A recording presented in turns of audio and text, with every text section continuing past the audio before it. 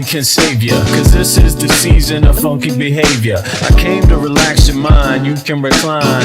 On what? On this here rhyme. I like the style, I'm staying for a while. It helps me show cats that I'm versatile. I'll touch your dial, turn your frown to a smile. I'll make you feel like you're having a child. So relax and open up, child. I'm about to make you walk what? Pimp style. Oh, pimped out style, you don't understand the logic. See, if you don't have it all, I'll take a deposit.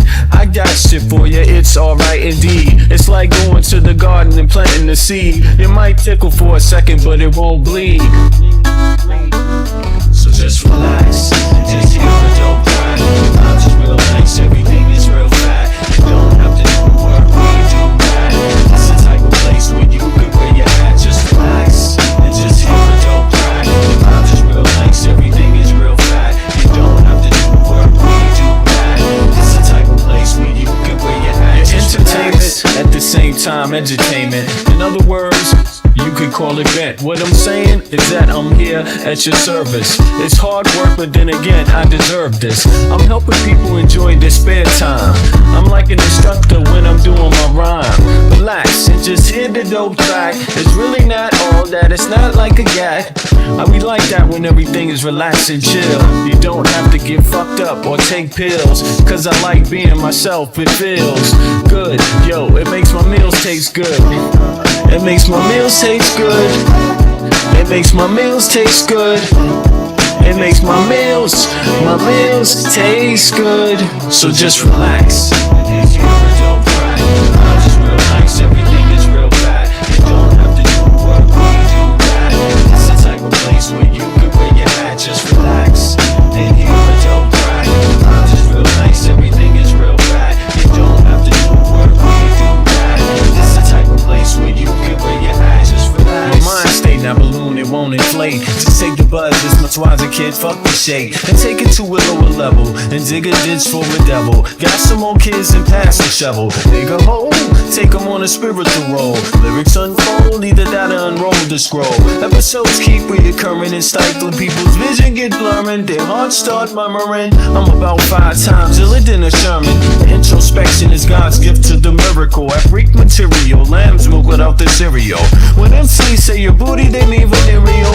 Your fake material hip-hop killers, they more faking than fucking Michael Jackson and Thriller. The status of a hoe, Quanto Costa. They wanna know how much it costs, kid, I bet for keep to me. Just relax, and just hear a dope cry. The vibes is real nice, everything is real fat. You don't have to do work, we do that. It's the type of place where you could wear your hat. Just relax, and just hear a dope cry. The vibes is real nice, everything is real fat. You don't have to do work, we do that. It's the type of place where you could wear your hat. Just relax.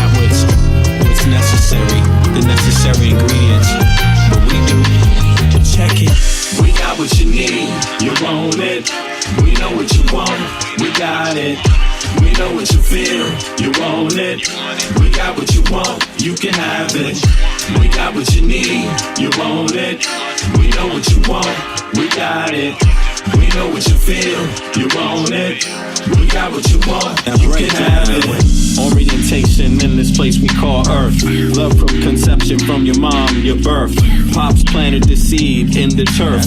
From there, you must find out what life is worth. Grew up learning your do's and don'ts before working on your motor skills, working on your coordination, right? And orientation to what you like.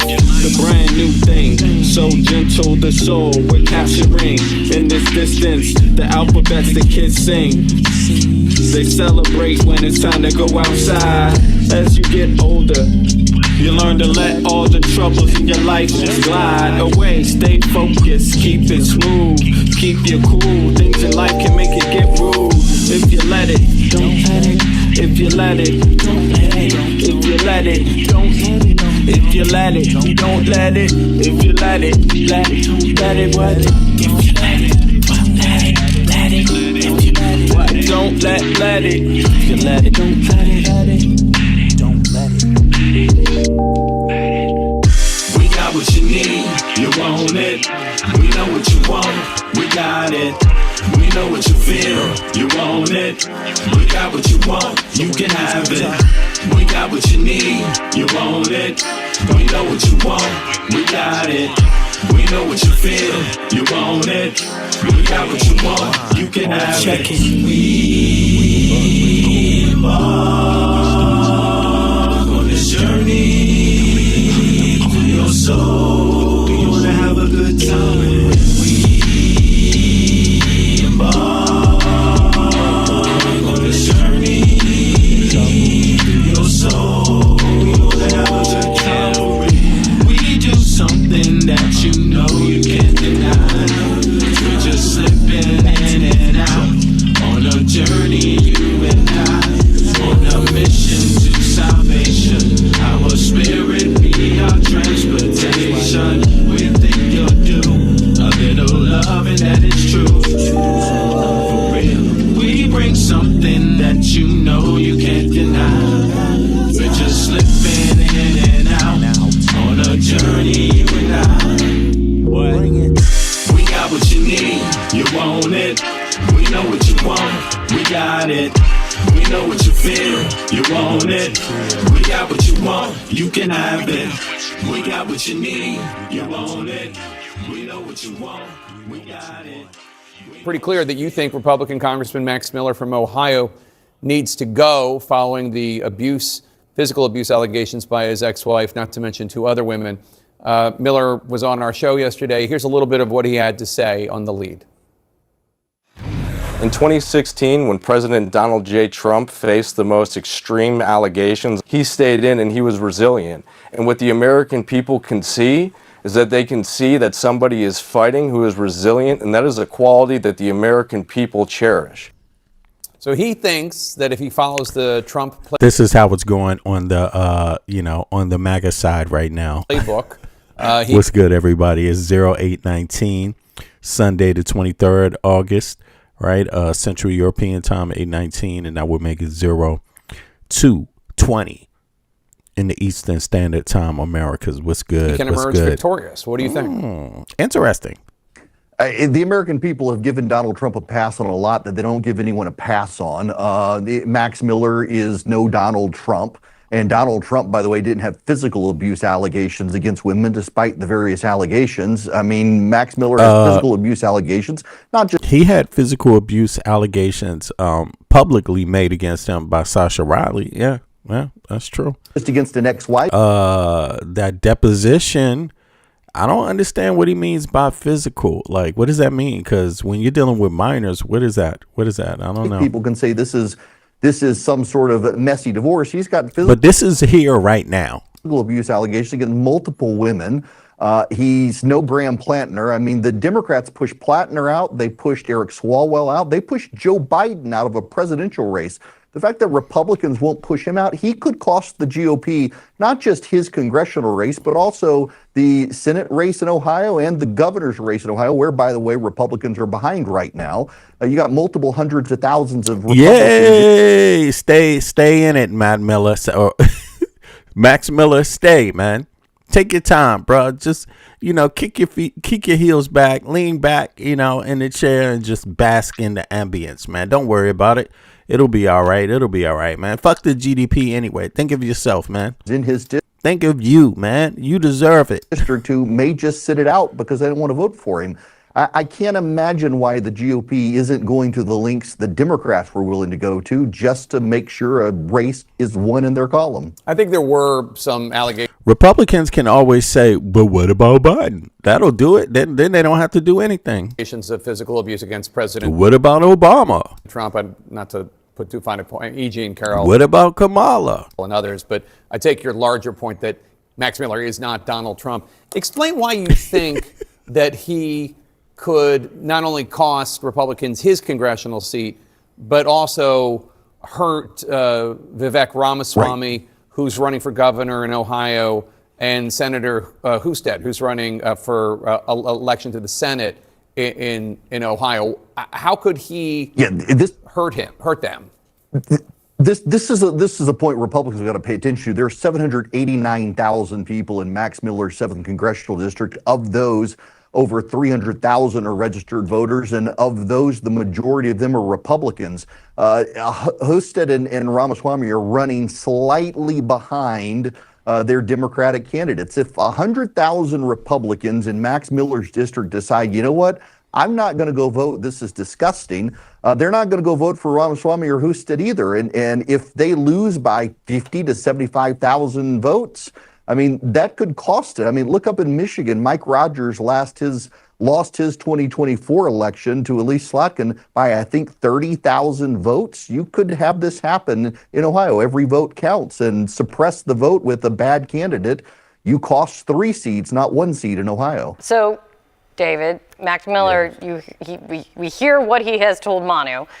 If you're advising Max Miller right now, what are you advising? Get some help is one thing. I mean, look, this, first of all, I'd say think about your family and what this is doing to your family.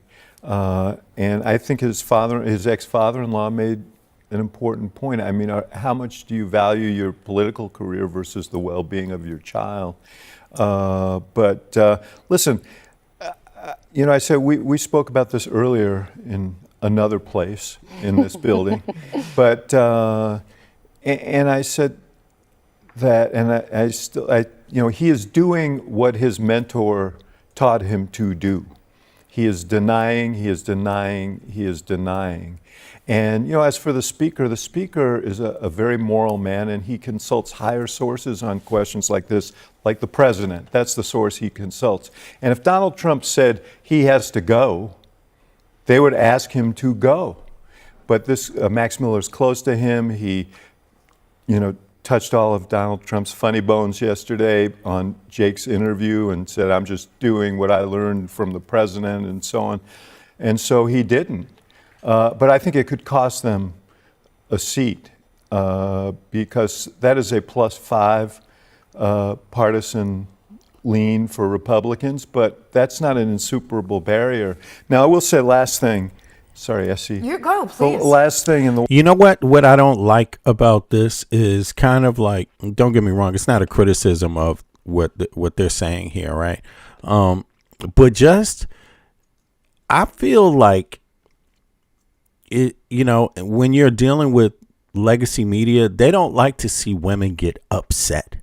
Like, as soon as you get upset about something, angered about something, emotional about something, you know, they kind of play you off as like being hysterical or something like this, right? But I think sometimes there's issues that are so deep to people that you would get angry about it. And I think this is one of them because people are expected, this is being normalized. Like, this behavior is being normalized for women. No matter what you think, no matter whose side you're on politically, it's being normalized. And why is it being normalized? Because people are talking about it and women are calm, like just calm about it.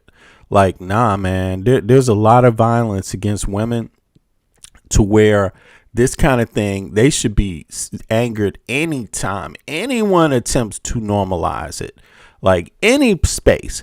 And I feel like, of course, they're pushing back against Max Miller saying Republicans knock him out.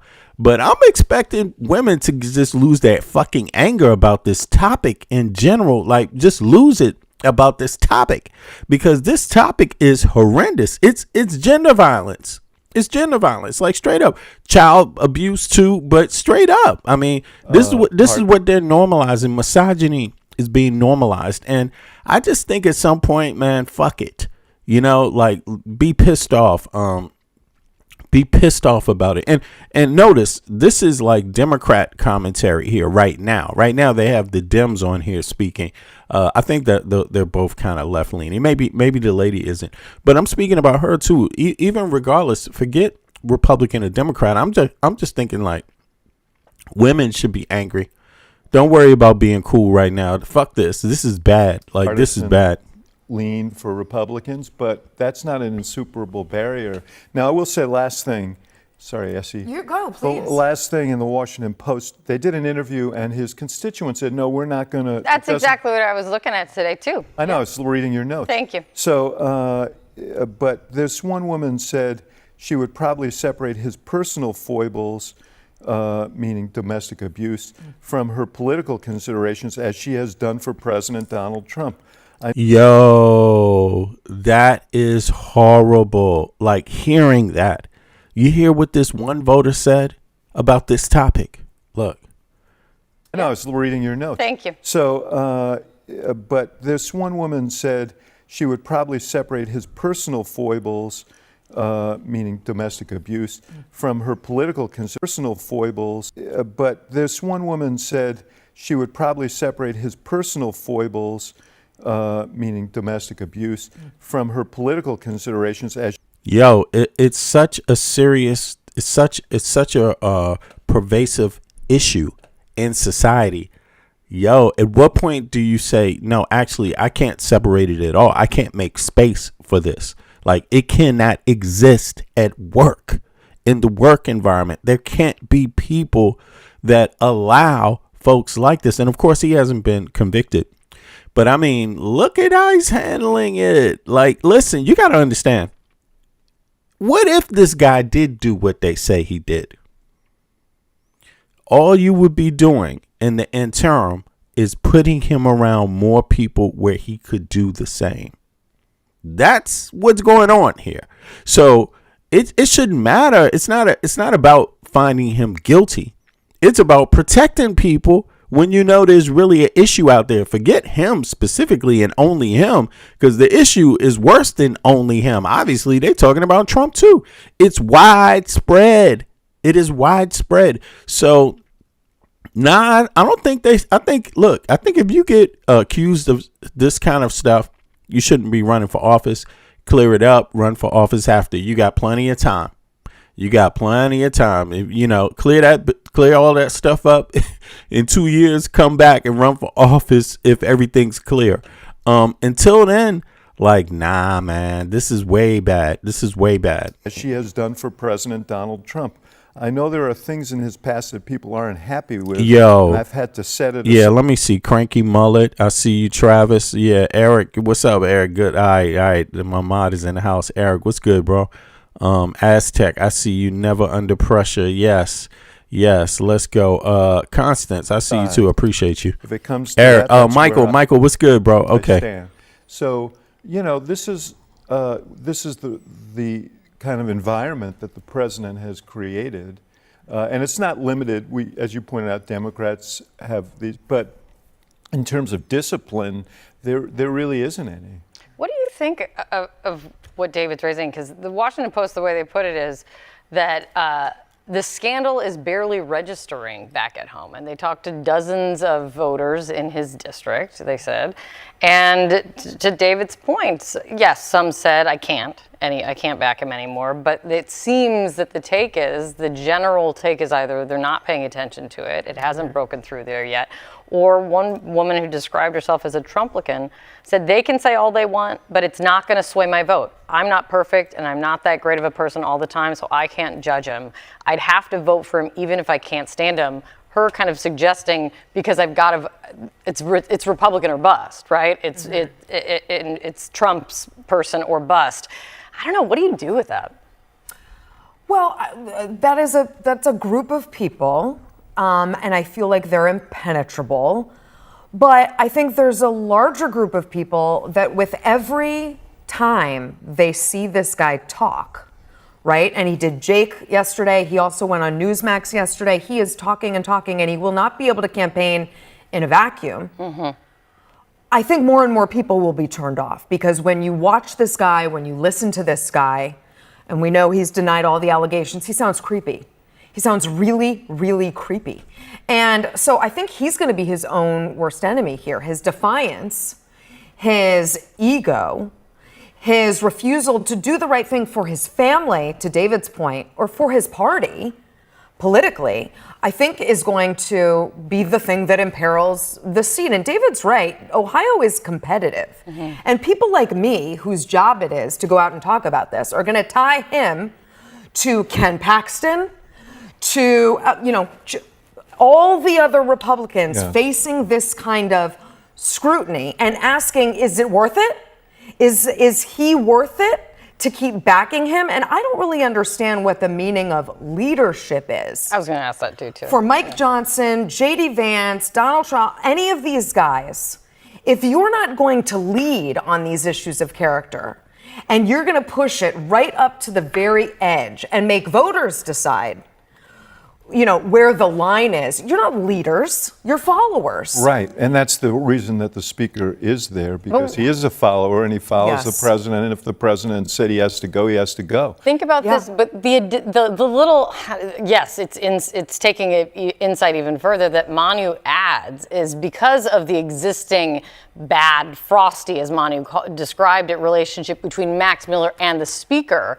There might be a calculation here of the speaker being like, if I come out and say, get out, he's going to say, I'm not going to. Should that be a calculation for a person in leadership? Here's what I wonder. I wonder if I'm a member of the House and I'm fighting my ass off to try and keep the majority against great odds that have been made more difficult because the president's so unpopular. How do I feel about a speaker who's willing to give up a seat and not confront the issue? That would really anger me if I were them. Do you think that when it comes down to it, we know that the speaker, it seems as the speaker doesn't move unless he's going to hear something from the president. We know the president's been, the reporting is that he privately does not think that Miller can win, given the accusations. Publicly, well, let me play what he said, actually, publicly, just overnight. Can you comment on Representative Miller? I hope he's able to work it out. I feel badly for him. Yo, he feels badly. That's what Trump says about everyone that is accused of this type of, sexual. I don't know what type of crime is this really, when that they're speaking about. It's domestic abuse and other things, also assault, right? Assault, domestic abuse, or assault, sexual assault, other things, right? I don't want to say too much because the YouTube algorithm, but he just has a pattern of saying he wishes him the best, man. I think he probably wished Jeffrey Epstein the best too at one time. I don't know. Is this dynamic really not changing unless Donald Trump just, I don't know what he sees, but he sees something and decides that he's now going to say Max has got to go? Well, that would be out of character for him. He has a long and consistent record of defending guys who have been accused of this kind of stuff, from Herschel Walker to Roy Moore. Now, the good news... To Donald Trump. The good news... That is how pervasive it is in society. But is there something about these kind of political fields where people feel like where the ego is more involved, where that just attracts people like this or attracts men like this? Is that are men like drawn to politics because it's a way to get a date? I mean, I don't know. I'm just saying, but this seems to be very, very pervasive on that level. Yeah, Congress, Senate, and these kind of allegations. I'm sure it's not only there, but I'm just saying, the fact that it's in the spaces where it's not supposed to be, where it's really not even supposed to be a question. If it is, it gets stomped out. No, this shit is running wild, like wildfire in our parliament, the U.S. Parliament. Yeah, it's news crazy. In that, Rob Porter. I mean, there's a lot, but the good news in that is those people didn't win, right? The voters ultimately decided. So even though these guys want to shirk their responsibilities and their moral obligations to guide their party and their voters to the right place, the voters ultimately will make that call. And I truly believe that the more people hear from Max Miller, the more they will decide they cannot, in good conscience, give this guy their vote. When he says he's not going anywhere, that's the thing he's ignoring. You know, the people of his district can dispatch him, and I think there's a very good chance they will. But the odd thing about that quote that you... People can always vote. The thing he's ignoring. They can vote. That's right. And their moral obligations to guide their party and their voters to the right place.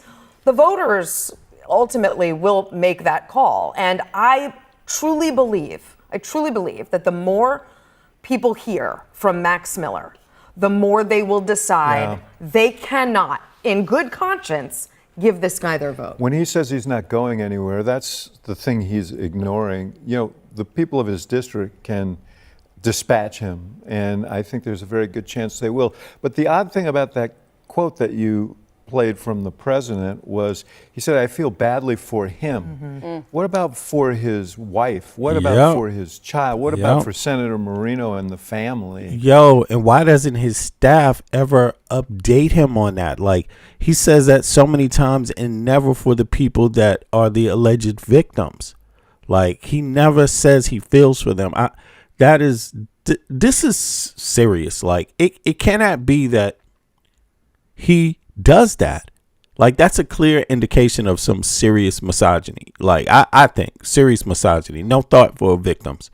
It doesn't even hit his brain, but let's see what else is going on here. It's a lot of bad news, it sounds like, for Republicans, but even though I know the title of this video is about Obama and Epstein, but is there much to know? I don't know. I just when I made the stream, I entitled it that because I was thinking about that. But in all actuality, I just want to make sure I'm caught up on this election news real quick. Listen, it's not over until it's over. So even if you hear positive news, like there's going to be a blue wave, any of that, don't take any chances. Please go out and register to vote and make sure that change comes. Like, no matter what, make sure you register to vote and make sure you vote. And you don't have many days left. Like, look, click this. You see, you can choose. Let's say you choose Montana, for example.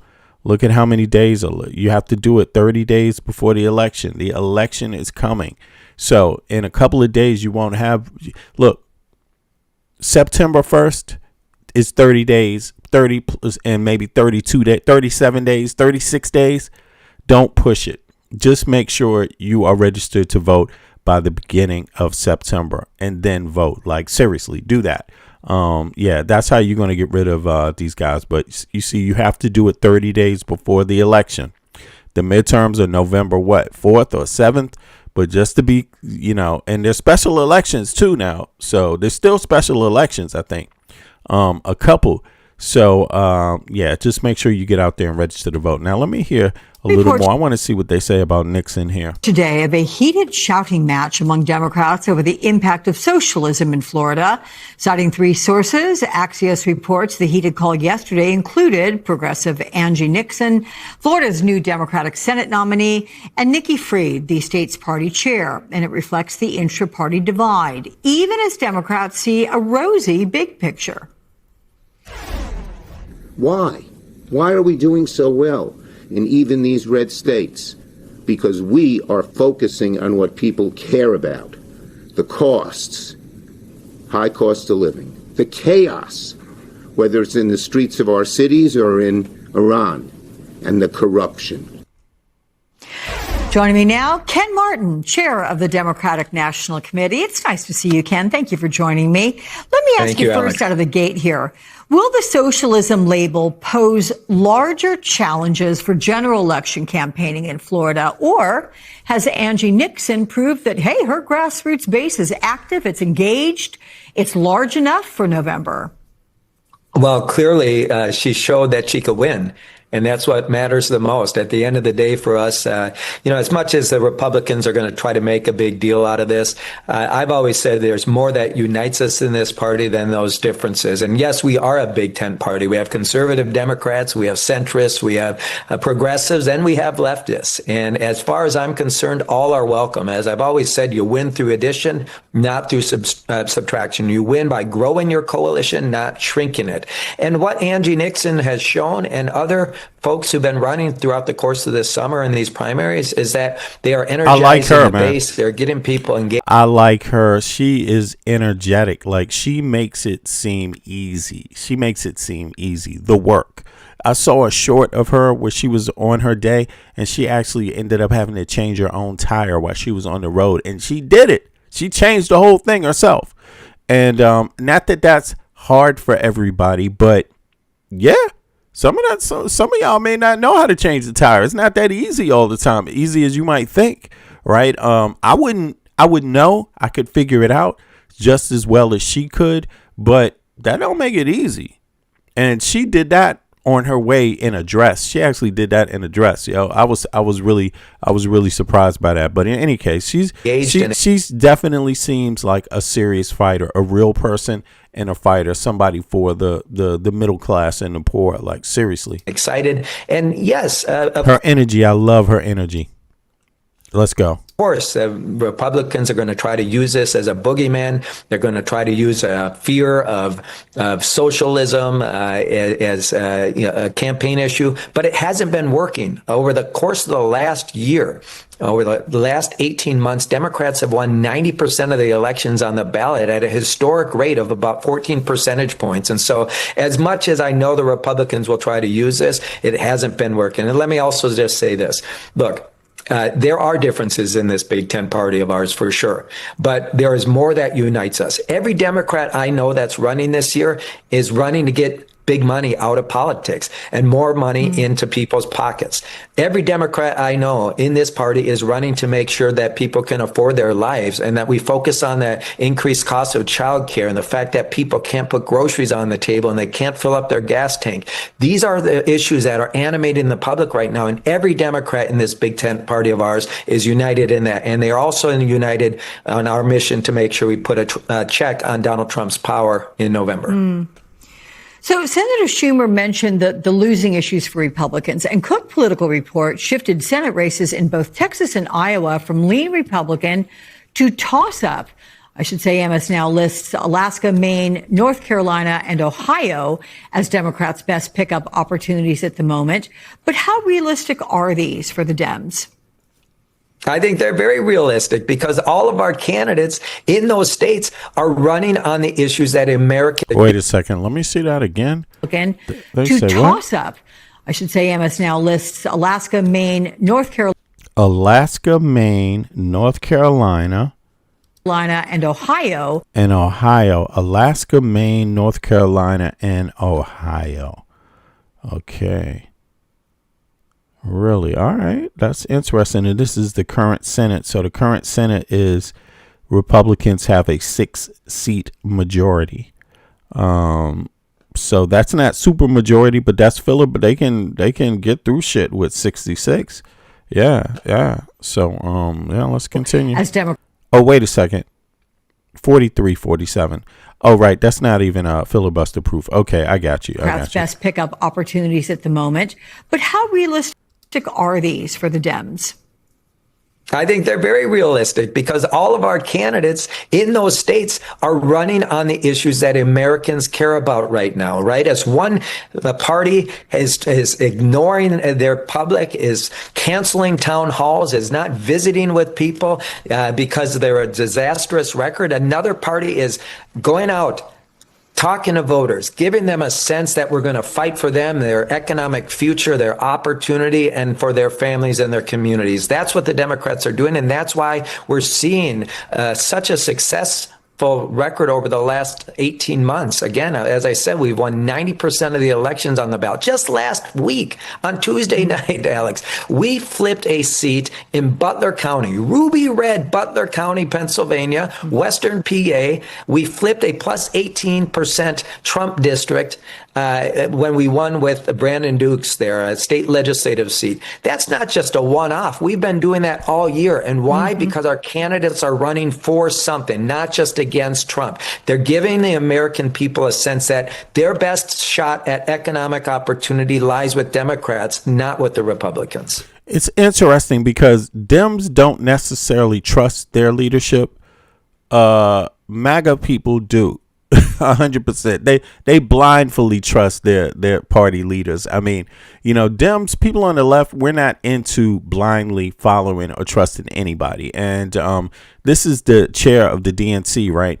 And I'm just reminded that that report that they released about the last election losing, a lot of Dems criticized it. A lot of people, progressives, criticized it. So it's just curious to see the dynamic. Now, of course, he's speaking positively about some of the gains made, but that's what I mean by trust. Like, Dems don't necessarily go off of that, what someone's word is. You know what I mean? Like, yeah. Everything's supposed to be fine, and we know, but life for Americans is hard right now, and people aren't, moved by what politicians, the rank and file politicians, say anymore. At least not on the blue side. The red side, oh man, they all Trump all day long, and all the Republican, they're all for. I mean, the Republicans just do anything Trump says, so it's all follow leader type of style. It's crazy. It's crazy. So let's talk money, because Angie Nixon won in Florida with just around $1 million. Yeah, let's talk money. Let's talk money. This is going to be interesting here. Let me get the panel open too here. Let's go. This is going to be good. Let's see. Talk money. That economic opportunity lies with Democrats, not with the Republicans. So let's talk money, because Angie Nixon won in Florida with just around $1 million in spite of her opponent's $16 million. She won with $1 million? $1 million? And her opponent had $16 million? How the fuck can you win? Like, those are insurmountable odds. Like, I mean, maybe not, because just throwing money at things is not always wise. That doesn't always get you where you want to go. But if you had something behind that money, it might work better. But it's actually crazy. I didn't know she only had 1 million. Listen to this, 1 million. The Republicans. So let's talk money, because Angie Nixon won in Florida with just around $1 million in spite of her opponent's $16 million. Is this type, Ken, of low budget approach competitive when Republicans blanket the airwaves in a general election? Well, look, it should surprise no one that's listening at home right now that the Republicans have more money. You have Trump and his administration that are auctioning off the federal government to the highest bidder. They have a lot more money than Democrats. Every Democratic committee has been outraised by the Republicans. But guess what? They have not been winning. They have outspent us in almost every race over the course of the last year, and they're still losing. Now, look, we have been raising more here at the DNC. We've been investing more here at the DNC, and we've been winning more. But the reality is we need more to be able. But she won her primary with 1 million. Her opponent spent 16. Hold on. Let me see something here. Let me pull the data up on this real quick. Let me see. Who was Nixon's?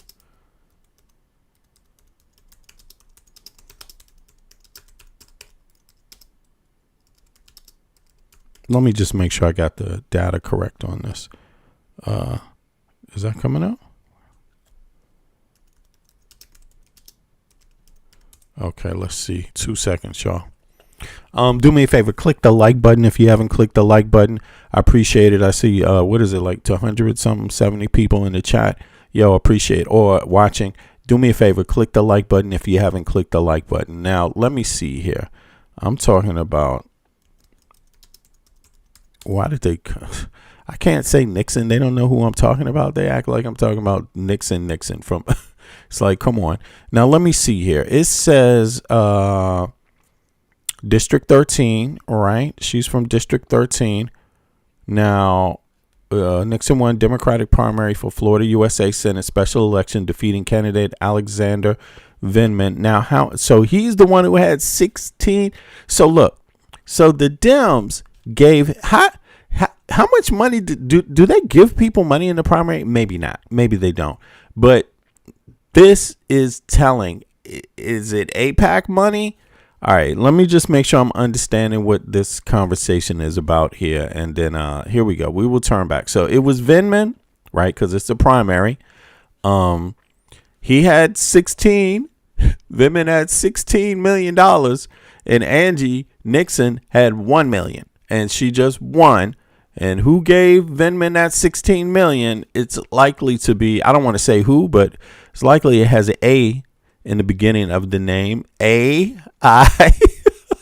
But let's see what his answer is here. Let's see. Outraised by the Republicans. But guess what? They have not been winning. They have outspent us in almost every race over What? Democrats that are auctioning off the federal government to the highest bidder. They have a lot more money than Democrats. Every Democratic committee has been outraised by the Republicans. But guess what? They have not been winning. They have outspent us in almost every race over the. So did he not answer the question? He didn't answer the question. He didn't actually answer this question. Nixon raised, look at this. Look at this. This is wild. This is wild. Nixon raised $975,000. That's $25,000 less than $1 million to federal campaign filings, right? Well short of the $16 million taken by Vindman. Listen to the answer he gives to this question. This is interesting. Giving the American people a sense that their best shot at economic opportunity lies with Democrats, not with the Republicans. So let's talk money, because Angie Nixon won in Florida with just around $1 million in spite of her opponent's $16 million. Is this type, Ken, of low budget approach competitive when Republicans blanket the airwaves in a general election? Well, look, it should surprise no one that's listening at home right now that the Republicans have more money. You have Trump and his administration that are auctioning. Right. So he didn't want to go into that. That's interesting. Now, let me see. He's talking about the Republicans. The Republicans didn't finance Vindman's campaign. Who gave Vindman all that damn money? Who gave Vindman, right? Hey, Master B. Yo, Eric, what's up? What's up, bro? What do you think about this? Yeah, I don't know if you saw that story today. She was actually arrested today, trying to confront Ron DeSantis at his office, and he had her arrested. Yeah, I heard that. I just saw that a few hours ago.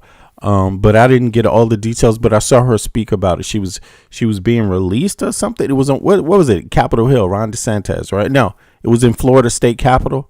Is that where it was? Yeah. It was in the state capitol? Yeah, right there. Okay, yeah. And, I just think it's cowardice of Ron DeSantis because he's helping her. It's going to help her campaign. Yeah, he's helping her by doing that. I know why she would go down there because, confront the man. She's got a problem with him. That's what you're supposed to do. And he does the opposite. He's like, arrest her.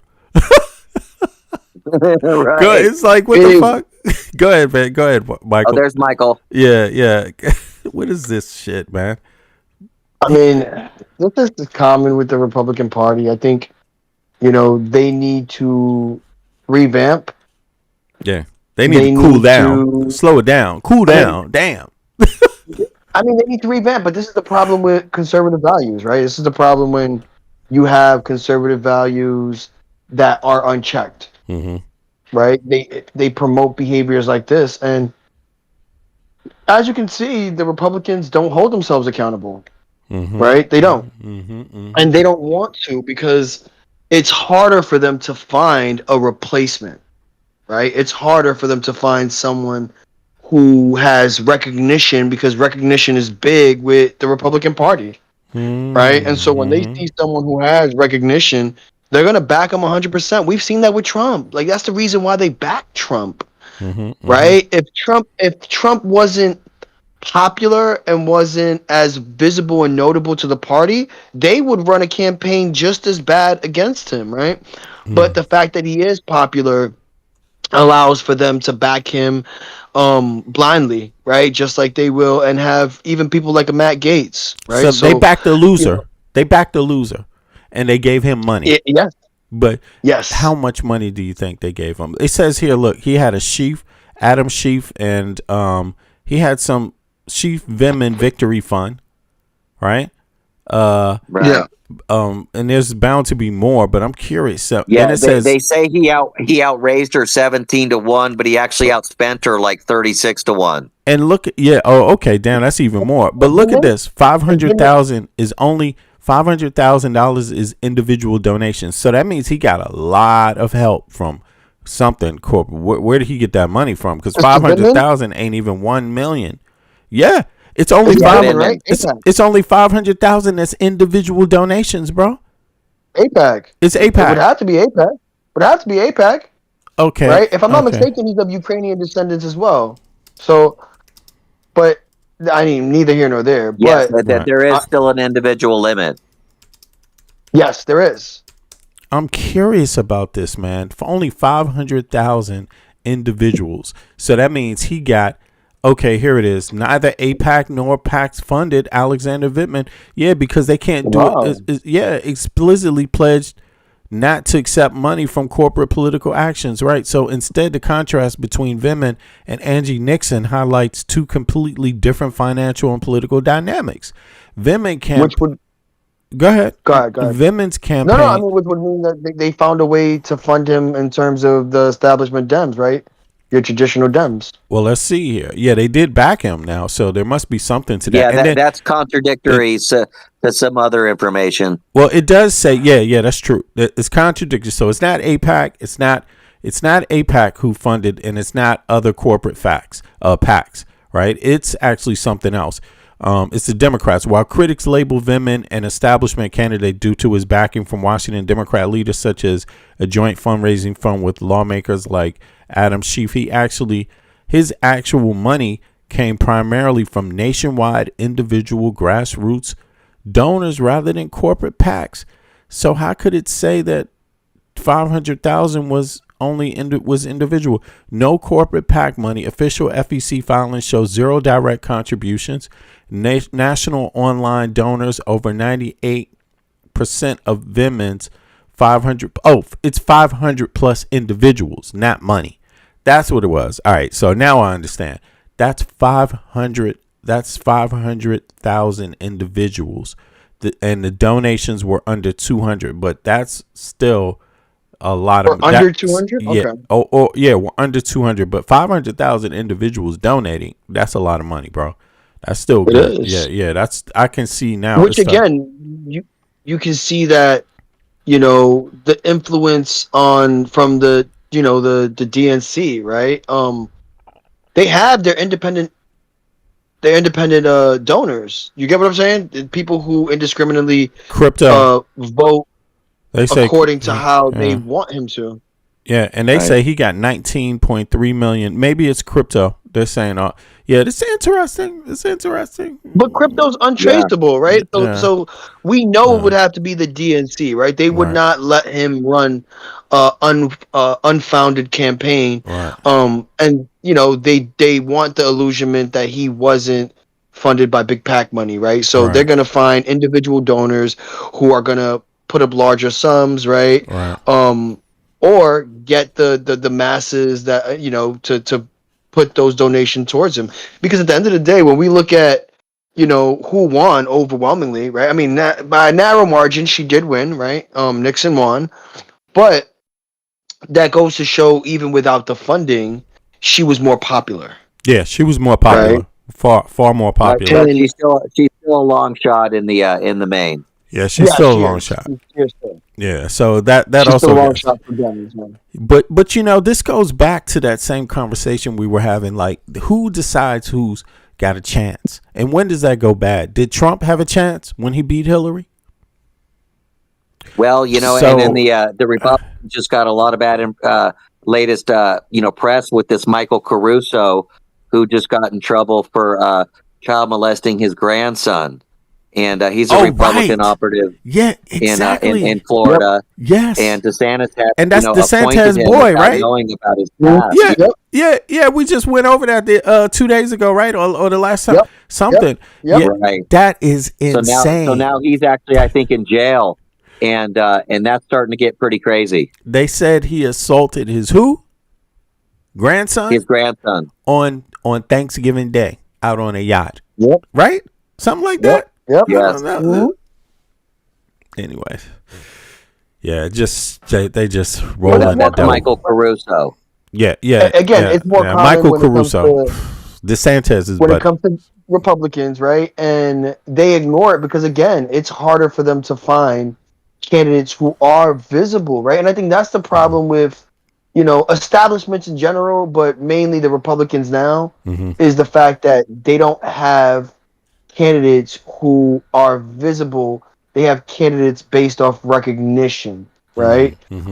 Name recognition, not necessarily, popular by rhetoric and policy, just popular because they've been in these positions for, 10, 20 plus years and they've just been visible. I mean, look at your Mitch McConnells, look at your Oh yeah, Mitch McConnell's not even Lindsey able to Graham. move, and he's still there. I'm here, ready to vote, standing still. Like this dude is like, yeah. All right, let's hear some more. I want to see. They have some data here. I'm just curious what it looks like. Off the federal government to the highest bidder. They have a lot more money than Democrats. Every Democratic committee has been outraised by the Republicans. But guess what? They have not been winning. They have outspent us in almost every race over the course of the last year, and they're still losing. Now, look, we have been raising more here at the DNC. We've been investing more here at the DNC, and we've been winning more. But the reality is we need more to be able to compete, but we don't need to outraise them. We just need to have enough money to actually be in the ring and get our message out. I'm convinced when you look at the disparity over the last year, we've been winning in spite of the big money that they've been spending against us. And that's because, again, people are looking for candidates who are going to stand up and fight for their families and for their economic futures. And that's been Democratic candidates. The Republicans have completely lost ground with the base that delivered them. Think about this. There was a recent poll this week, Alex, that showed that with white working class households, the same base that delivered Donald Trump in 2016 and in 2024, Donald Trump won white working class households by 34 points. You know where he sits today? He's -4, a 38-point swing just with that cohort. People are abandoning this Republican Party. They're coming to the Democrats as a result, and we don't need to outraise them. We just need to be in the ring to compete. So the new DNC 2028 presidential primary calendar puts South Carolina first, a reliably red state. But what are the calculations on this particular order, Ken? And might it favor more middle-of-the-road candidates? Well, it's historic, of course, and we're really excited about this calendar. We moved from 4 states in the early state window to 6 states, and it will be a strenuous, rigorous test, which will battle test our eventual nominee with all parts of this country and, frankly, with folks from key economic parts, of course, our demographic and racial diversity, and of course, our geographic diversity. What I'm excited about this calendar is that it really truly reflects America. And as a result, it will force our candidates to actually have to get out there face to face with all different parts of this country in a way that, again, will battle test them, not just to win a primary election, but to win the general election and win the White House. This is historic, of course. It's the most diverse calendar we've ever seen for our party. And I'm really proud personally that we actually start in South Carolina. Of course, the black community, black voters have been the most reliable constituency of the Democratic Party. They continue to be, and we're starting in South Carolina, then going to Nevada, where we'll battle test our nominees with Latino voters. And then through the rest of the calendar there, you can see the different types of folks that we're going to be actually putting our candidates in front of. This calendar actually, as I said, is brilliantly designed. Most importantly, it helps put our party in a position to win the White House because it will battle test our nominee. One last quick question coming your way, because the USA Today columnist points out All right, there are let me plenty see. less. What states are these? Let me see. It's South Carolina, Nevada, New Hampshire, New Mexico. I was about to say, what state is this? Michigan and Virginia. Okay. And this is like the electoral. This is like the fastest way through. Is that what they're saying? No, this doesn't have California. So California's what is it? He thinks Dems can compete in these states, right? Is that what he's saying? Yo, you there? When are you guys there? Michael, you there? I'm curious about this. Like, yeah, you on mute. I'm here. I'm You on here. mute. Is that what he's saying? Is he saying he thinks Dems can compete here or need to compete here, or what is he? What's this calendar about? Like, it's the dates, right? Yeah, the voting. Let me look Yeah, go ahead. January 22nd, February 1st, February 8th, February 15th. Are these Democratic nominating calendar. So I'm assuming that's when they choose who they're going to nominate okay? for So president. I'm sorry. All right, I got confused there. So when they decide who they're going to nominate for 2028, each state has their own dates Yes. according to their state. So okay, I Mm-hmm. got it. So this is state Remember, law it's state here. by state. Every state has its different. Okay. Yep, state law. Right. Okay. Okay. All right. So that makes sense. I'm sorry. For some reason, it says it right in my face. Presidential nomination. Maybe I was looking at the wrong image. I was looking on another screen. The backside screen. But check this. This is Democratic presidential nominating calendar, and they do this in 2027. Obviously. So this is the top of the year, 2027. November, December, January. That's 2 to 3 months. That's about 3 months before, 3 months after the midterms that are about to happen now in November. So this is 3 months after. That's when it begins, and then the other states just chime in after that, right? These are the first 5, I guess. 5. What is this? 6? Yeah, first 6. Okay. All right. Thanks, man. I'm sorry about that. I just. No, it's okay. But also, we just want to acknowledge that the pattern, because that's what they're trying to highlight, right? They're trying to highlight the pattern, and it's good to know because they're essentially setting it up because they're also begging the question of who will be the nominee. Who will be the nominee? And right now, since people are watching, let me change this.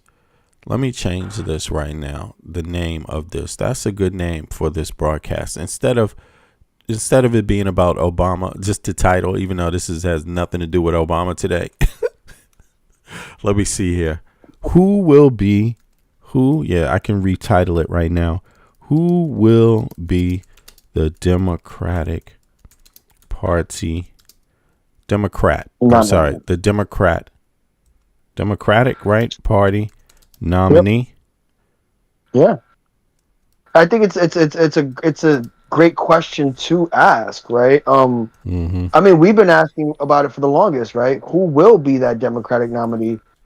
Because even in the end, if Trump already said he's running for 2028, how feasible that is, we don't know. But Right. it's still a candidate nonetheless that the Republicans can rally behind. Right? Do I think it will be a person, or do I think it will be him? I honestly don't. You don't know. That's going to be for the courts to challenge, the Supreme Court, and how they choose to challenge it in terms of ratifying amendments. And I'm sure, Stephen Bannon has mentioned before that there is a way and that they're going to challenge it however they do.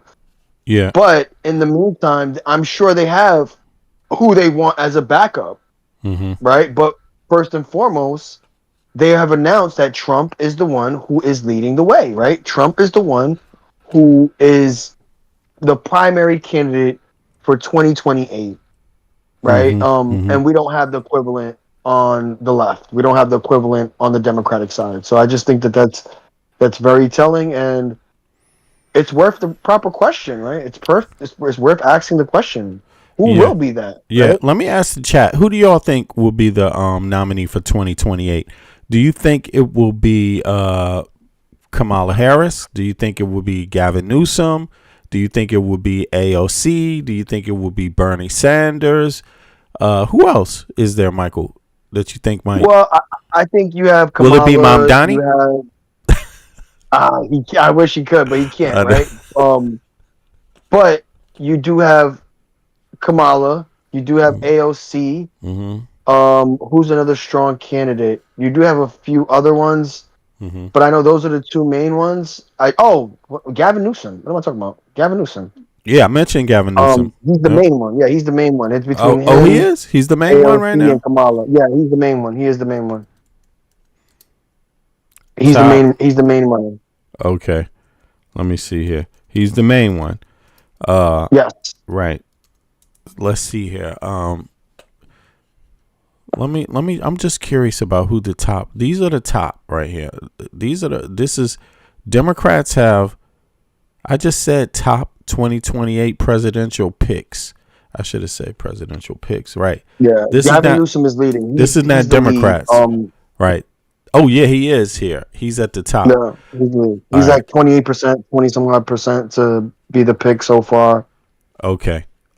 Right. He's at the top. So some people think it's going to be J.D. Vance versus Gavin Newsom. Others think it's going to be AOC, right? Exactly, right? You can see here exactly. Some people think it will be her, but people think it's pretty much, they think it's going to be Gavin Newsom and Kamala Harris, right? Isn't that what the top two? Yes, those are the top two. Kamala. Yeah, I But don't Kamala know. hasn't. How can I say it?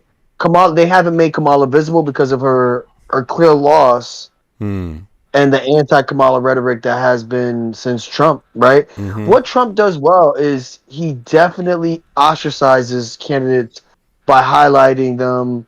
However, right, making fun of them. He does it in a you know, it's effective. Do I think it's idiotic to an extent? Yeah, because it's more like a petulant child. Yes. You know, making claims, but it's effective, right? These little nicknames and effective, rhetoric, right? they stick. They stick. They stick, right? bro. When it Yeah. comes, It is they what stick. it is. They Yeah, stick. yeah. It is what it is. Facts.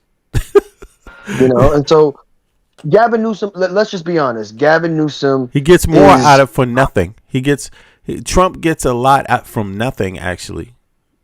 Yes. And From just takes bullshit everything you rhetoric. got and gives you nothing. He is he's what do they call that in space? He's a black hole, right? A void. Yeah, He's a a black void. hole, yeah, he's A a black void. hole, Oh, yeah. yeah, something like that. Yeah, yeah. Either one. A void. A void. No, but he's there. He exists. It's just him, though. He does. You can't. Nobody else can. Yeah, and Gavin had a pretty great news conference yesterday. He seemed pretty upbeat. He was taking on Trump, and I think that's going to be important. Someone that's going to really be willing to sometimes take the low road and and fight. And it looks like it's all going to come down to whether East Coasters are going to are going to support a president from California. And what was Gavin Newsom talking about? You said he spoke yesterday. What was he speaking about? Do you remember? I don't remember exactly because it was interesting. No, actually, he was talking about some of the budget issues. He was talking about the train that is being built, and you get a lot of you got to get a lot of negative stuff about that. I think he was talking about supporting some of the candidates in Michigan and how important that is, because Michigan is it is a battleground state, and even though it's not a lot of electoral college votes, it still might be enough to sway an election. Right, it's possible, right? With Newsom, my only thing with Newsom is if he is choosing to be the front runner for presidency, why hasn't he been visible, right? Why hasn't he convinced the Democratic Party that he is that pick and he should be that pick by nominating, right? Like it costs you nothing Right. to endorse someone. It costs you nothing to endorse someone. True. Right? Yeah. Unless you think that endorsement is going to hurt them. Yeah, Right. that's Right? the conference there, Master B. Let's hear it. I want to hear what he had to say here. Let's see what he's talking about. Program as well. Mr. Governor, thank you. It's an important topic. I want to stay on topic, but also an off-topic question for you. All right, you want to do that to these guys? May I just throw? I'm good. It's all I good. do have an on-topic question, but I'll start with an off-topic. Just what's your response to reports that people across the aisle are trading with insider information, insider stock trades? I know there's been a few things online about allegations, at least of President Trump and Congressman Ro Khanna. What's your statement? Well, I can't believe anyone in Congress is allowed to trade stocks. I mean, that should have been addressed years and years ago. And that's not me saying that as a partisan cheap shot. I mean, it's pretty self-evident. And so that just has to fundamentally be addressed. I can't talk to the merits of any of the specific transactions of any of the specific members of Congress. But this all has to be cleaned up. And it just goes to lack of trust in institutions and individuals and government. And we should all be held to a higher standard. Okay, that was interesting. That wasn't too bad. I'm just curious Yeah, about they're that. talking about some of the corruption stuff that's going on. People want to crack down on that. Right. Yeah, exactly. Well, yeah, we will find out more. But listen, let me see what else. There's some more about Texas. I think I heard about regarding some election news. Let's see here. I don't know. Is that Midas Touch reporting on that? I think so. Yeah, this has been my Salas, right? Let's hear it. Let's see. Texas. It's getting ugly for Donald Trump in Texas and Trump endorsed candidates in Texas. Trump's approval right now in Texas, net negative 22. Let me repeat that. Donald Trump's current approval rating in Texas is so deeply underwater, it's net negative 22. And now all of the projections are saying that Democrats are poised to take control of the Senate. 52 seats to Democrats, 48 seats for Republicans.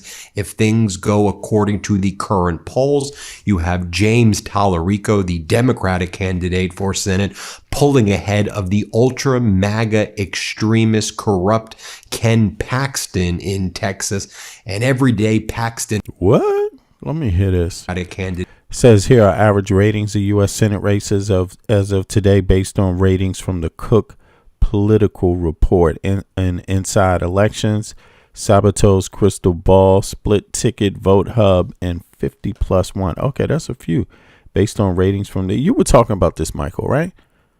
Yeah, you were the one actually talking about this the other day, like how they're using betting odds. Yes, that's exactly what I was. That's why I kept bringing up Poly Market, right? Yeah, it's true, man. I'm all for it, but let's see if we can get a sponsor. All right, let's play some more. Senate pulling ahead of the ultra MAGA extremist corrupt Ken Paxton in Texas. And every day Paxton hides from the people. And we just got another major update as well, which is Paxton is a degenerate, and yet they nominate him. Well, the Republicans love nominating them some goddamn crazies, man. This is wild. This is just regretful, but it is what it is. Why do it? I don't know. They have to. We just though. Got another major update as well, which is Paxton ran against the current senator. Yeah, Tallarico's really starting to pick up some steam. Yeah, he's starting to pick up steam, right, Eric? Yeah, he is. True indeed. And I hope so. I think he's leading by about 5. To me, this comes down to. But I don't want to jinx it. Yeah, I just have to. Yeah, well, thanks. Thanks for saying that. You're funny as hell, Eric. You don't want to jinx it, huh? Interesting. All right. Well, I don't want to jinx it either. So, but I hope this election comes down to common sense. Common sense. Forget your political party. Just forget blue, forget red, and think you need to save your country. And Paxton is not someone who cares at all. It needs to be very distinct line drawn there, and ethics and morals. Use your ethics and morals. Did you hear this person? They were just reading. It was some individual. They said would rather.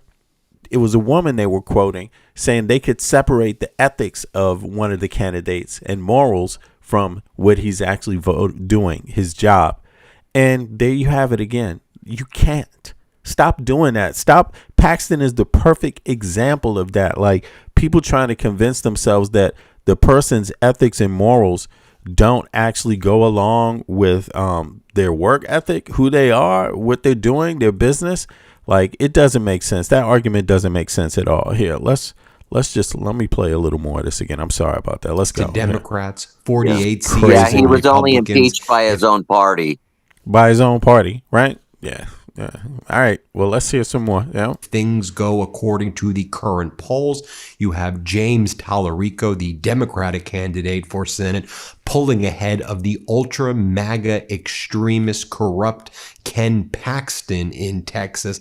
And every day Paxton hides from the people. And we just got another major update as well, which is, Paxton ran against the current senator of Texas, who Donald Trump pushed out in favor of Paxton. But Senator John Cornyn's deputy legislative director, a guy by the name of Jacob Smith, a Republican, he's worked for Cornyn and Republicans his whole life. Well, Cornyn's deputy legislative director, Jacob Smith, is now working for Tallarico's campaign. And we're seeing a massive gain of Tallarico amongst independents. So he's talking about some dude that worked for the Republicans. Smith is now working for Tallarico's campaign after years of working in D.C. for Republicans. Wow, that is some interesting news. Massive gain of Tallarico amongst independents. I mean, you look at some of the latest polling data, Tallarico is just crushing Paxton amongst independents in Texas. And this was very big, picking up. Wow, wait a second. This is the News Fox poll, the Abbott. Oh, wow. Independents, Tallarico 36, extremely motivated. Tallarico +6, extremely interested. Tallarico +6, Latinos. Tallarico +18. Okay, Paxton is at the poll right now from Fox is 48. Damn, I wonder how accurate that is. But still, it's interesting enough to see that Fox has him as losing. But sometimes they try to excite voters by that. I know Trump wasn't expected to win his first election, and somehow he won. Abbott 50%. Okay. All right, Hinojosa. That's interesting. 49%. Okay, that's close though. All right, so let's hear some more. That's interesting. Dang. Cornyn's former deputy legislative aide right there. And Senator Cornyn just put out a statement as well about it, because some of these like right-wing rags and some of these, MAGA people were like, how dare he work for Tallarico? And Senator John Cornyn's like, look, only in authoritarian countries does someone else get to decide where you work, not in Texas. Those concerned might want to channel their energy into broadening Republican outreach to a coalition of voters rather than just those already converted. Meanwhile, the Midas Touch Network was the first to break the story that Ken Paxton, as Attorney General, protected research labs that tortured and killed puppies. Tortured and killed at least 400 puppies, and he was one of the only lawmakers to vote against a bill to hold animal abusers accountable. Midas Touch Network breaking that. And he was one of the only lawmakers to vote against a bill to hold animal abusers accountable. Midas Touch Network breaking that story as well. Yo, Spades Moody, exactly. Wow, that's crazy. Sometimes I don't believe what I'm actually even hearing sometimes. When I listen to these reports, it's like, of course, there's a lot of data to take in. But every once in a while, you hear this, and you're not shocked by every story. Me, I just listen, and I try to make sure I'm understanding what's going on, and it's an easy way for me to stay up on the daily news by doing this. But I never expect to see shit like this, and this is just shocking. Like, this is sad. It's sad. Protected research labs that tortured and killed puppies. Tortured and killed at least 400 puppies, and he was one of the only lawmakers to vote against a bill to hold animal abusers accountable. Midas Touch Network breaking that story as well. Ken Paxton was asked on Newsmax, state regime media Newsmax, what do you make of the fact that Tallarico just hired Senator Cornyn's legislative director? You have a Republican now working across the aisle with the Tallarico campaign, and Paxton, the most corrupt guy imaginable, right? I mean, he's making millions of dollars off a cell phone tower from a hospital he sat at the board on. He's got like a bajillion homes all of a sudden. This guy's made millions of dollars like out of nowhere. I mean, through the most corrupt artifices and devices. I mean, this guy's as bad as you get, right? I mean, he was impeached by the Republicans in Texas. That tells you a lot. He's like, I guess if you offer enough money to people, then they're going to do what you want to do. I don't know, maybe Paxton in your Trump bribery world, that's how you think about it. Or it could just be possible that Tallarico's running a good campaign and people want to, I don't know, actually lead with values. Watch how pathetic Paxton was on his latest TV appearance. Play this clip. Without question. Want to just talk about your Senate campaign here. This is going to be one of the hottest races this fall, is Texas, which Democrats keep telling us is going to be a blue state. Is he connected to the cartel or something? This is something that he's giving off like cartel vibes, if you ask me. Like just looking, I don't know, his body language, clothing. Look at this. Want to just talk about your Senate campaign here. This is going to be one of the hottest races.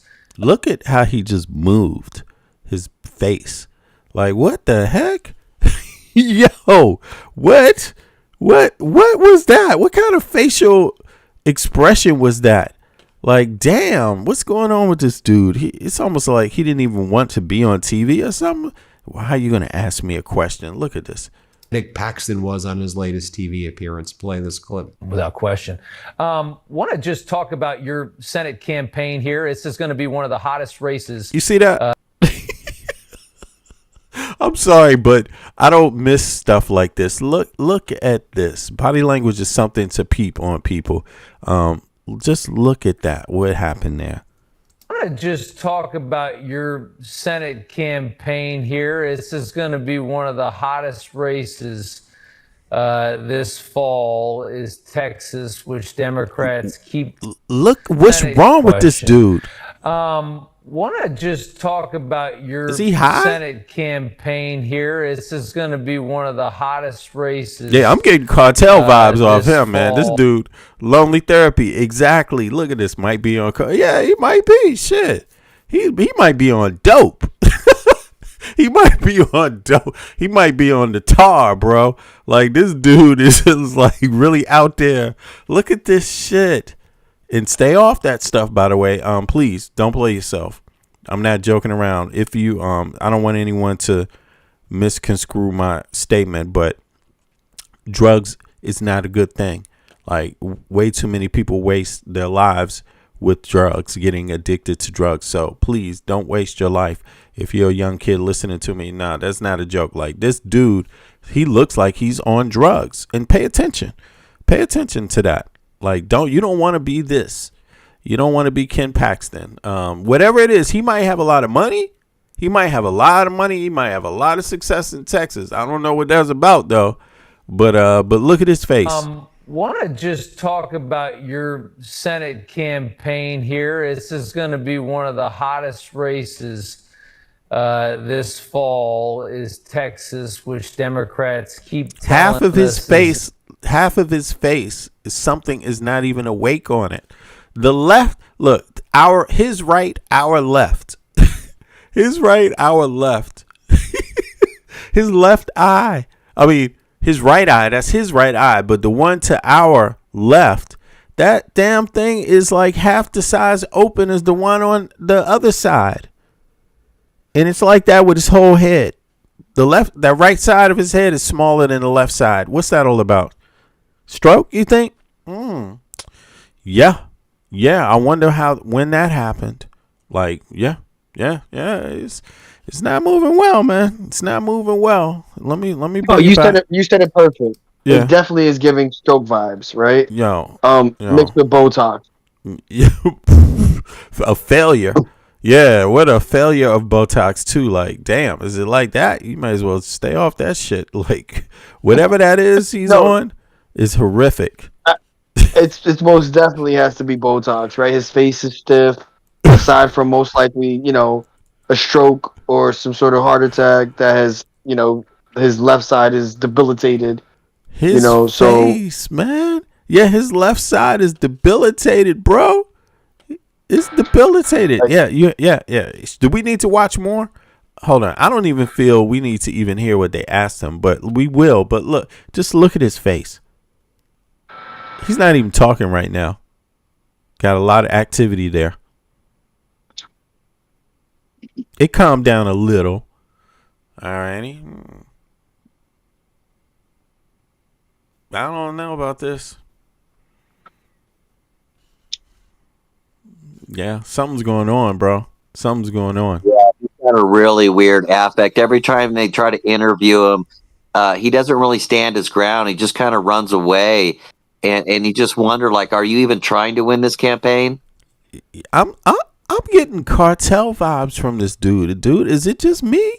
Like, he seems like a shifty shifter, a shisty political dude. Like, that's, maybe he's getting some money using his and buying up a bunch of houses. Look how they talk about him. Don't sleep on the language. Like, because the Marcellus brothers or Ben Marcellus, he says some slippery stuff at times. They might go right past you. He said he had a lot of houses. See, yeah, that's an interesting thing. It doesn't sound like a lot, right? But you got to ask yourself, he's a public figure, right?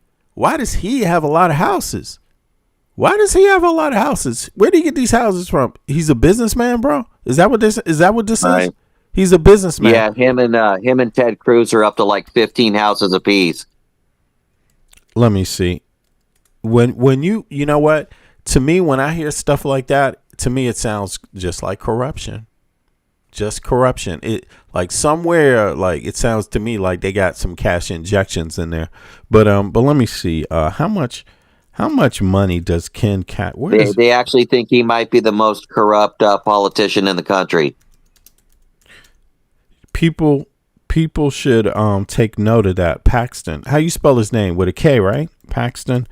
Hope I spelled it right. With an X. Oh, Ken, yeah. K-E-N. Paxton is with a K, right? Yeah. It's not Pac-Man, it's Paxton. All right. Where does Ken Paxton get his money, man? I just want to know, where does Ken Paxton get his money from? Well, they're all doing the Airbnb thing. It's a great business. Yeah, can you?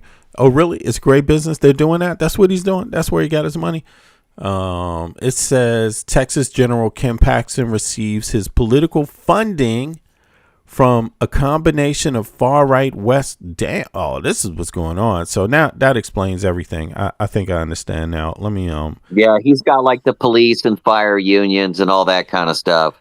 Look at this. Look what it says. It says receives his political funding from a combination of far right West Texas oil billionaires, conservative super PACs, business executives, and national mega donors. Yeah, he's rolling in money. Because Paxton cites that's the oil lobby, which is the largest in the country. Pharmaceuticals is the biggest industry, but oil is the biggest lobby. Because Paxton sits at the center of a Texas Republican Party conservative wing, his donor base relies heavily on high dollar allies who back his legal strategies, opposition to primary rivals, and fights against state party leadership. This guy is corrupt. I have a strange suspicion that he's even more corrupt than what they even say, bro. Like, it's just something about his body language, like the way he's just standing there looking in the screen. I'm sorry. He's kind of like Trump. He's just trying to stay out of prison. He's criminal. Yeah, this motherfucker's he's looking with criminal disdain. I've seen that before. That's when a criminal is looking, and he could do anything. You don't know what's going on in his mind. That's how prolific of a criminal this motherfucker is. He's in his lizard moment. He's in a lizard moment. Let's listen to this. He's in a lizard moment. Here, Let's go. Yeah, that's what I'm picking up. Lizard vibes right there. Yeah, he could be up to anything at this moment. Like he will not answer a question. He's really good at that. Yeah. Well, I mean, the fact that we're discussing him as a politician is crazy, but go ahead. Yeah, we should only be discussing him in his criminal endeavors. All right, so here. There we go. Yeah, we talk about a felon. I don't know. Oh, he running for office? You mean this kid Paxton is running for office?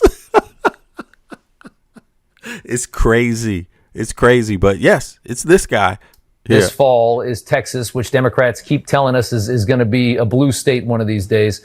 Got a new report this evening that Tallarico's campaign has hired a new deputy policy director, and he was a guy that worked for John Cornyn, your primary opponent, for 5 years as a policy advisor.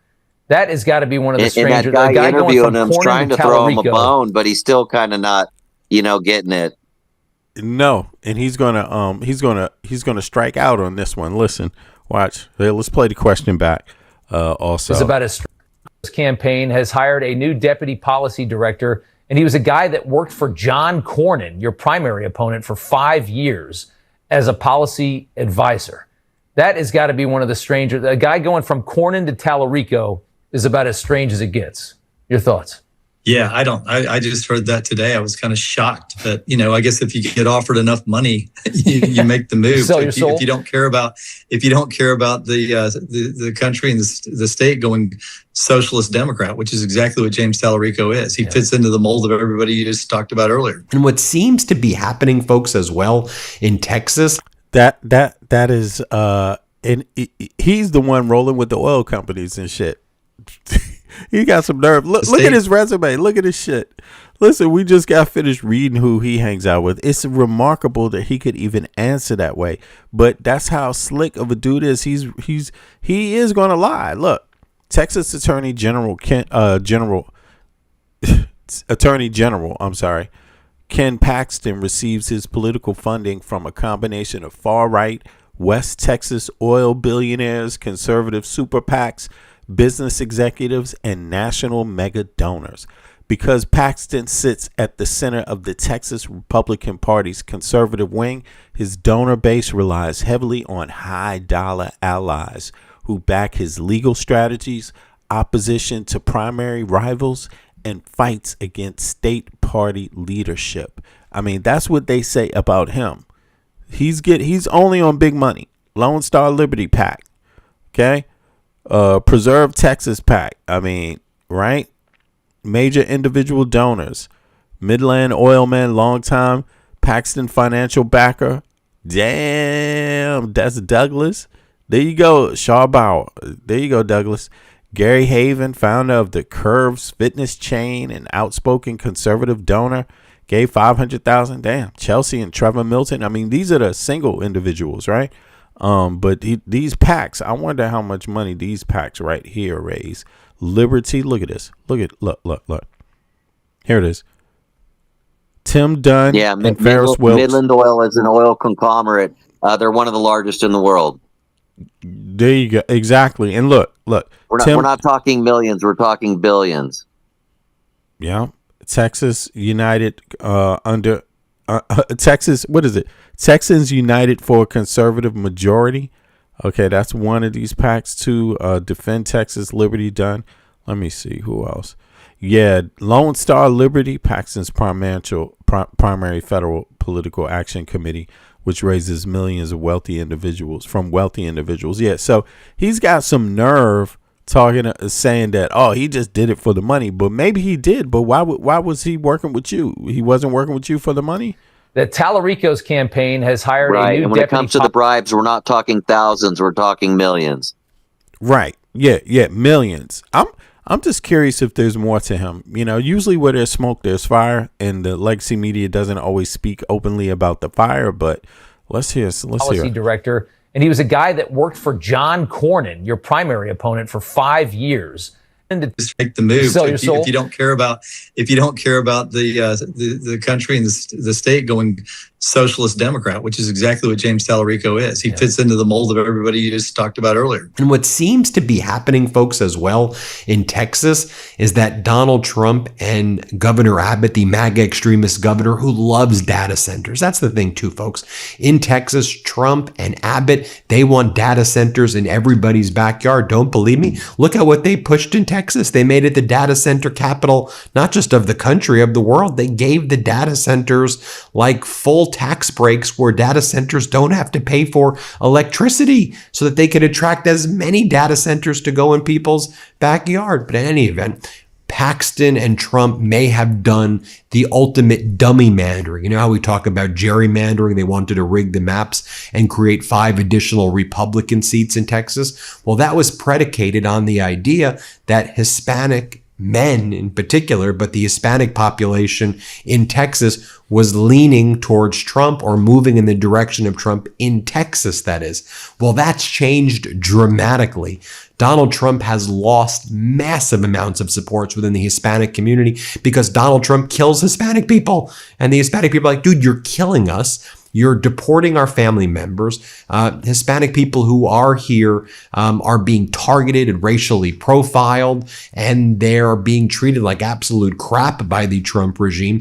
And one of the biggest issues among the Hispanic community, and again, it's not a monolith. I think it's important that we recognize there are different Hispanic communities and people from different countries that moved here. But the big issue, the commonality, jobs. Donald Trump was promising, I'm going to make things more affordable. We're going to get you the best jobs. I promise you, this is what I'm going to do. It was all a lie. It was all a fugazi. It's all a fraud because Donald Trump's a lifelong fraud. Just think before politics, dude bankrupted like all of his casinos, bankrupted most of his companies. I think if there was a Guinness Book of Records of bankruptcy, Donald Trump would be like the leader, in my opinion. And it's not hard to see why. All right, let's see here. Yeah, that's Ben Marcellus, by the way. But let me see some of the data that CNN is playing on here. Just take a look here. Okay, Latino voters on Trump. He won a record share for a Republican presidential nominee, 46% of that vote, going all the way back since we had the advent of exit polls back in 1972. And look at where he is today. His job approval rating in an average of CNN polls this year, 28%. That is an 18-point drop. The bottom has completely fallen out when it comes to Donald Trump and Latino voters. He won record numbers of them back in 2024, and they have abandoned him with the utmost just dislike of what he is doing so far. Just 28%, a drop of 18 points. Now, among Latinos, it was Latino men who were driving this movement toward him in 2024. Where are they now? Yeah, you think that this movement is a lot? What about Latino men? Oh, my goodness gracious. Okay, Latino male voters. In the 2024 election versus Kamala Harris, look at this. Trump won him by 10 points. Look at the net approval rating now, minus 41 points. That is a movement of 51 points, a shift away from the president of the United States. Latino male voters supercharged that record performance that Donald Trump had with Latino voters. And they, like Latino women, Latinas, are moving against the president of the United States, minus 41 points. Again, the bottom has just completely fallen out. And of course, when you look across that political map, there are so many races that will be involving a lot of Latino voters. And when you see numbers like this, I just go, uh-oh, if I am a Republican running for Congress. We'll talk about one of those races in just a moment. But wait, there's more before that, which is, look, this new CNN poll this week talked about just how people have enormous concerns about the economy and enormous disapproval of the president on it. What are Latinos saying about that? Yeah, okay, I'm going to take 2 for 1 here. It's a 2 for 1 special here on a Friday or mid-Friday morning, I guess. Latino voters on Trump and the economy. Look, one of the big reasons why Donald Trump put in that record performance with Latinos back in 2024 was because the issue of the economy. They trusted Donald Trump by a 3-point margin against Kamala Harris. But look at his net approval rating on the economy now. Oh, Yeah, Johnny B said it best over there. Look at that. Minus 46 points. That's, again, another near 50-point movement against the President of the United States on the number one issue. No wonder the bottom has fallen out with Latino voters and Latino men in particular. And you're talking about one of those races, right, Johnny B? One of those races. Why don't we go to Texas, right? The chance that the Dems win the Texas Senate race. Of course, James Tallarico going to be that Democratic nominee. Look at this. In January, look at this. He had a 19% chance of winning. Look at where we are now. A 45% chance of winning. That number is up through the roof. And part of the reason that number is up through the roof is because a lot of Latino voters turning against President Trump. And it could be that they turn against Republican nominees for Congress and for the United States Senate in particular. I've been a Magic Spoon fan for a while. Damn, that's crazy. That is insane. All right, let's see here. They're talking a little about Trump also. Let's see here. What is Trump's crazy ass up to? Says the Democrat nominee for Senate said he hates Christianity and that the 10 Commandments are a form of fascism. The 10 Commandments are fascism. He's a disaster, that guy.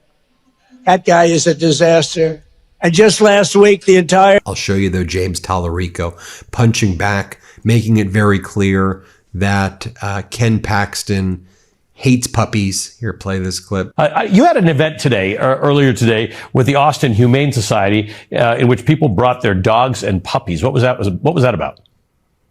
Well, Ken Paxton is anti-puppy, and I wish I was joking when I said that, but reports just came out revealing that as Attorney General, Ken Paxton protected a research lab that was notorious for torturing and killing hundreds of puppies.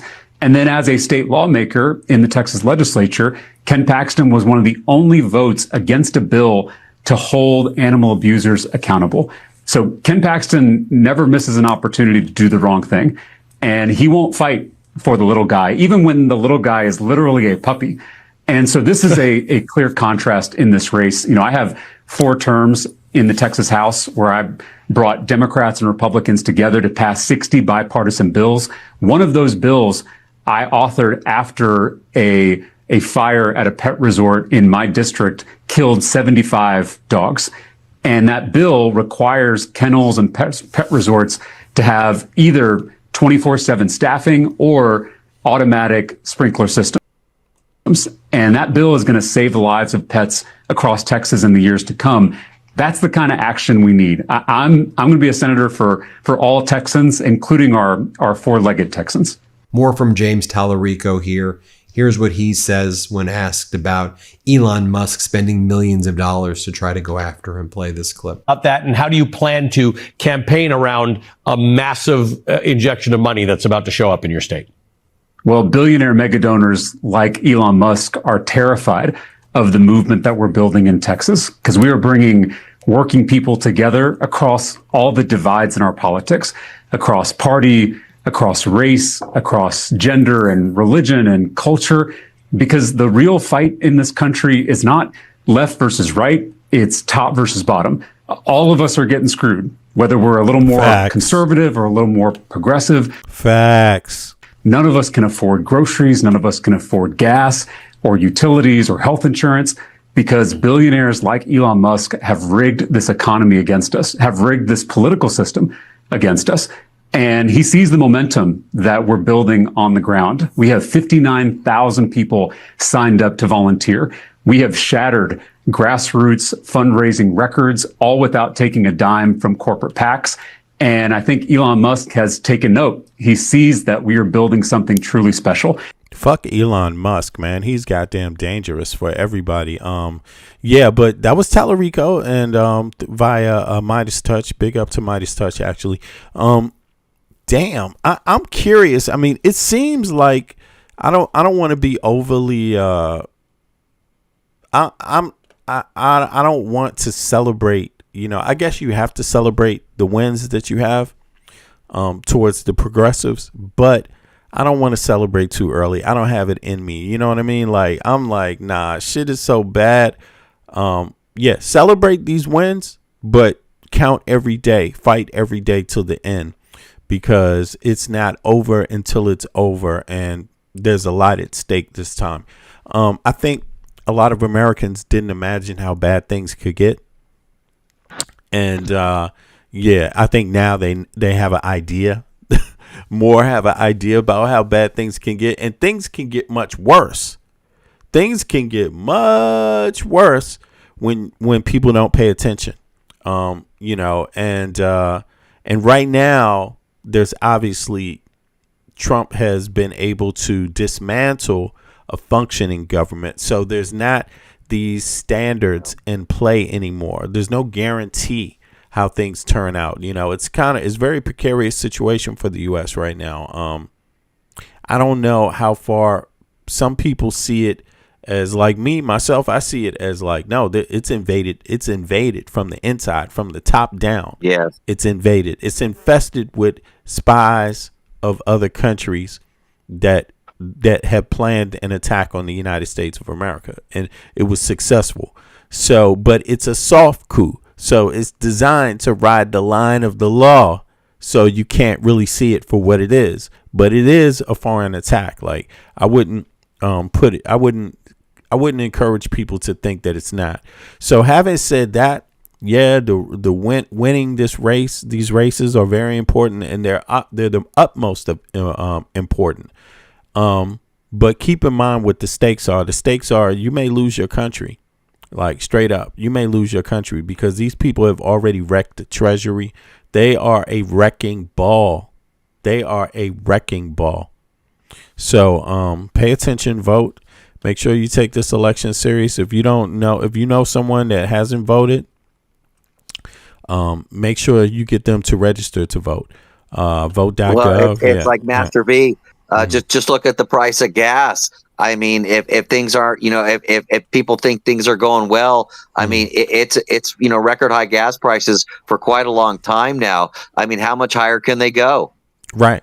Yeah, exactly. I think that's the threshold, right? That, like, we don't know what the Republican threshold is, and they are willing to justify it by any means and do whataboutism. What about Biden when Biden had inflation and like exactly right. That's the tricky part, right? What is their threshold, right? And we don't know what that threshold is. I think that's the scarier part.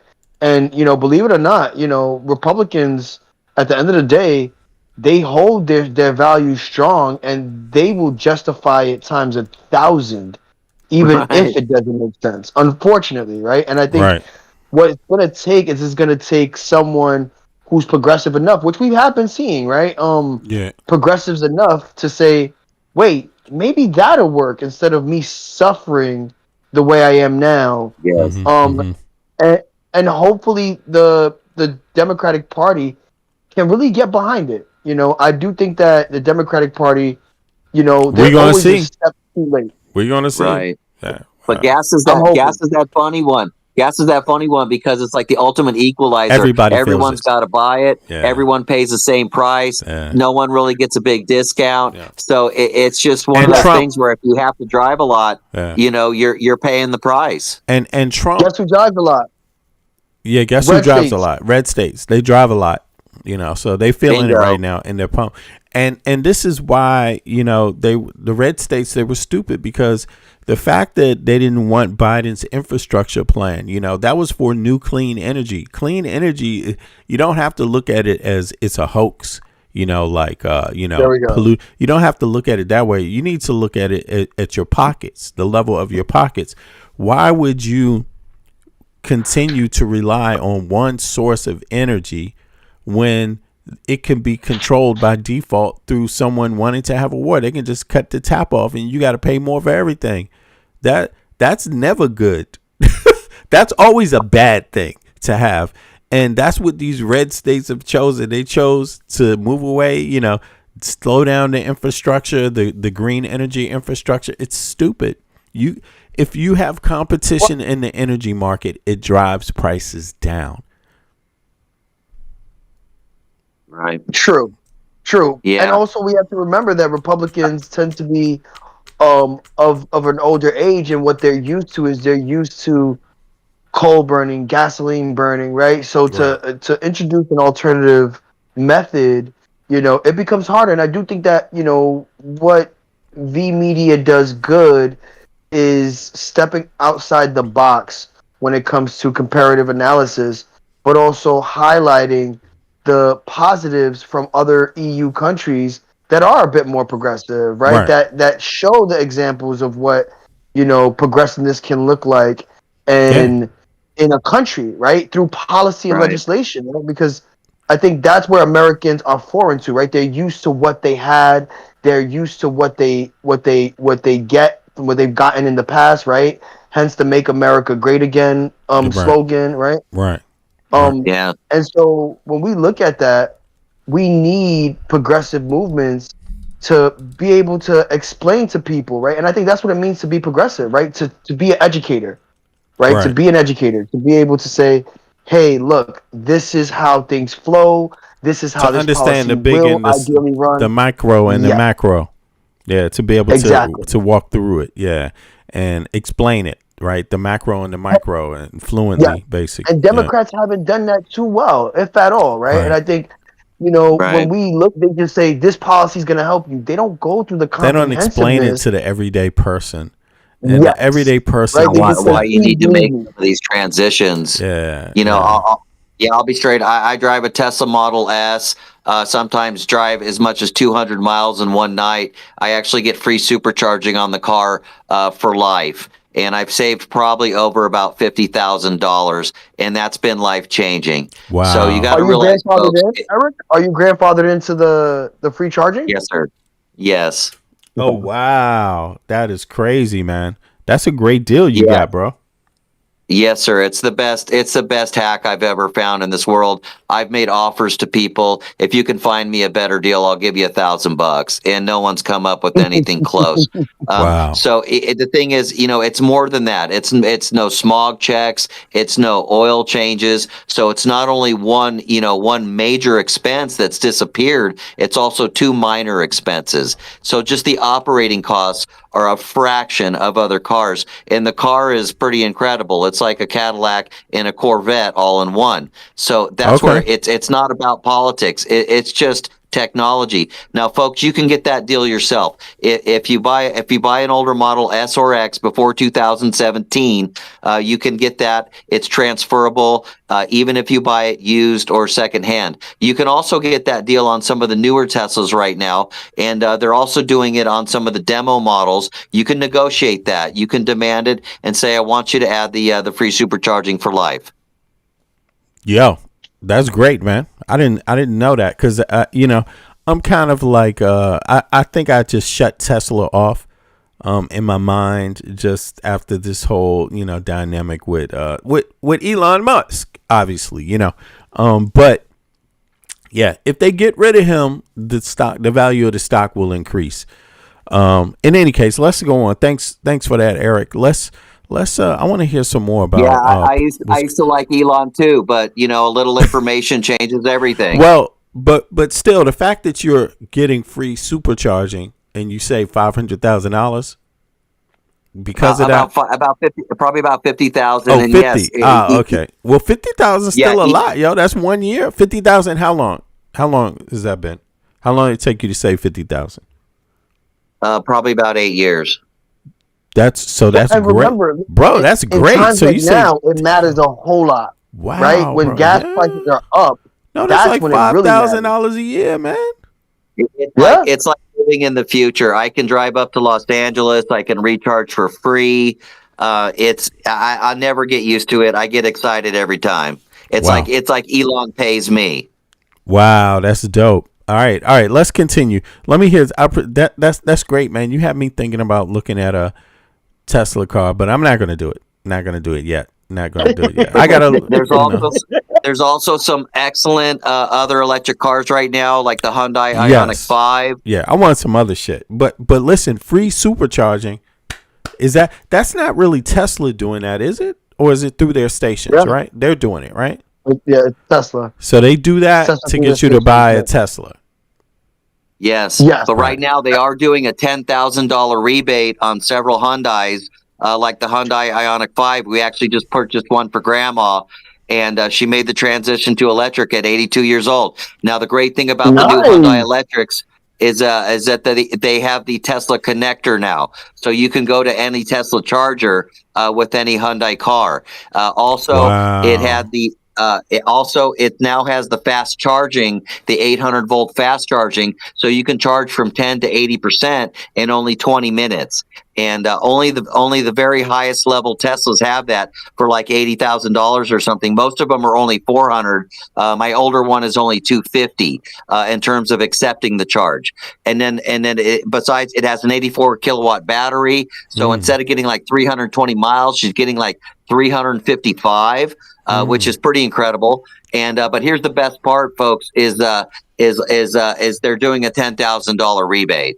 So you just can't beat that right now. It made the sticker price of about $47.5 with a discount only about $34. Yeah, man. We need to get some commercial money, advertisement money. And right now, South Korea as a country is ahead of everyone. Okay. Yeah, well, we got to take a look at some of those cars, man, by the way. All right. But listen, let's get back to the politics, bro. I want to see, there's a lot. I just want to get a real understanding of what it's looking like in the electorate, according to legacy media. So let's hear it. Just one last caveat is you got an Ioniq 9, which is a 3-row passenger, kind of like a Chevy Suburban. And that's starting to become a taxi car because it's got 3 rows and you don't have to buy gas. So that could be an opportunity, folks. That could be a moneymaker. What is that? Hyundai Ioniq 9. It's like a mid-size SUV with 3 rows, but it's electric. And I think it actually qualifies for Uber Black XL. So if you could do Uber Black XL, which is the 6 or 7 passenger, that pays quite a bit. And if you're not paying.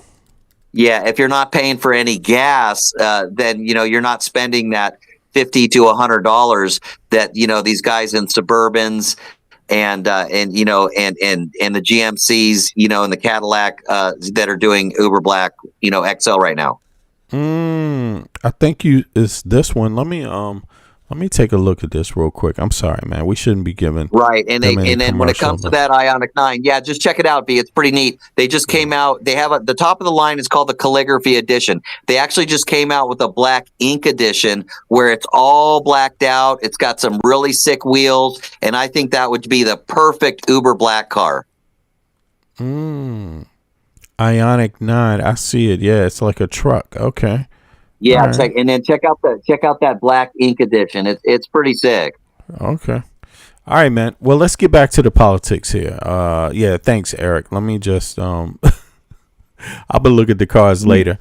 But in any case, let's see here. It's a lot of people like bonkers. Iowa, really? But there's a consistency to what they tell. They're talking about Iowa now. Check this. Listen, it's not really going to surprise anybody. They say the anger is real, it's deep, and even the people who were waiting because they thought, well, maybe the war will end and maybe prices will go down. It's clear that's not happening. So anger at the war, anger at tariffs, overall anger at high prices. And a spokesman for James Tallarico put it to me this way. He said, look, people are wanting, in Texas, the end of 30 years of one-party rule. So when you look at these deeply red states, the blame is going on to the Republicans. The question is how many of them will actually turn to a Democrat. Look, in Alaska, for example, when I was talking to some longtime political operatives there, they said, look, we have fish.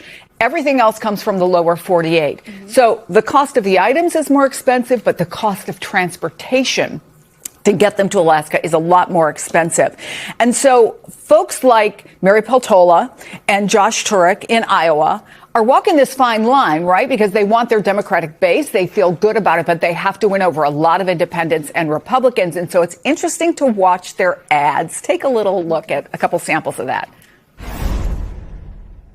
Bipartisan bills to lower costs, tax cuts, gun rights protections. Just some of the more than 700 times Josh Turek voted with Republicans to look out for Iowans. When both parties are attacking you, you're doing something right. Alaska first, always.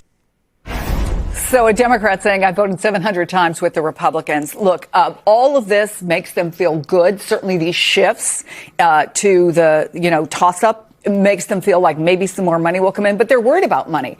The big concern I hear over and over and over again is there's so much dark money on the Republican side. There are so many people who can write big multi-million-dollar checks.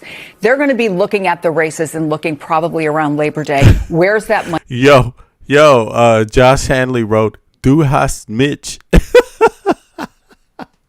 9. Yeah, man, you guys are tripping, man, in the chat, yo. All right. Money going to go? I see you, Smooth.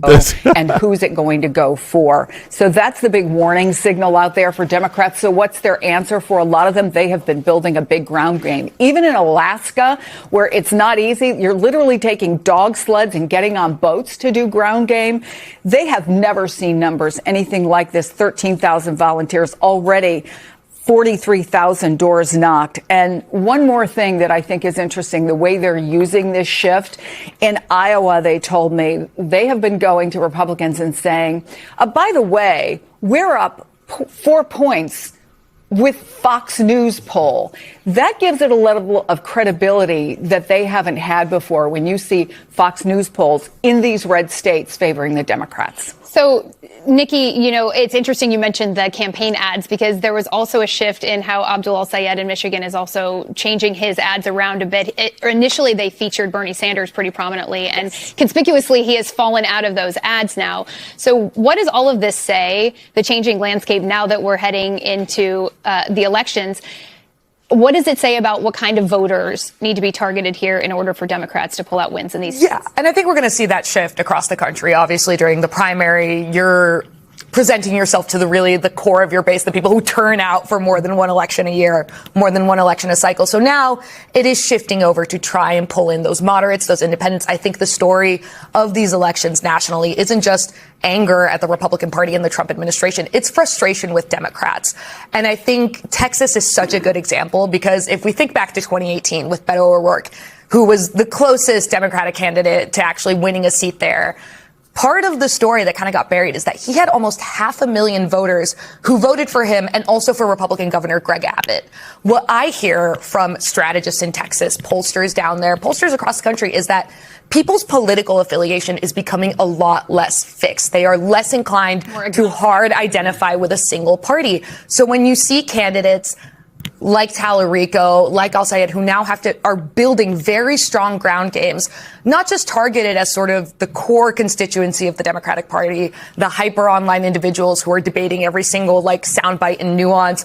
They are talking to people on the ground, going town to town, hour-long handshake and photo lines to make sure that they have face-to-face time with voters who are skeptical of them, but maybe willing to come over if they see, okay, this man isn't necessarily beholden to the national image I have of the Democratic Party. David Road, I would love your thoughts. Sorry, I'm going to get to David Gura. It's not a slight. Just do the whole Actually, either one of you can take this at any point.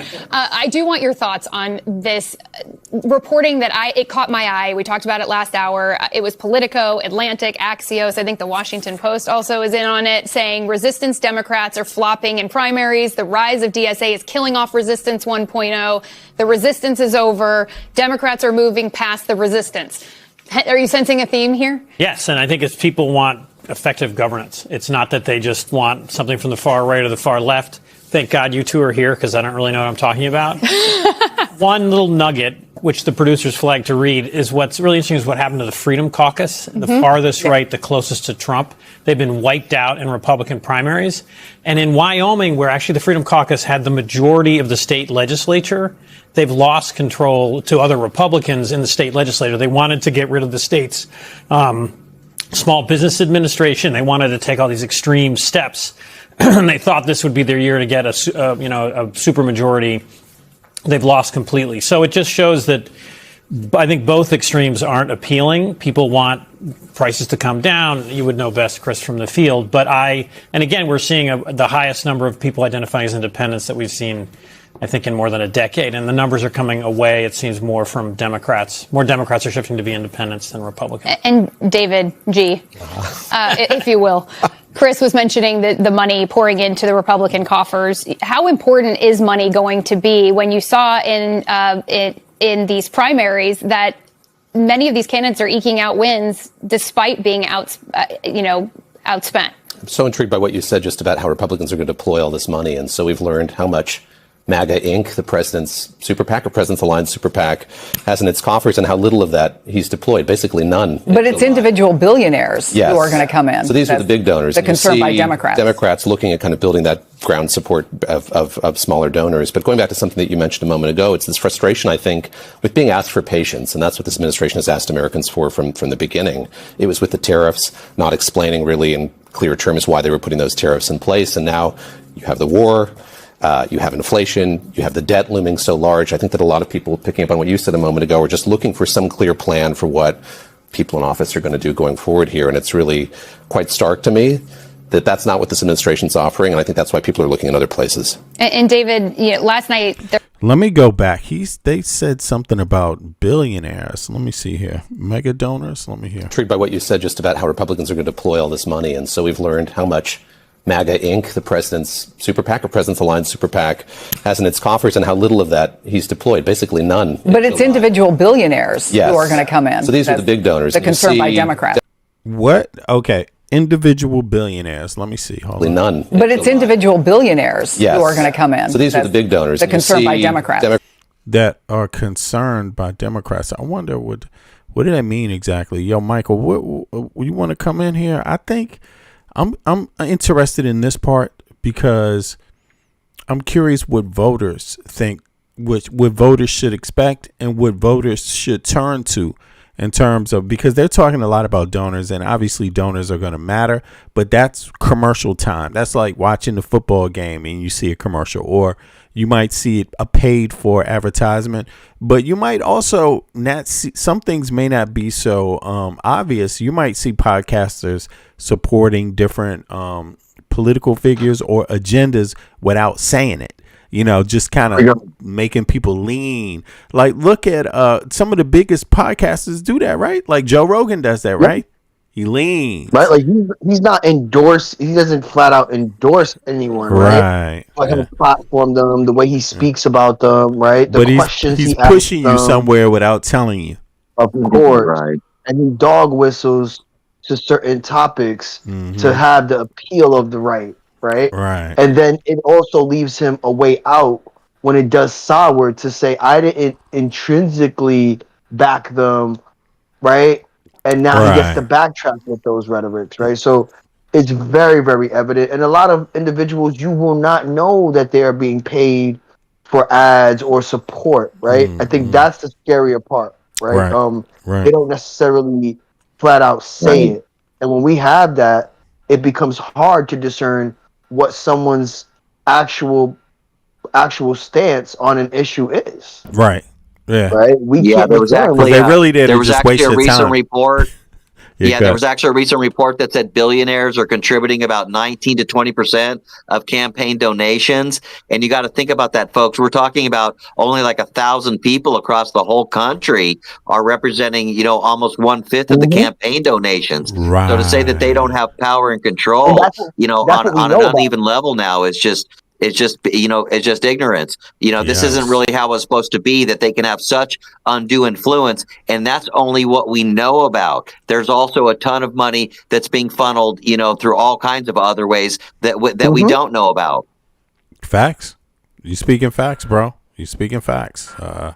Yeah. Go ahead. And we won't know about it, right? They don't want us to know about it. Right. So, I think that's where also investigative journalism has been at a standstill, especially since the Trump era, because on both ends, you don't want to expose something negative that will hurt the party long term. Right.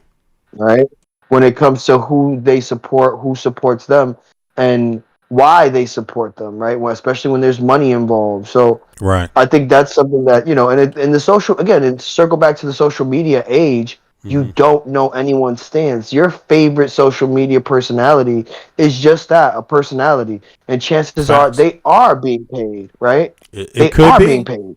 You should suspect more.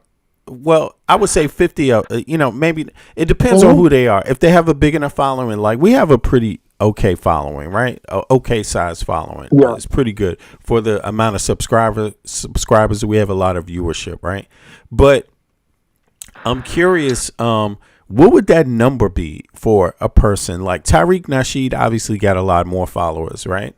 A lot more viewership, probably, right? But does he endorse? Does he endorse candidates, or does he just lean too? He leans too, right? And I think, look, so this is what happens, right? You don't have to flat out endorse a candidate to push a rhetoric. When you push a rhetoric now that benefits certain individuals or a certain party, what happens? Now you get paid on the media tour. Okay. Right? You become more Yeah. visible. You get to run on the Fox circuit, the CNN Okay. circuit, the Right. MSNBC circuit, Yeah. and they're paying you for these interviews, right? Right. You'd be lucky if you get So you get used almost as a pawn by them anyway. yes, Because they know you'll how be they lucky could if use you get you. Yeah, a exactly. part-time spot, right? On these reoccurring channels, on these channels to have a reoccurring spot to get paid, right? We don't know how much they get paid per appearance. Right. Right? Right. And then on top of that, they circle back and now can grift to their audience, right? Sell them merchandise, sell them medicine, and not necessarily medicine, but vitamins and herbs and supplements, right? Because Yeah. that's a part of the grift as well, right? Yeah, that's The mandatory self-help, now. Well, that's self-betterment. just mandatory social media etiquette. So matter of No, fact, true. yeah. I mean, that's what social media has become. But they grift. It's called grift when they do it because it's so exploitive, and they don't even stand behind the shit they saying. Like Exactly. you know They what I'm don't saying? take the stuff they're saying. They don't believe in the stuff they're saying, right? Like Joe Rogan, They're shifting for money. Yeah, he always flip flops, right? And he's the one who got a lot of people to vote for Trump. And look at him now. You see what I mean? Look at him now. None of those Candace Owens. What did they do when they fell flat on their face? Did they admit it? No. They went and they tried to find another hoax, another reason why. No, it was just that time. Deeper, and, now they're digging deeper. They're going to go. And it's like, these people, man, they're going to do it to folks again.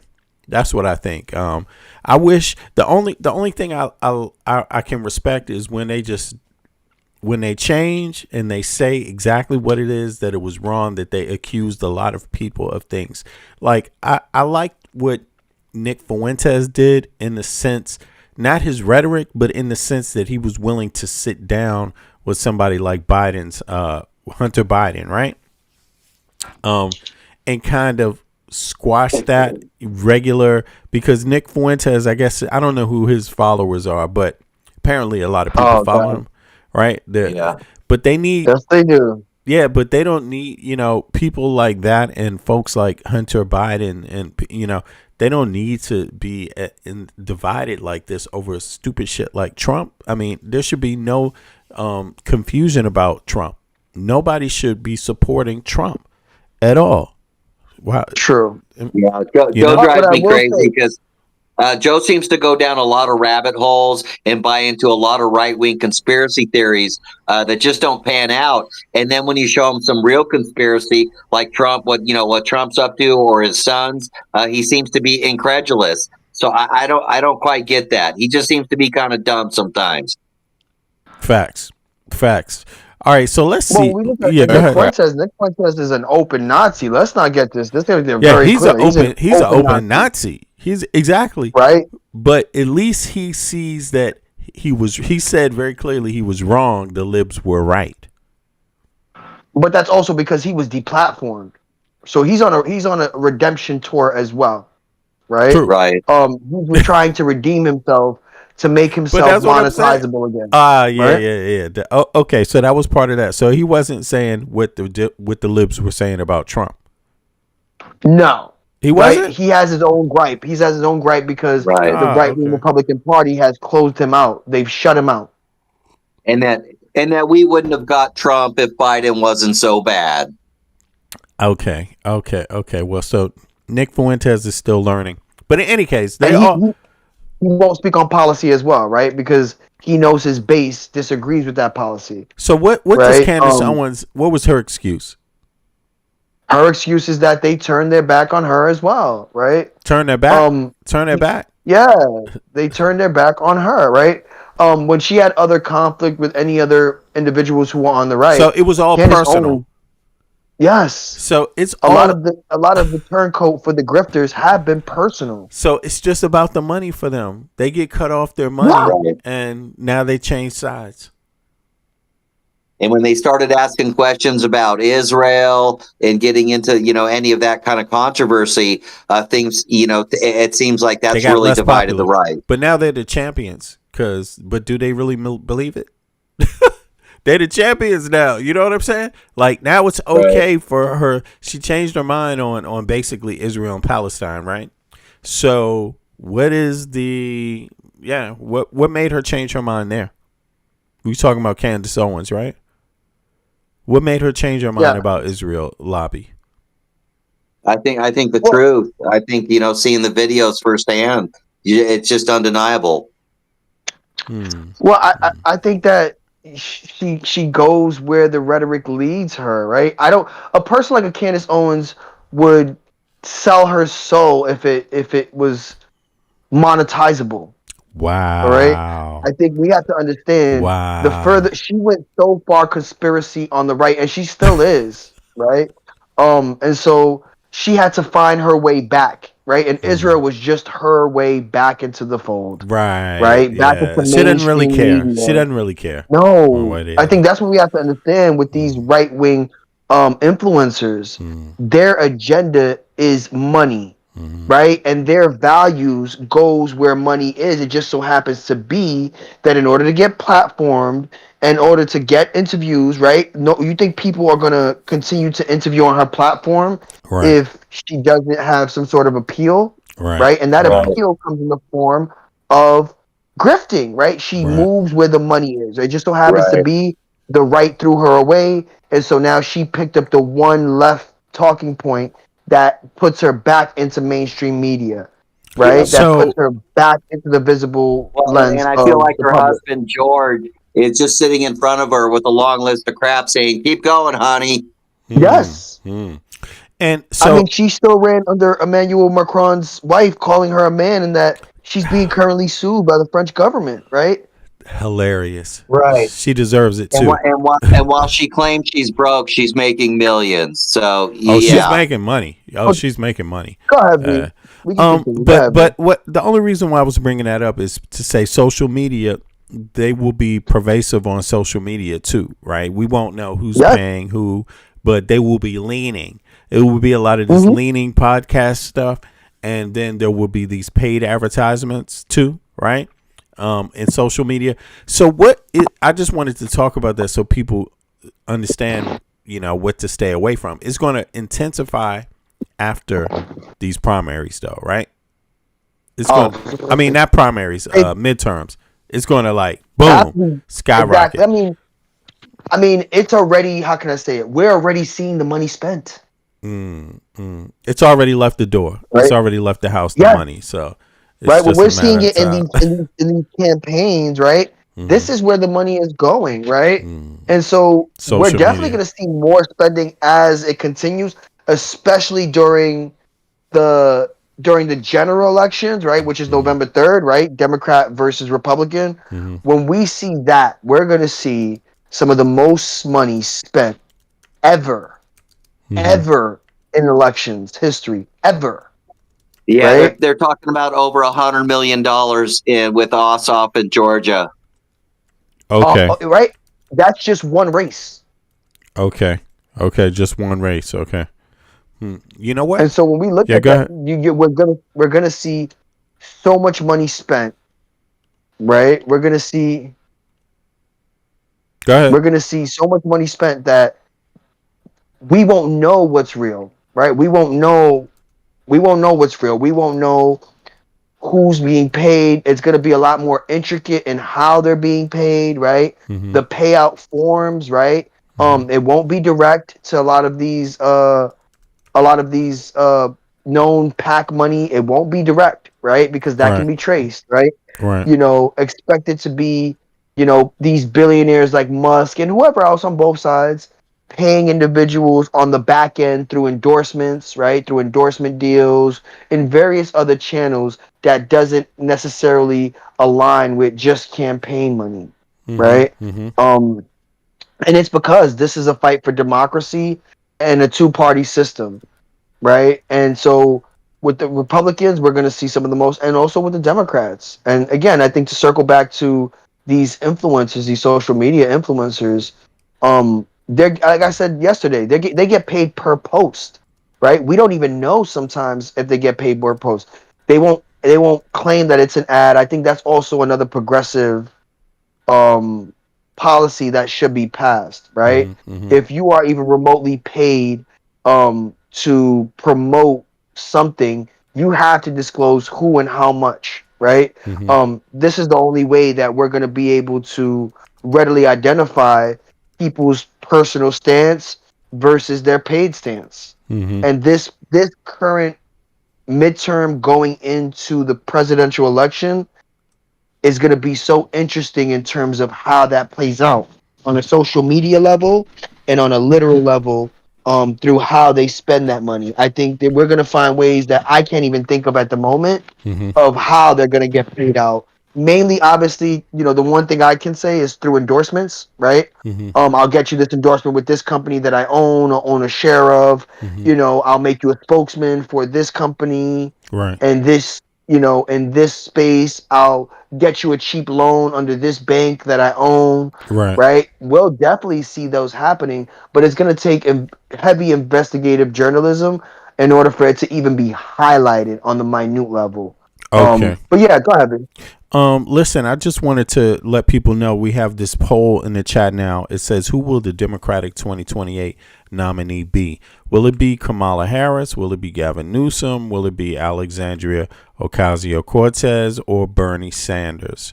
Right? Let me know. And of course, there's others. You can also write who you think will be in the chat. It would be interesting to find out who else you think has a chance right now. I mean, this could change, it could change every week, your mind. But yeah, I just wanted to let people know that. So those of you that are watching from the TV, if you get a second, go on the app, on the YouTube app, and however you do it with your remote, and also vote. I'm curious to know how many people that watch the video are going to do that. So now let's see here.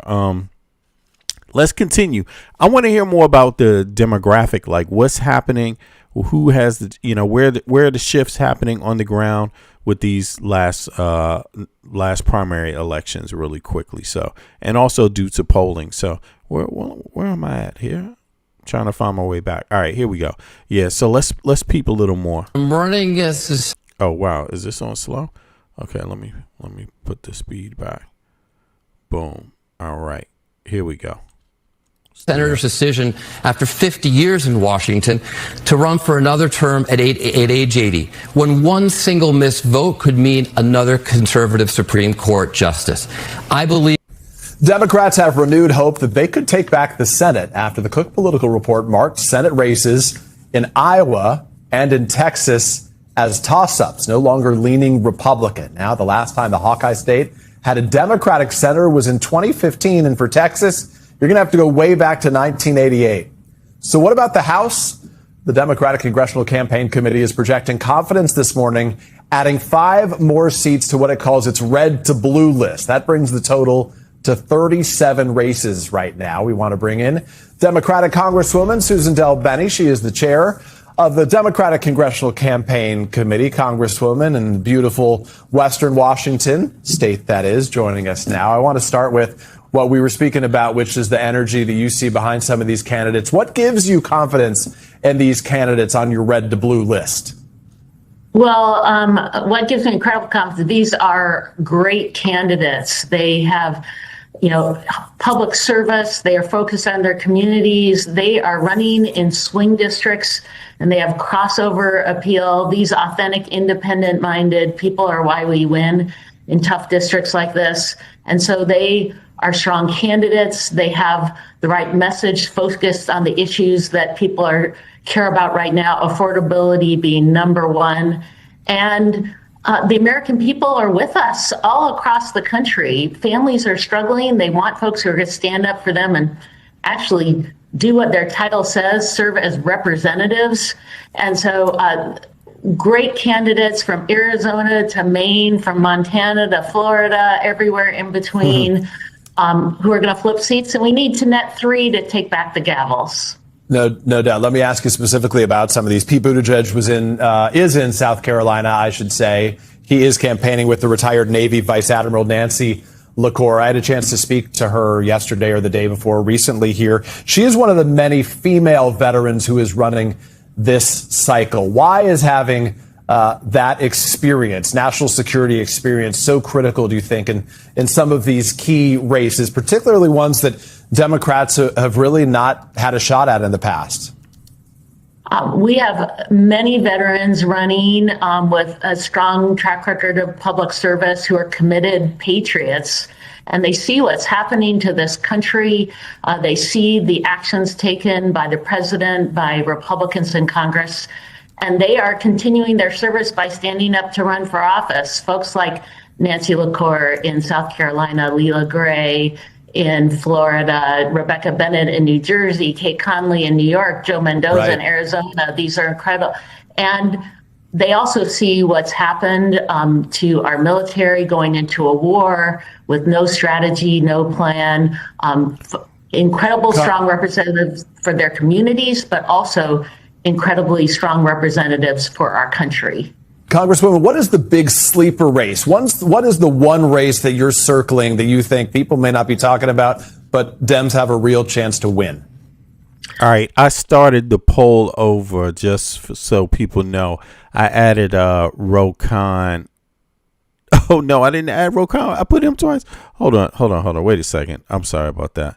Let me do this over. Let me do this right. I missed one name. How did I miss that name? Sorry about this. Who will the Democratic 2028 nominee be? All right. Question mark. All right. So I meant to put Harris. Let's do Harris. Let's do Gavin Newsom. Right. Gavin Newsom. Let's see. Ro Khan. Isn't that right? Ro Khan. How did I forget his name? And then also John Ossoff. Yeah, okay, that's who I want to see it. Yeah, thanks for your input also. Yeah, because you're right. They are the front runners, I think, right now. It changes from day to day, but in any case, now we got the real poll up. So people feel free to let me know what your thoughts are. Well, I think folks are surprised when they look at the map across the board because we have opportunities everywhere. We have 3 seats. You were just talking about Iowa, 3 women actually running in Iowa. We can pick up 3 seats there. Republicans are losing in all that these is places. Wild. So Iowa is also a spot. All right, so let me see here. What's next? Is there more on this? Let me see if there's more. That's interesting. Damn. I'm curious how much more there is, though. If there's more than what they let on to, or if there's, it doesn't seem like legacy media is that interested in some of the smaller aspects of, the polling. I don't know if they. I just wonder myself. But in any case, let's see if there's more. And as we end a pretty busy week, considering it's summer and government tends to slow down, but we had an election. We have new polls. We've got some economic problems for Donald Trump. And we are seeing this is very clearly the summer where Trump's second term unraveled. The polls tanking. He's at 30% overall. Worse on the economy, just tucking below there at 28%. And if you want to move beyond just polls, which we've all seen the limitations of, there are a bunch of other indicators, several of them are economic, that show why the Trump economy just isn't working for people. Consider one of the largest employers and retailers in our country, Walmart, a bellwether there for many things in our economy, and it's posting the weakest growth in years because of the high prices that Trump campaigned against but has failed to stem, and in many ways the supply chain suffering under the war and the gas hikes as well. Then there's the national debt. Now this is something that kind of exists in general and has gone up for various reasons. We saw that in COVID spending. We've seen it with Republican tax cuts. So there's nothing new about the debt per se. But with Trump, they rushed through those tax cuts for the super rich, and we're now at $40 trillion. So even though both parties have certainly contributed Trump is in charge. He has made it worse, and now his Treasury Department is basically trying to do these quick Band-Aids or sugar-high fixes to cover up a problem that will not be going away just with the tricks they've tried thus far. Here's how the New York Times puts it. This year alone, the U.S. is on track to borrow over $2 trillion to pay for the obligations, including the war in Iran and those tax cuts, which I just mentioned, that the Times reminds everyone Republicans enacted just last year. And remember, even if Republicans generally try to do tax cuts and have run on them, Trump pledged two big things: lowering prices and no more forever wars in the Middle East. And so, had there been any seriousness about this, they might have said, well, let's get the prices under control, let's make sure foreign policy is working, and maybe go to the tax cuts later. That's not what they did. And so everyone's now paying for it, and a lot of people are mad. This isn't just some Trump critic or liberal Democratic thing. The polling you just saw, the problems with prices, the problems at Walmart, these are things that people are mad about. And by definition, the statistics show it's a lot of former Trump voters who are mad about this. Now, I mentioned what the Treasury Secretary has been trying to do. Mr. Bessent has been trying to sort of juice short-term fixes, sugar highs in the bond market and play defense on the high prices. And well, a lot of folks say his stumbling performance has actually maybe made things even a little bit worse. We've got a spike in oil prices today that I don't really understand. There's nothing magic about the 40 trillion number, and we can grow our way out of that. After the deportations that we've seen during President Trump's administration and the closing of the border, that like this unfettered migration, we don't need to produce as many jobs. We're seeing wage increases. Yo, so think about this. He just said, it sounded to me, did I hear that right? Like he's complaining about migration right now under Trump. Let's see that again. See, I thought maggots always said Trump did something about the border problem, right? And now he says something else. He says something to the contrary. Let's see here. Let me just get his wording right. We can grow our way out of that. After the deportations that we've seen during President Trump's administration and the closing of the border, that like this unfettered migration. Okay, he says in the closing of the border, the unfettered migration. So he's saying it's closed. All right. So hold on. But deportations are way down. They think they might be saving these people for some private prison workforce. I think so.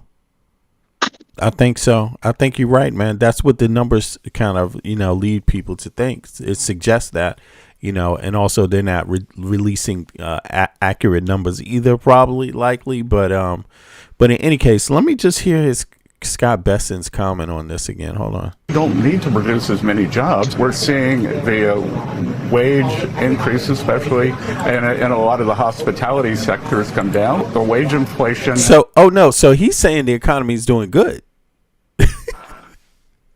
This is what it sounds like to me. I don't know, man. Has come down. Jobs fell in the most recent report, and Trump's point person says we don't need to produce as many jobs. You really can't make it up. I mean, as I mentioned, Trump has always been. Wow, that's deep. That is deep. I mean, yeah, he's things are looking up, y'all. Things are looking up. If you ask Scott Bessent, things are looking up. So yeah. I think things are doing pretty good to him. He doesn't need to add any new jobs. He's got a lot of money. Why would he need to? We don't need to produce as many jobs. No, he doesn't. He doesn't need to produce as many jobs. He's doing well, very well. More jobs or no jobs at all. He's doing very, very well financially. Been a bit of a bellwether for what he thinks people want. He has been caught lying and failing, but when he thought people wanted lower prices, he talked all about that in 24. And when he saw that both parties were sick of forever wars, he talked all about that. Now you have the collision of these two things, and in the summer that it's coming all apart for him, his own handpicked person says, we don't need to produce as many jobs. So if you thought last month's jobs report was discouraging, well, at the top, they apparently don't think they need to fix it. How are you going to fix a problem you don't see? You also heard their wage inflation has come down. But again, this is a kind of corporatist or elitist thing where they're saying, well, salaries may not just grow the way you're used to. And that's before you get to the fact that the high prices have wiped out most of the real wage gains people have. All right. Yeah, I did take out AOC. She's the only lady. And right now you have I took out AOC, but I had to take out one of them. So I had Kamala Harris there, Gavin Newsom, Ro Khan, and John Ossoff. But I wanted to know what people thought about these front runners, quote unquote. But isn't AOC a front runner? You know, they will only let me put in 4 answers, quote unquote, at a time. So yes, she is a front. She's a sleeper horse, if you want to call it that. But she is out of the individuals who are expected to be popular. Okay. For the. You know what I'm going to do? I'm going to start a new poll. I'm going to start a poll that just has 2 of them. Now it's going to be who will the Democrat, sorry, nominee be in 2028, and it's only going to be 2 names now.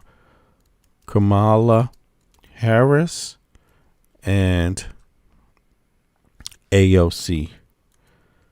All right, let me see. Alexandria. And to be honest with you, I do think that, you know, unfortunately, as much as I'm not a fan of Gavin Newsom at all, he is corporatist at its finest, right?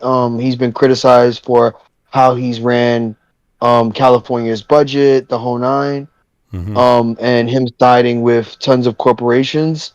Obviously, that's me speaking from a New York standpoint. I'm not a fan of his, but I do think that he is a white male who appeals to the middle ground of a lot of American politics, right? Okay. And so he does have a better chance to appeal to those swing states that view race as a primary and gender as a primary reason to back a candidate or be convinced by a candidate as opposed to a woman of color. And we still hear the rhetoric of Kamala, right? Unqualified, didn't do anything as a VP, even though she has put in place some comprehensive policies in conjunction to Biden. So, you know, I do think that unfortunately, maybe the further away we step away from Trump's presidency, that a person like an AOC and a Kamala could be potential front runners in the future. But I do think the immediate presidential candidacy would have a better shot, even if I disagree with the politics of a Gavin Newsom. He would be more centrist than anything, but he would be more appealing to those indecisive voters or those voters who do primarily vote with race and gender in mind. All right, now check. Okay. I just feel like the DSA movement and maybe a hard turn to the left, that might help Gavin, and I think that's why he's aligning with the DSA. Who's aligning with the DSA? Who is? Gavin? Who is aligning with the DSA?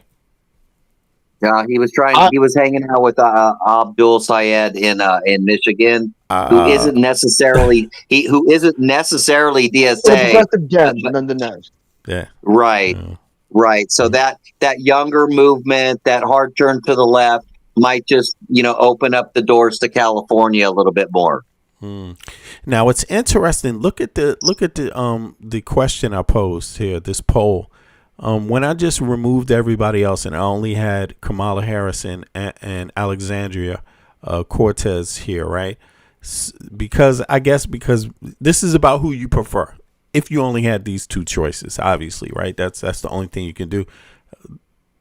A lot of you all chose AOC. 64% says AOC over Kamala Harris. So that means a lot of left. That's not surprising, though. I understand because I would too. To be honest, I would also. But I respect Kamala Harris now. Don't get me wrong. I respect her. I think she's definitely more than qualified. I don't even know why we have to even say that. But, I don't want to put it out of the realm. I think people might overrate the presidency. What it does require is somebody that's going to be ethical, obviously, given the fact that there's so many loopholes in our Constitution with executive power and just power in general. As we see, it's been exploited, these loopholes. So even things like, and it's a lapse of Congress, even things like the fact that Congress could have changed this a long time ago. But the fact that you can be a Supreme Court justice at the age of 1 year old, you could be not even born in the U.S. You don't even have to be an American citizen. You could have been born in Tehran and you could be nominated for the U.S. Supreme Court. You could be born tomorrow. You could have been born yesterday and born in Tehran and be nominated to be the U.S. Supreme Court justice. I'm serious. That's how bizarre, how many holes there are. So that's the first thing we need. This is what this midterm is about. If you don't have people that know about goddamn civics and want to put some shit into law that is good for you, you have to pick them in the midterms. This November is when it is. You have to register to vote. All this shit we talking about comes back to this. Period. You either registered or not. Like anything we complain about on this channel comes back to this. And you need to know who you are going to select in your state to be your representative on the federal level so we can get some national shit popping for the United States of America. Universal health care. If you get enough of these representatives this November to be for that, you can have it. That's simple. Yep. And you can have it for less and be just as good. Guaranteed 100%. And there's some other things, but yeah. If do you want an executive branch of the United States with this much power, or do you want to impeach the Supreme Court judges that gave Trump that power, that are sitting there on the bench today? You can impeach them if you have enough congressional members and senators, people in the midterm election that want that to happen, people running who want that to happen, impeach some Supreme Court justices flat out. That can happen if you have enough people elected this November. Just to make it simple, if you have enough, right, that want that elected, you can get that. But you gotta vote. Without your vote, everything else, the rest of it is just a conversation. Fuck the conversation. Like it requires action too. Let's hear some more though about this. Let's see here. This is not one of those. I hope everybody clicked the like button. No, do me a favor. If you haven't clicked the like button, do me a favor right there. Click just at the bottom of the screen. Click the like button for me because it's going to help a whole lot of more people find the stream. People just like you. All right. Peace. Appreciate it. Those issues where you say, oh, we're so divided and people don't know what's going on and myths and lies online have confused people. The Walmart data is exactly how people are acting because they are concerned that with high prices, they have to change their behavior. The near all-time. Yeah, Scott Bessent thinks that wage inflation has come down. That's what he says. That's a quote. Time highs in credit card debt shows the crunch people are feeling under Trump, to say nothing of the open-ended war. If this is the summer where it all spiraled out of control, don't say we didn't warn you about all of the signals going into these rapidly approaching midterms. Now I want to bring in our special guest, Jason Johnson, politics professor with Morgan State University, and MS Now political analyst Molly Jong-Fast from the New York Times. Jason, your thoughts? This is bad, and I've read several different pieces about this. How bad these poll numbers are for Trump, how much of a concern it is. The people in the White House are like, how low can you go? How low can you go? 30% is terrible heading into Labor Day weekend, which is pretty much where people start paying attention. But I think it's pretty obvious. We've seen this the entire year. the president is completely detached from the economy that people are experiencing. And that's trickling down to all of his spokespeople. So what you've got is a bunch of congressional candidates out there running around trying to deliver a local message when their boss in the White House is louder than them. And the message right now seems to be, he doesn't care, you got to trust me. And that's why Democrats are doing so well in the congressional ballots. Yeah, and Molly, Besant would have a problem from those ridiculous remarks. I mean, who tells people we don't need job growth at a time like this when jobs are sagging and there's these AI fears we've been covering? But that's what you might call the messaging. He also has a substantive problem, which is this debt that everyone's paying more attention to, that they're trying to kind of, frankly, BS the bond market over. We don't need to get into all the details, but it's kind of a sugar high ploy, is built on the tax cuts that they rammed through. So the substance is as bad as the messaging. Yeah, I mean, look, Donald Trump, if I were the Trump White House, the thing that would keep me up at night is the fact that my boss seems not at all interested in all of his problems, right? Like the most recent news this afternoon was that the Supreme Court is going to let him keep going on the ballroom. Like if you have a group of, if you're polling terribly on the... You see what I mean? The Supreme Court is going to let him keep on moving on the ballroom while they figure it out and litigate it. Like, what kind of bullshit is this? Like, this is dangerous. This is not even, this shouldn't even be happening, the ballroom. It shouldn't have even gotten that far yet. It's gotten that far because of the executive branch. How do you interpret a constitution the way that these judges have, to where it means that although it firmly says you have different branches of government, co-equal branches of government is what it is what it says, right? Although you have their specific roles and their specific jobs, it's, for them to then go and imply that the executive branch is the prosecutorial branch, and so they don't have to execute any type of activity at all, because that's what their job is, the executive branch. They don't have to execute anything. It's like that's literally what I believe that's what they ruled on. I mean, that they can view it that way through that lens. And it's like, so that means if somebody commits a crime, a judge can say you're guilty, but the executive branch doesn't have to move on it. You can be guilty, but their job isn't to necessarily do what the judge says. No, you have to do what the president says. And if the president doesn't say it's okay, fuck what the judge says. The judge doesn't matter. That's what's happened. That's what's happened. And in these cases, even if the Supreme Court was to shut him down on something, he literally, the way they see the law is they don't have to listen anyway to even the Supreme Court. Like, yeah, it's crazy. In any case, yeah.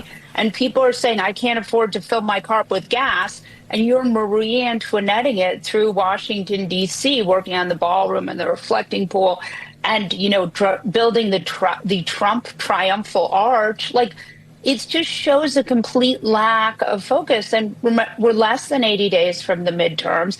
Like, this would be the moment for him to get out there and say the stuff that got him elected in 24, which are, I'm going to make things cheaper, given a reason for the fact that we're still 6 months into the Iran war. And gas is more than the national average of gas is more than $4 a gallon. And people voted for exactly the opposite. So give them an explanation as to why they're living this way. Right. And Jason, the messaging is so bad that it sort of speaks to how bad a hand they have. When it comes to Trump losing elections, right, he just lies about that, and we've seen how that's gone. But lying to people about how bad the economy is, trying to pretend it's better than it is, actually makes them quite angry. And so they've balanced between that with backlash and then other stuff that's even more kind of out there, like, well, I guess if we can't lie, let's get in a time machine and talk about Joe Biden. Here's the RNC chair. Republicans have had the White House, the House, the Senate for 18 months now. How do you convince people that you're the right choice to make things like gas and groceries cheaper and not the Dems? And that's why we're doing things like the midterm convention, because we got to get the truth out to the American people. You know, the president's still dealing with the Biden issues that were left over. Convention, because we got to get the truth out to the American people. You know, the president's still dealing with the Biden issues that were left over. You know, the president's still dealing with the Biden issues that were left over. Jason? You can only blame your ex-husband for so long, right? Like at some point it's you. At some point it's your particular problem. And that's the thing. The voters are not thinking about Joe Biden anymore. They're not even thinking about Kamala Harris anymore. And I've said all along, Ari, this election, it's not about left versus right. It's not about progressive versus centrist. It's about do nothing versus do something. If you look like you're doing something, they're going to be happy. And again, not that I would ever want to advise Donald Trump, but if he wants to be doing something, look at what Mom Donnie is doing. Be a pothole president. Look at Karen Bass. Look at Brandon Scott. Look like you're doing something. You have a whole town, Gary, Indiana, that hasn't had power for a week. Why don't you go there? Why don't you bring power back to people in the Midwest? There are things happening in this country where this administration could look like they're doing something, but they're more interested in taking black heroes off of aircraft carriers and talking about brand new extensions to the White House than they are actually doing something that people are asking for the midterms. Yeah. And you mentioned the midterms, Molly. The nonpartisan folks who track all this stuff, the sort of Kornacki's of the world, they see the Dems now improving on the Senate. And again, that may not be because the Dem candidates are amazing. It's partly because of the economic conditions I mentioned. But here's a quick political report, one of the Bibles, and they say it right here. They've moved it, the Senate, that's the whole kit and caboodle, to a toss-up. And if you look at the paths, they say there are actually multiple paths to take the Senate. To remind everyone who's not a total nerd, the Senate is a funny thing because only a third of its membership are up in any given year. So the path thing matters, the kind of arbitrary question of which states are up, and it's improved for the Dems, Molly. Yeah, and there are things like Iowa, which again, we've talked about this before. I've interviewed Rob Sand and Josh Turek. That's a state that has a unique set of problems that are really, cancer, groundwater's polluted, something like that, where that's like and then they've been really hit by the Trump tariffs. And there are a bunch of states that have unique problems. I mean, again, Trump had an opportunity with the tariffs when the Supreme Court struck down the tariffs to just be like, oops, we did it. And then the tariffs would have gone away and things would have gotten maybe a little bit cheaper. But instead, he was like, no, more tariffs. I'm going to get into a contest with Canada. So, again, you can really draw a line between the war in Iran and your gas prices going up and the tariffs and things being more expensive. And so for Donald Trump into the midterms, when he told people he was going to make things cheaper, you can very clearly see that he has done exactly the opposite.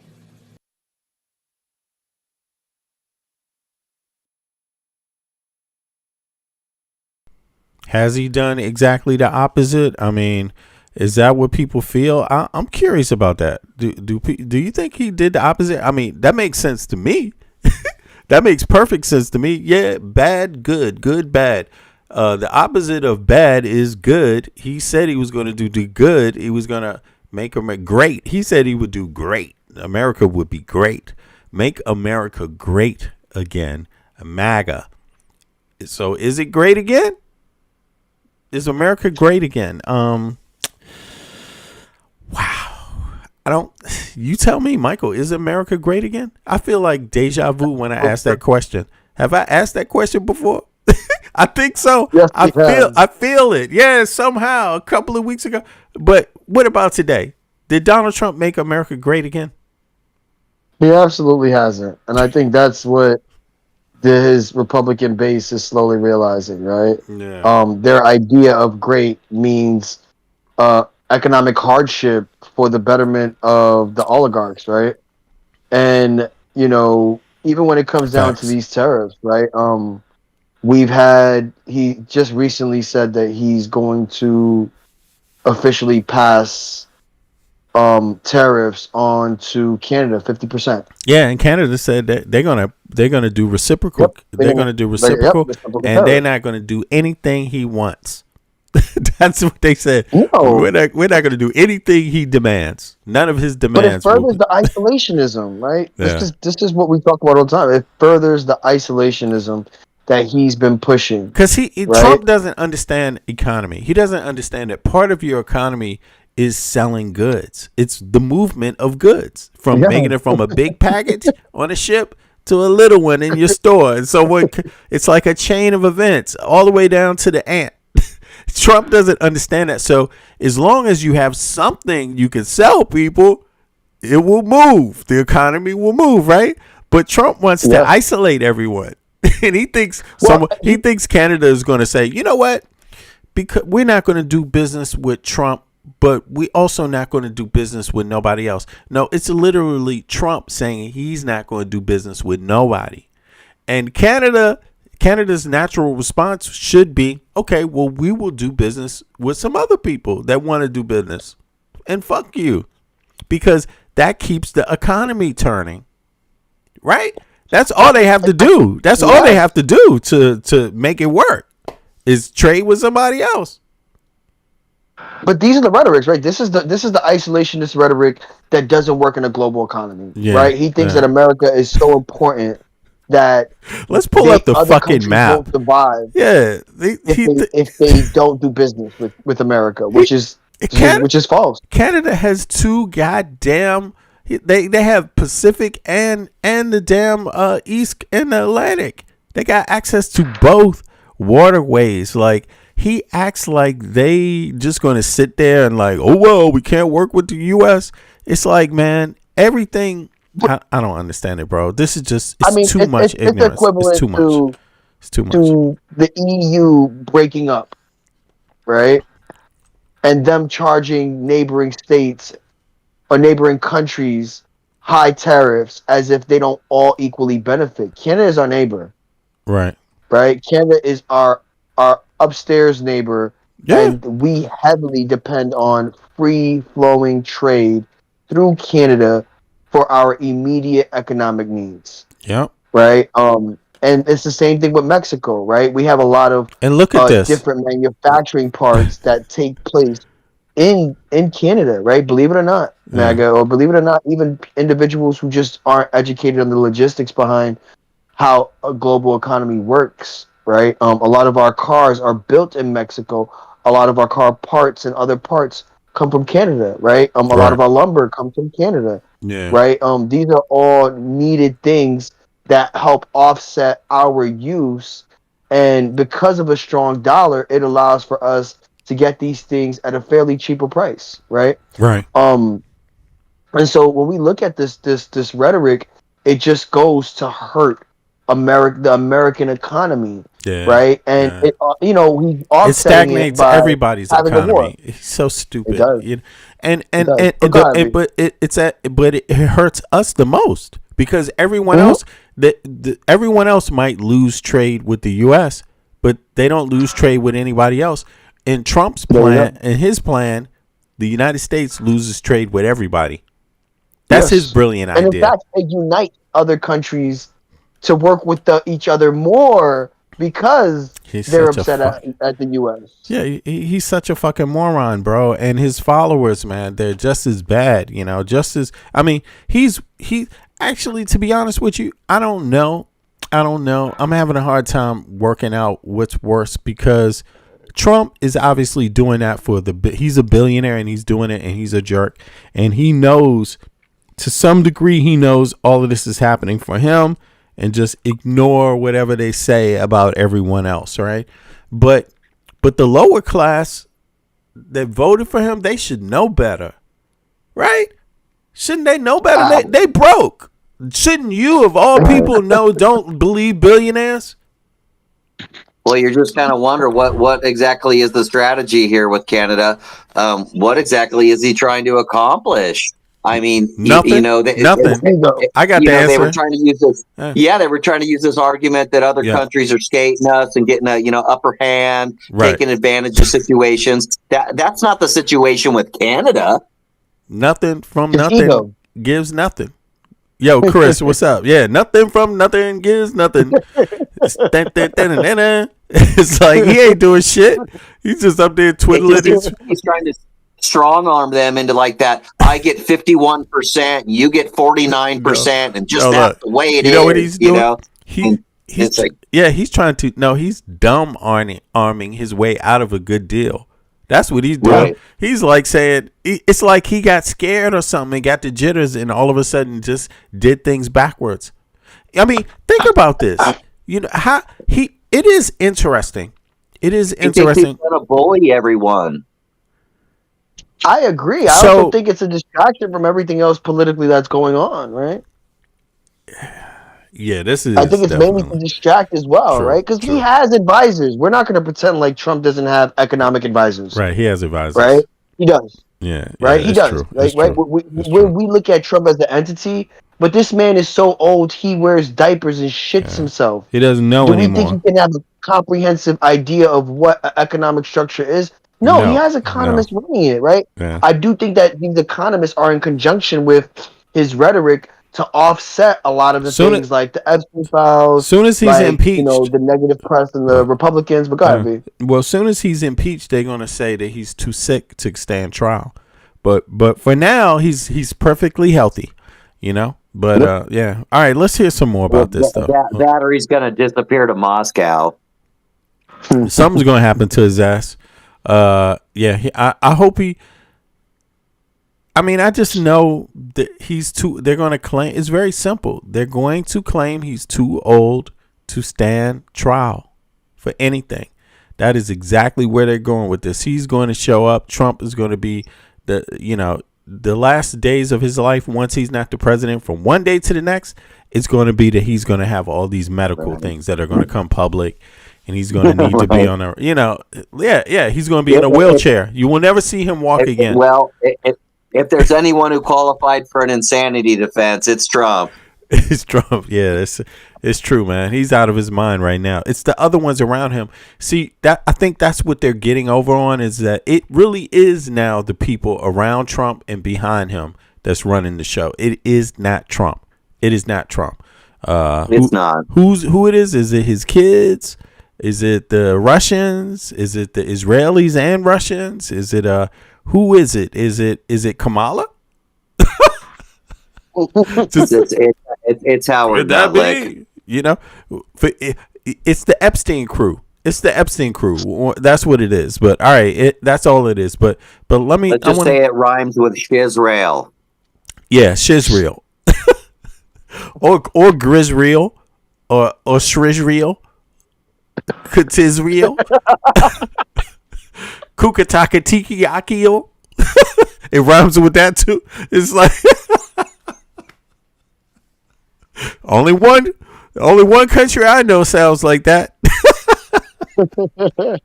Oh God! All right. Let's hear. I want to see. If he starts wearing a yarmulke like the other Jews, it's over. He probably will, bro. I won't count it out. I don't know it. I won't count Remember, it out. we covered Jared Kushner, right? We know what he's very capable of, right? And the intrinsic ties, we know. Yeah. But see, I don't take Christmas serious. Nah, but in any case, let me just go on. Yeah, people do stuff, bro. People do stuff. In any case, all right, let's. You can't help it. Everybody has their little way of doing something, right? So, yeah. Everybody's got their version of the story. But in any case, or you know what? But in any case, let's hear some more of this. What's happening on the ground? Over and over again, the economy is top of mind for voters this midterm election. While the president has not exactly responded to warning signs at the ballot box, his administration did make moves to address an alarmed bond market. I've told you this over and over. The bond market is his true daddy. That has seen long-term yields go up. This is where the conversation is going out. We're getting to the bond market part. And this is where it gets scary. The economic data does not look good, and I wish it was fictional. And I often wish I was wrong about some of my predictions, but I did predict this a year ago. Yeah, I predicted this a year ago. Yeah, man, you know.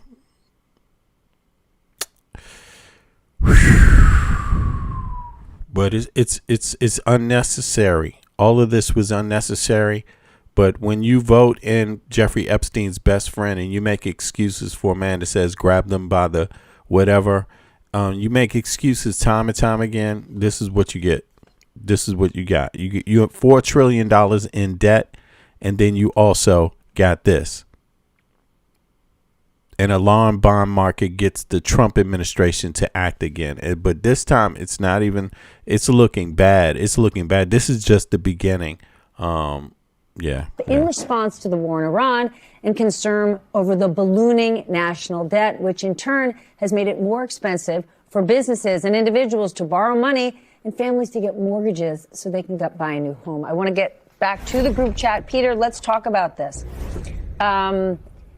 The bond market is the measure for Trump, right? And we actually saw Scott Bessent make moves yesterday to try to lower things. And the market already today is saying, we're worried about these risks. Look, to your point, the bond market is the reason that Trump blinked initially on the Liberation Day tariffs, if you remember, after stock markets recoiled to the tune of $5 trillion in the span of a week. The bond market gets his attention because if there's one thing Donald Trump, the failed casino magnate, understands, it's that borrowing costs really matter.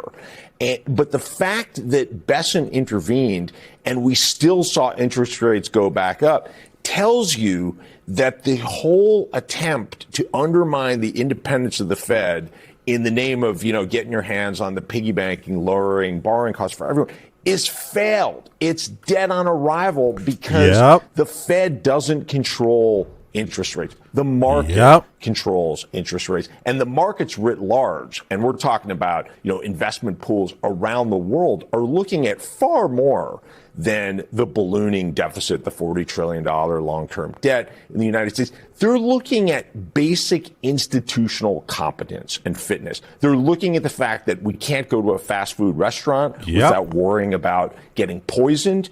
They're looking at the fact that at one of the largest airports in the world, Newark, we don't have enough air traffic controllers, and we're worrying that there's nobody out there as we're taking off.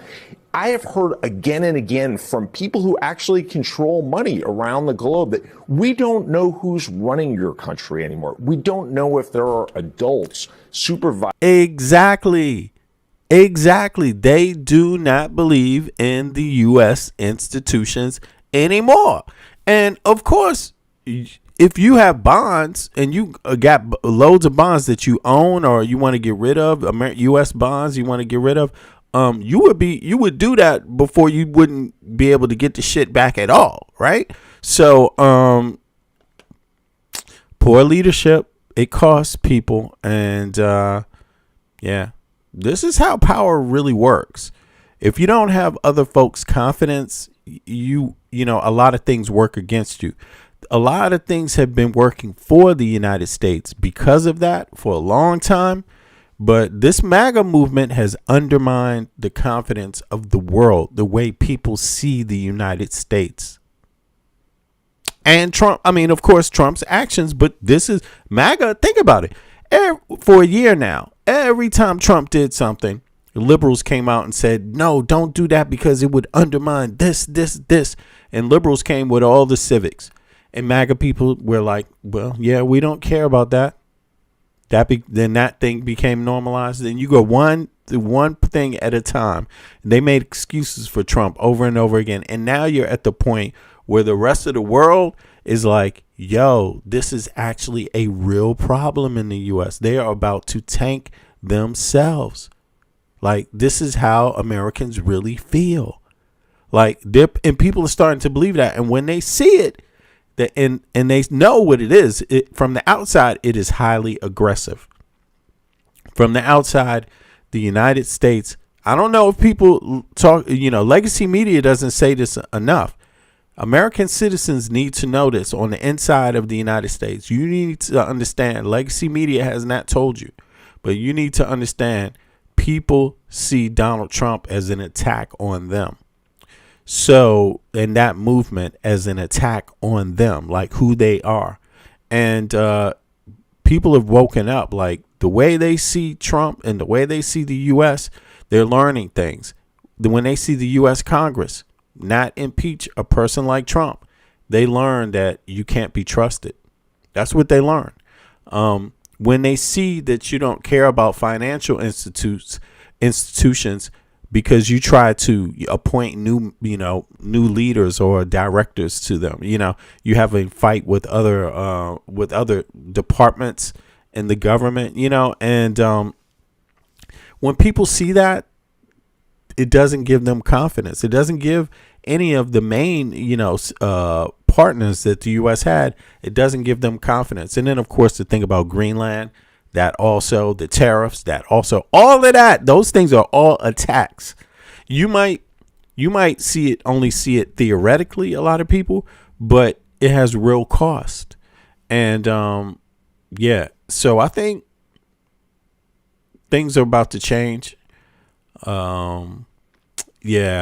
Even if you change back to like what Biden had, it's going to take time to, not to say that was the best, but it's going to take time even to get there. It's going to take a lot of time because it's about the institutions. They see that the reason why a person like Trump could exist in the United States, a treasonist, a person that's highly likely involved with Jeffrey Epstein and blackmailing people, or caught up in an espionage thing himself, right? It's very ugly, the what it could be with Donald Trump. And of course, he hasn't been taken to court for these things. He went to court with the top secret documents, refusing to return those. He went to court. He was headed there, but they stopped it and threw it out, right?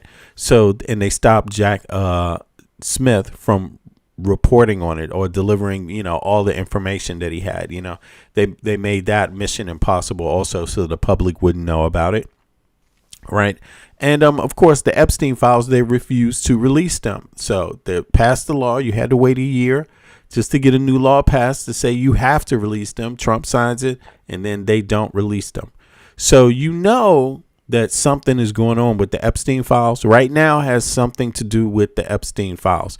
Whatever bad stuff you're experiencing, it's because of the Epstein files. There's something in there that means it has to be this way. Like, whatever is in there is affecting your politic right now. It's what allowed Donald Trump to become the president. Whatever's in the Epstein files is connected to why Trump is the president.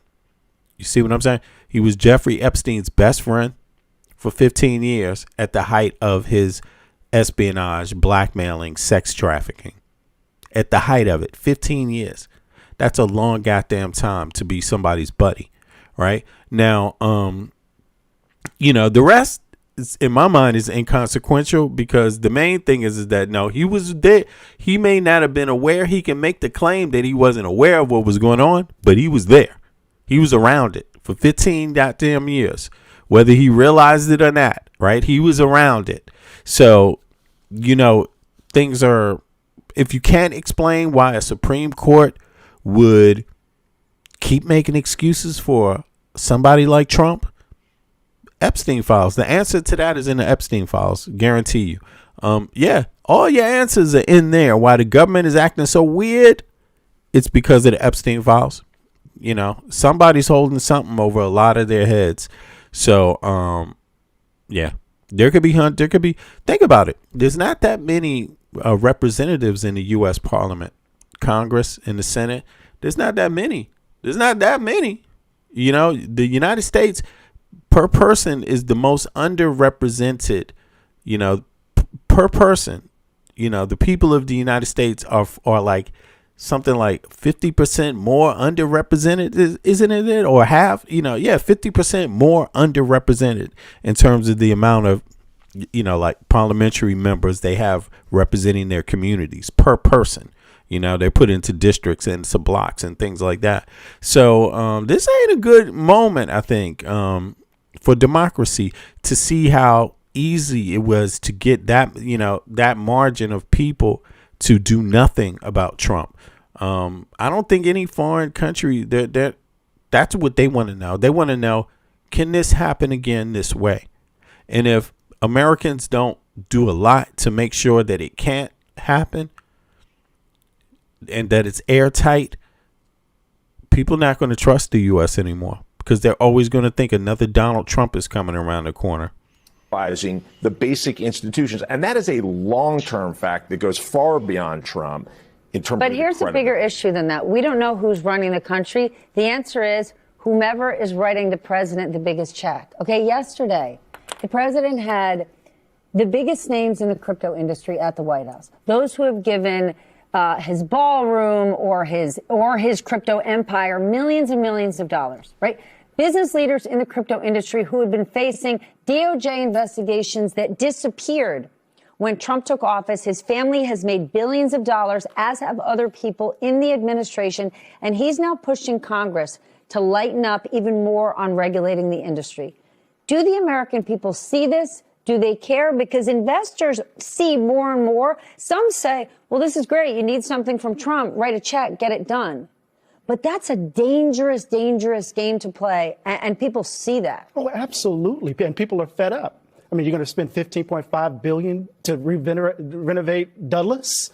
You've made billions. Your family's made billions, and we're trying to put food on the table, trying to figure out how we're going to buy clothes for our kids for the beginning of school. I mean, it's very clear that the corruption is mind-boggling. This makes Grant's administration and Harding's administration look like romper room. I'm waiting for the B to come out. I just dated myself, right? But the point is that I don't understand, and maybe you guys can help me understand this. Why are so many folk allowing the corruption, allowing the grift? Because he's doing it right in front of our faces. They are in the doing business it. community, listen, corporate profits are soaring. We now have corporations who are getting paid tens of millions of dollars in refunds from the tariffs, but the American consumer isn't, right? Target just revised their guidance upward because they're getting these big tariff dollars. And if you go back to school shopping there, they ain't having a tariff refund sale. But when the president goes to Nevada, he comes back with no tax on tips. Do taglines like that still work with the American voter when at the end of the day, the tax cuts truly benefited the wealthiest and the biggest corporations out there? So I underestimated, I think, in 2024, Stephanie, how much the no tax on tips would resonate with some of the key constituencies in the Democratic Party. You know, what a big labor state we are, a service industry. And I think that helped Trump win the state. But I think in Nevada and elsewhere, there's a lot of buyer's remorse now because they're not seeing the benefits that they were promised during the campaign. And instead, they're seeing, thanks to a lot of great reporting, by the way, how much money Trump is making, how he's helping his friends. I mean, in the before times, you know this better than I, Stephanie, Trump was very negative about crypto. And then suddenly, called it a scam. Yeah. And then suddenly he sees an opportunity to make money for himself and his friends. And by the way, Trump was just in Nevada a few weeks ago, and you had this remarkable scene that Democrats were very excited about, where he called the Republican governor, Joe Lombardo, up onto the stage. And Lombardo, who is not great in an unscripted environment, started talking about how people are so mean to Donald Trump about helping his billionaire friends, but his billionaire friends help create jobs, so they shouldn't be mean to his billionaire friends. Now, you can imagine how the Democratic ad makers were thinking of that specific soundbite, but it's such a tone-deaf thing to say in this environment. And I think people are making the connection between their own economic struggles and the fact that Trump is enriching himself, his family, and his billionaire friends. When are Republicans, lawmakers, going to see this? Because Trump is doing this so blatantly and so brazenly right out there in the open. He doesn't, right? One could say, well, he's a lame duck president. He doesn't feel lame in any way. By the time he leaves office, right, he is on the way to becoming one of the richest people on the planet, Vladimir Putin style. Right? People always said Don Jr. is going to run for president. A very close ally to the president said, he's running to be worth $50 billion. Yet Republican lawmakers are out there trying to win the midterms, giving stump speeches while he's laughing about affordability. Do they not realize they are going to be the butt of this joke? I don't know. I think many of them may be thinking about, how am I going to get access to the bag? I don't know, given the... That's true. So I don't want to be locked out. I'm going to pay this $60,000 or $100,000 to get a tweet or whatever the hell it is before it happens. But the interesting thing about it, to go back to our first segment, we're talking about the isms of socialism and communism when crony capitalism is running rampant. When capitalism in this form seems to be broken and the boogeyman is actually folk talking about Medicare for all, folk talking about living wage, folk talking about being able to give their children. He is speaking facts right here. He's speaking facts right here. No bullshit. Thank you very much. Thank you very much. This is interesting. Going to get access to the bag. I don't know. Given the, that's true. So I don't want to be locked out. I'm going to pay this $60,000, $100,000 to get a tweet or truth, whatever the hell it is, before it happens. But the interesting thing about it, to go back to our first segment, we're talking about the isms of socialism and communism when crony capitalism is running rampant. Crony capitalism is running rampant. Yes, crony capitalism, absolutely. Yes, but brother. The interesting thing about it, to go back to our first segment, we're talking about the isms of socialism and communism when crony capitalism is running rampant. Isms of socialism and communism when crony capitalism is running rampant. Of socialism and communism when crony capitalism is running rampant. When capitalism and communism when crony capitalism is running rampant. When capitalism in when crony capitalism is running rampant. When capitalism in this crony capitalism is running rampant. When capitalism in this crony capitalism is running rampant. It's running rampant. When capitalism in this form seems to be broken and the boogeyman is actually folk talking about Medicare for all, folk talking about living wage, folk talking about being able to give their children a future that's better than their own. My God, look at this. I think it's fair to assume that in this. Damn, he killed it. He killed it. What?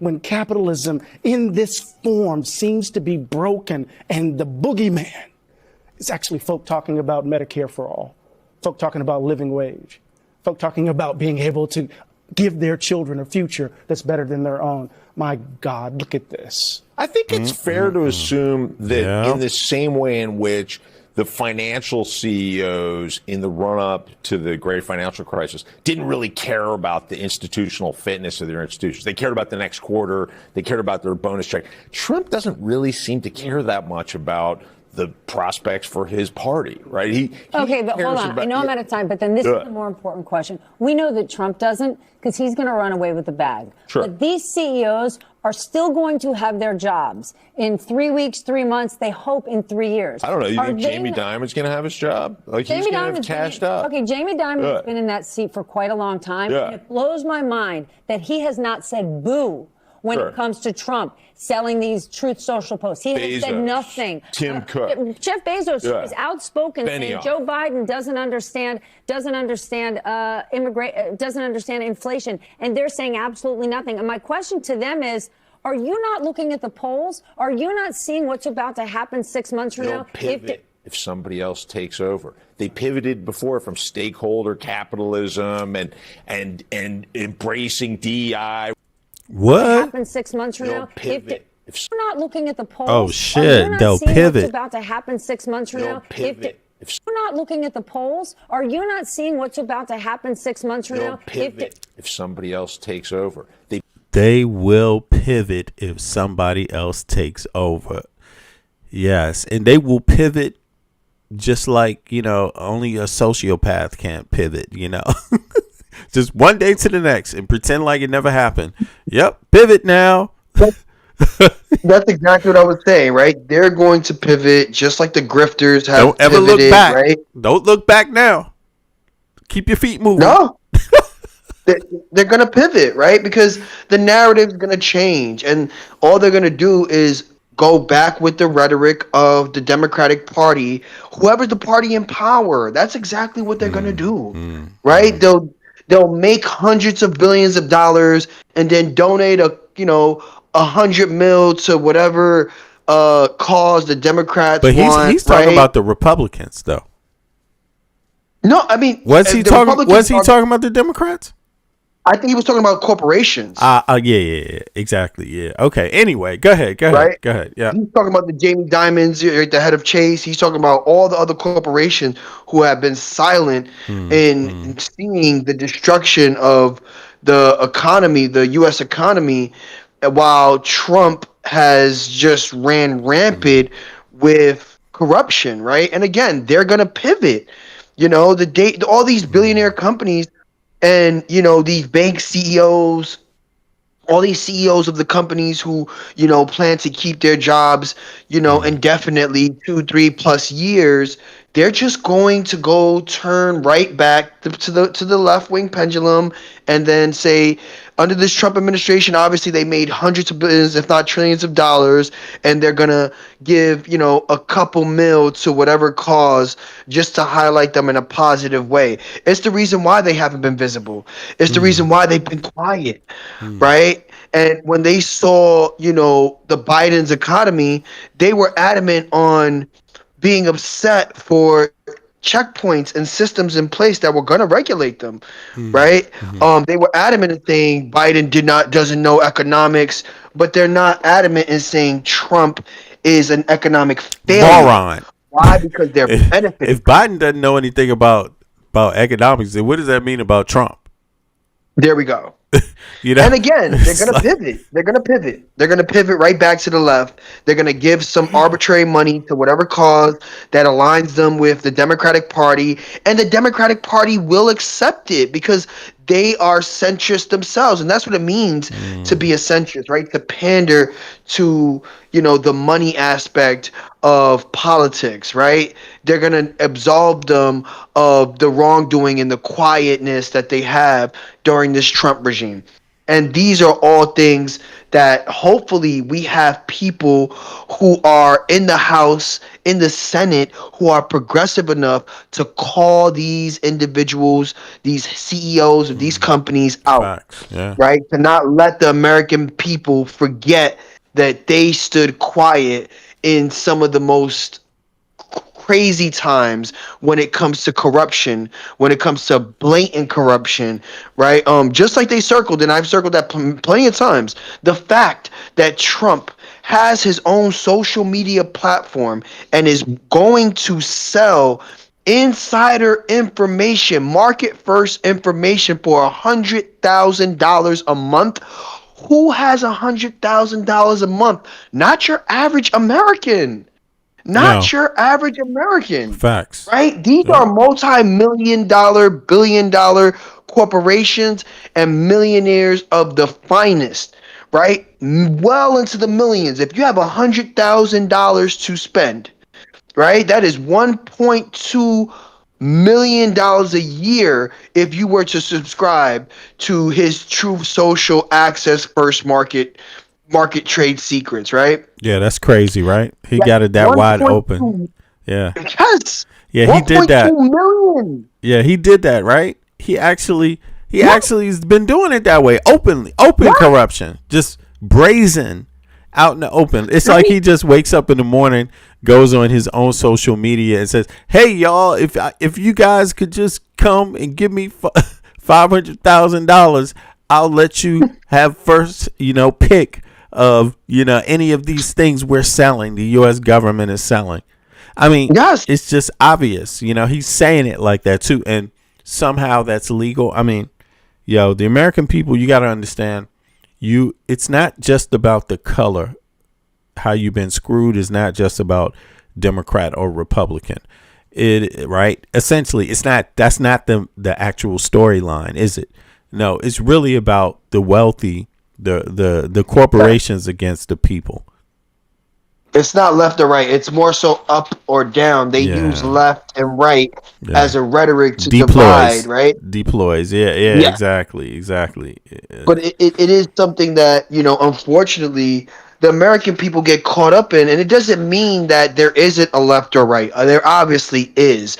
It just happens to be that they utilize it as a distraction to continue the wealth inequality and the enrichment of the richest in America, only at the cost of your average American. And that's the problem, right? And so when we look at it, at least, I will say that this segment is a bit more comprehensive, right? When it comes to MSNBC or MS Now, because they've rebranded, MS Now. And it's good to see that they don't have that one, Republican who's Sellout a figure libertarian, who's a just for the sellout. money. Just for the money. Exactly. Like these people that are speaking, they're speaking what they really feel, their real views. They're not doing it because of the money. But CNN, they have those. They have some of that. Fox News has that. It's like money. If it's right wing, it's just about the money. It is crazy. Like, it's so sad. It's so sad. I mean, and people on the right should feel sold out a little bit too by that. Just knowing that these folks that they believed in, really, they were just saying that shit just for the money, just to get their hands on the bag. That is crazy. So whatever you were thinking before, whatever you were thinking before, don't ever think that again. Don't ever make that mistake again. Whatever it was that got you to vote for Trump, don't ever make that. Don't ever do that again. Go the opposite direction. Do everything opposite. Yeah, do everything opposite from that point, because got a lot of questions to be answered about that. But it's unfortunate because a lot of conservatives will vote for anything as long as it holds their values that they care for in a hypocritical manner. Right. They will vote for it, right? If it's anti-immigration, no matter how much it disenfranchises them, they will vote for it. If it's anti-DEI and color representation and visibility, they don't care how much they're disenfranchised, as long as that's the rhetoric and that's the plan, right? And that's if it's pro-choice, they don't want it. They're gonna impose their will, even if it's at the cost of their own betterment, right? And I think that's the toughest part in America to get over. Yeah, right. That suicidal part, that all or nothing part. That is crazy, man. You're so right, though. You're so right.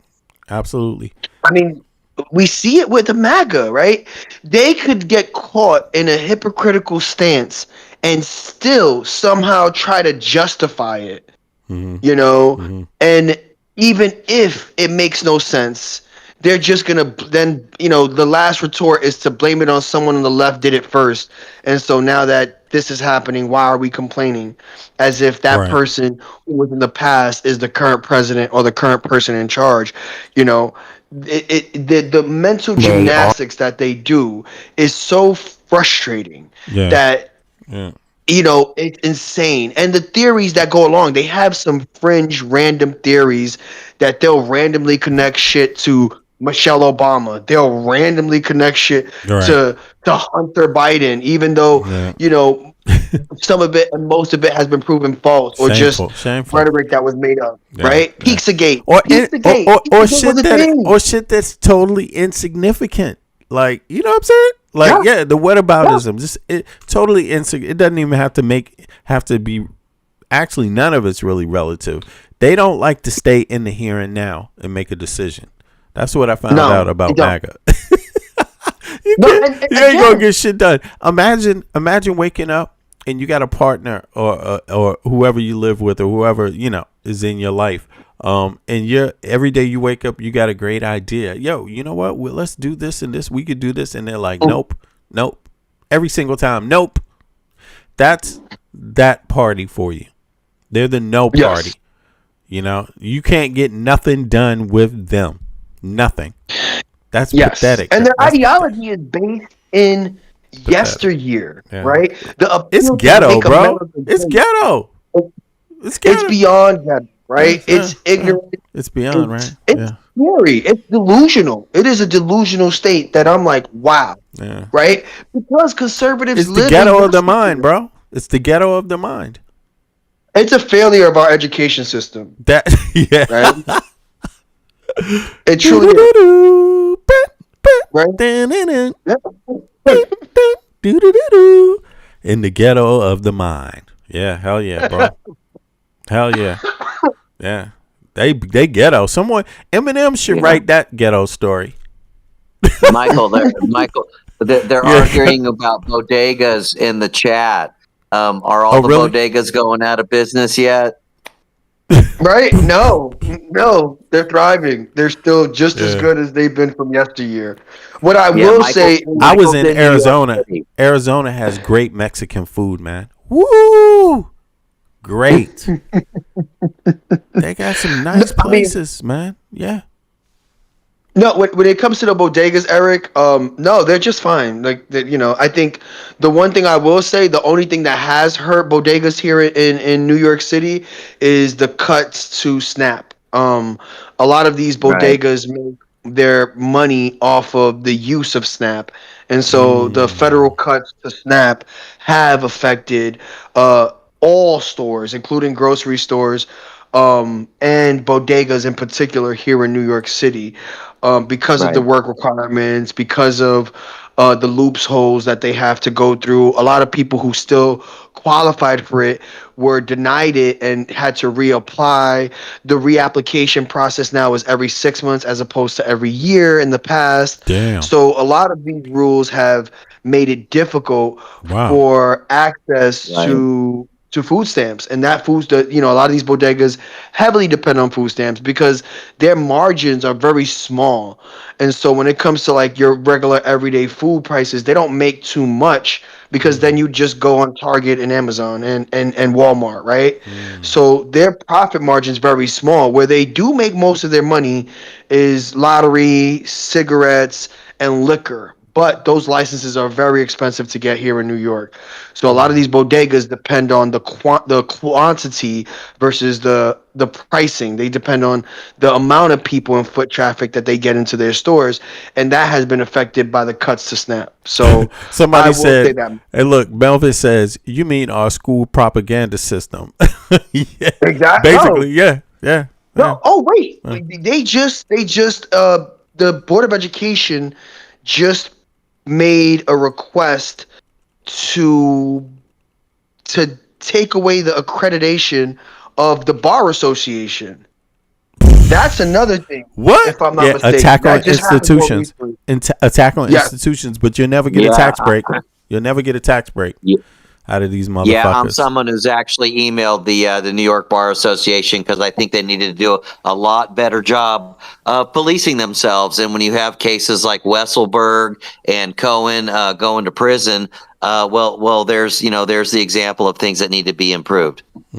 Facts. No, yeah, Facts. approved in general, but this Board of Education is trying to take away their accreditation, in general, right? Because they're trying to Yes. dismantle what the Board of Education has built up in terms of checkpoints and balances that have allowed the educational structure in America, because they want to leave it strictly up to the states, right? And Right. especially these poorer states who don't want to have to go through these loopholes, right?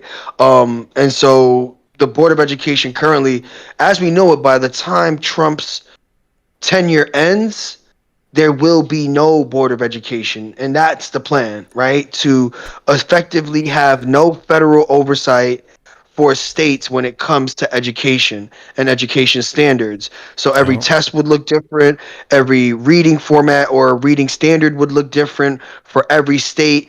And that's because they're tired of having the Board of Education continuously highlight these red states that have poor reading skills, poor mathematical skills, poor educational skills overall because of their poor systems that are funded through low taxes, right? And the dependency on federal government money. So, by the end of this term or Trump's term, there will be no Board of Education. It would strictly be whatever state you're in and however progressiveness they want to take on a stance in terms of education, they fundamentally will have to build their own Board of Education on a state level to kind of have those checkpoints in place.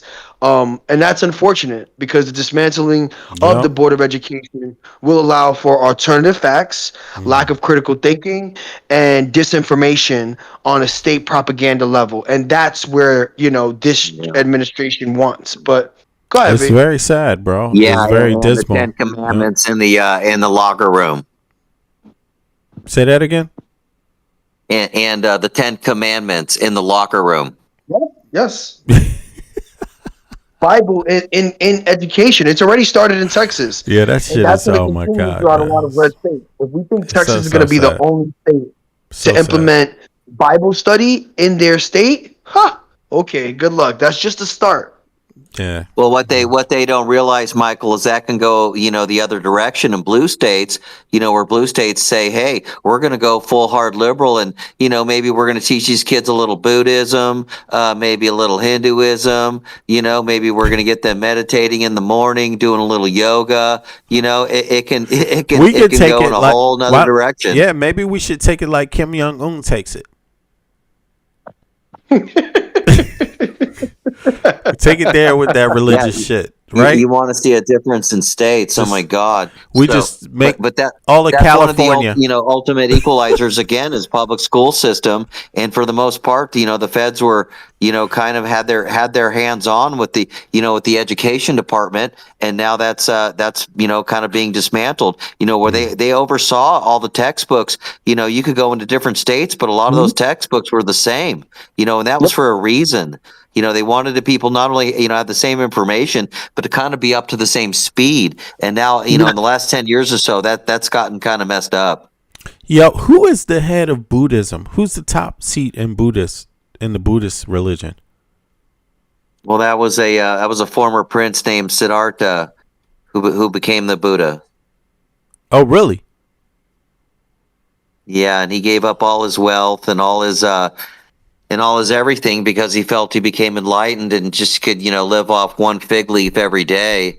And he was just kind of proving to everybody that, 90%, of pain is created and, only about 10% of it's real, like childbirth. And so he was just trying to point out that we need to get away from creating all this pain. It's just unnecessary.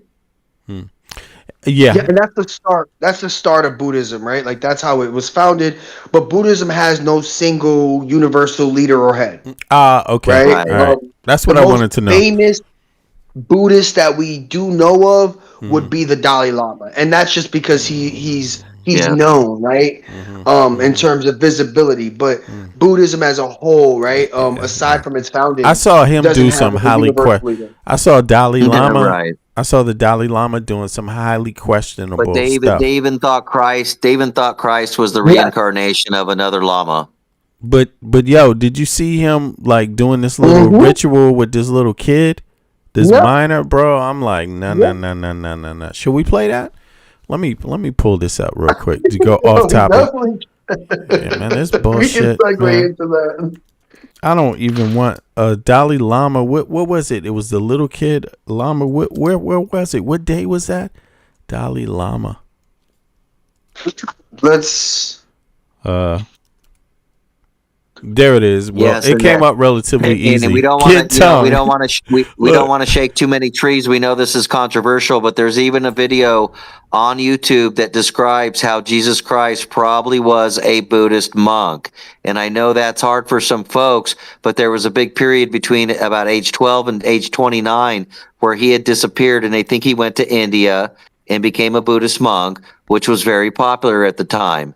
And but then when he came back, that's probably when he got kind of got in trouble again, because he initially got in trouble when he was at age 12. We read about all that in the whips and the money changers. And so he got in trouble again, and they probably weren't ready for what he was teaching and for the approach that he was taking. But you have to realize right now we only deal with about 4 scriptures out of what we know to be over, I think, 34 scriptures, and that's out of what they think is over 3,000 Buddhist scriptures. So he probably absorbed those. Right. He probably absorbed those very quick. And so what you're experiencing today in the Western world is just a small portion of all that. Okay, well, this is different because I'm not talking about his religion. The Dalai Lama is a different subject. I just thought since that came up. It shows him kissing a young boy on the lips and asking him to suck his tongue. Yes, man. But go ahead, V. Yes, this shit right here, bro. Exactly. What's up with that? Like weird ritualistic stuff. Yeah, what is up with that, man? Like, come on, So it's like it depends on what you mean by we'll start teaching them Buddhism. That's what I'm getting at. Like, what do you mean exactly by that? Like, for the most part, they seem to be pretty mellow. Yeah. Well, as long as we not teaching them this, look. I mean, it's just how many Buddhist For real. wars were there? Literally. You know, there's been plenty of crusades and everything, but you know, it's like when it comes to these guys, I think they're kind of something's up here. Something is up trying here. to take everybody. I don't know. Yeah, they're fighting the Hindus in India.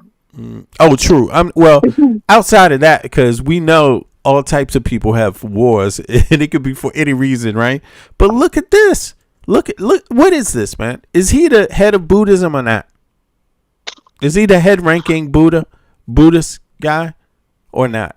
Well, there's different sects, so it depends on who you ask. I don't even like hearing that word, man. All right, hold on. Let's just hear this. Here, let's hear what it says. The Dalai Lama has apologized after a video showing him kissing a boy sparked outrage on social media. This happened back in February at an event in India. Now, the video shows the spiritual leader kissing a boy on the lips and then sticking his tongue out and asking the child to, quote, suck my tongue. The Dalai Lama's office issued a statement saying His Holiness often teases people he meets in an innocent and playful way, and that the 87-year-old does regret this incident. I don't understand that, and you didn't even see the incident occur. You didn't see the incident. The incident was more like this. Yeah, they're trying to find a new Dalai Lama. Then I think finally here also. You see this? Look. So he wants a little kiss.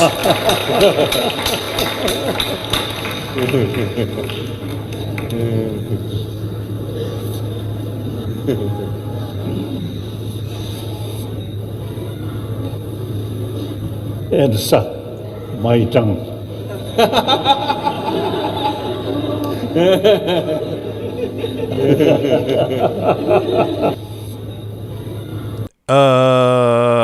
I don't know, man. I don't think so. Nope. That's that one. Yeah. Old man. Now remember, folks, he's exiled. He had to flee for his life, and when he was a little boy, but he has survived. I'm not. I don't know. I can't claim to know what he means by that, but I just think it's like, Robert De Niro made a big movie about that. Oh, he did? He did? Yes. Oh, okay. I didn't even know that. All right. Well, anyway, back to the main topic here. Sorry about that. I just wanted to see what. Oh no, that was. If people saw that, was Scorsese, have you seen that? Pardon that. No, it wasn't Robert De Niro. That was Scorsese. Okay, but have any of you people, have you seen that? Did you hear that about the Dalai Lama? Did that happen with him?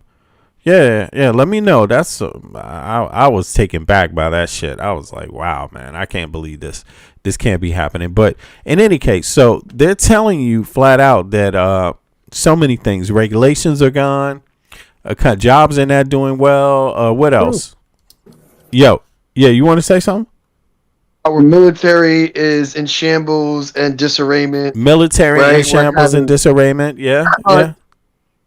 To certain sectors, even in the FBI, we're having the bond sector, the bond market. People are trying to get rid of U.S. bonds, bro. Well, and that's why they're saying they can't go on leave right now. Those ships that are stuck in the strait, because the 4 U.S. military bases that were nearby are gone, are all blown up. And we also know that Hegseth has been lying about the damage to a lot of these fleets. That I can place a link I actually placed a link in our chat, but I can place a link in the YouTube to link that as well. Okay. To cover that as well, which essentially it covers the fact that Hegseth and the DOJ have been covering up the amount of damage to these fleets that has happened. That's terrible. Yeah, send me the link. All right, let me see. There's more about this bond shit that just happened. So let me just see what this reporting is. This is Cassie Simpson. The U.S. Let's see here. bond market just crashed. A record number of investors are trying to sell their U.S. bonds, which has driven Treasury yields to their highest level in decades. And why is this so dangerous? Because the U.S. bond market just crashed. A record number of investors are trying to sell their U.S. bonds, which has driven Treasury yields to their highest level in decades. And why? 30 years, okay. Why is this so dangerous? Because in the last few months, the biggest AI companies like Google, like Meta, like Amazon ran out of money. So they are having to borrow it. And all the money they borrow is dependent on U.S. Treasury rates. As Treasury rates get higher, these companies have to pay higher interest, meaning they can't make as much profit, meaning their share prices fall, the stock market falls, and the entire economy collapses with it. And if that sounds complicated, it's not. I'm going to explain it. If you own any US bonds or have any money in the stock market or are affected by the imminent collapse of the US economy, you're gonna want to hear this. Before we understand why the US bond market is currently crashing at levels we haven't seen since 2007, we should recap what the US bond market is. The US bond market is just a fancy name for the government buying loans. The US is basically an irresponsible teenager who spends more money than they take in. So the government asks its citizens or foreign investors for loans so they can spend more money. But a rational actor would think, why would I loan the US government money? I would rather donate to a literal serial killer. And the US government knows that. So in order to get people to loan them money, they offer interest, where if you loan them money, when they pay you back, they'll give you a little something extra. So if 30-year treasury yields are at 5%, that means if you loan the government money, you'll get your money back at 30 years, plus a 5% interest rate every year. And when a lot of people want to buy US bonds, then bonds become a seller's market. The government no longer has to incentivize people to loan to them, so they can lower interest rates. But if no one wants to buy US bonds, at least until they release the Epstein files, then yield rates rise because the government's like, oh God, I have to convince people somehow to loan me money, so I'll just pay them more money. And here's why this matters. Despite everything, US bonds are still an extremely safe investment. If you buy a 30-year bond, you're all but guaranteed to get your money back 30 years later with interest. And this means every other industry that's based on loans, like the auto industry, student loans, and the housing market, have to charge a higher interest rate on their money than the US Treasury. Why? Because all of those industries are riskier investments than the US government. Why would a bank give a homeowner a 30-year loan at the same interest rate as the US Treasury when there's a much higher rate the homeowner will default than the US government? To make up for the extra risk in loaning money to an individual person as opposed to the US government, banks charge higher interest. And so when US interest rates go up, every other industry's interest rates will also go up in proportion. So it becomes more expensive to buy a home, more expensive to get a car, more expensive to go to college. And then when everything becomes more expensive, people obviously spend less, and the entire economy slows down. In small doses, high interest rates curb inflation. But any more than that, and they'll cause a recession. Which brings us to the big news today. Interest rates have reached their highest level on record since 2007. And we all know what followed in 2008. So what's going on that's jacked interest rates so high right now, bringing us to the brink of recession? Well, I hope you're sitting down, because the two reasons are absolutely infuriating and somehow worse than the other. The first reason is that literally today, the US debt hit $40 trillion. The U.S. national debt hit $40 trillion. And you can actually see this is a live clock on the screen of the national debt. It is ticking up dollar by dollar as I speak. And you hear $40 trillion, you think, okay, that's big. But how big? Yes. It is bigger than the largest economy in the world, which is the U.S. economy. We're roughly $33 trillion when it comes to GDP. But the thing is that the national debt has doubled since 2017. Someone said, and the United States wants to give me a credit score, LMAO. To give you context about how big that number is, think of $1 billion and then add 40 trillion to it. The US government now has to spend $8 trillion a year just on minimum interest payments on the debt. We're not talking about paying down the debt. We have to pay $1 trillion to make our debt grow slightly less fast. And we don't even have enough money for that. We are literally going over budget, paying the minimum amounts on our debt. So we are now taking out loans to pay back the interest rates on our other loans. Do you You get how insane this is? And this drives up interest rates for two reasons. The first is that investors see the US government is $40 trillion in debt with no intention of paying it off. And for the first time in basically American history, investors are wondering if loaning money to the US government is that safe of a bet. Will the government actually be able to pay them back? I mean, that's why the US credit rating was actually downgraded for the first time in history. So the US government has to compensate borrowers with the additional risk of them going bankrupt by paying them higher interest rates, which makes it even more likely they'll go bankrupt. But the second reason this makes interest rates go up is when the US government needs to spend more money, they need more borrowers to give them money. So they have to incentivize people even more, and they do that by raising interest rates. But if you thought that was bad, wait till I tell you the second reason we're literally going into a recession. The second reason the bond market is crashing, potentially taking the whole US economy with it, is because the government is going broke, spending money on, wait for it, AI data centers! Each level of US government is spending billions of dollars to subsidize data centers, making our deficits worse, with 38 states explicitly offering to compensate data centers directly. But if that's not bad enough, AI companies, as of a few months ago, have run out of money. So just like the US government and an irresponsible teenager, they're trying to get loans to build even more data centers they can't afford. And remember how earlier we talked about every company that's not the US government has to offer higher interest rates than the US government? Well, that's exactly what these tech companies are starting to do.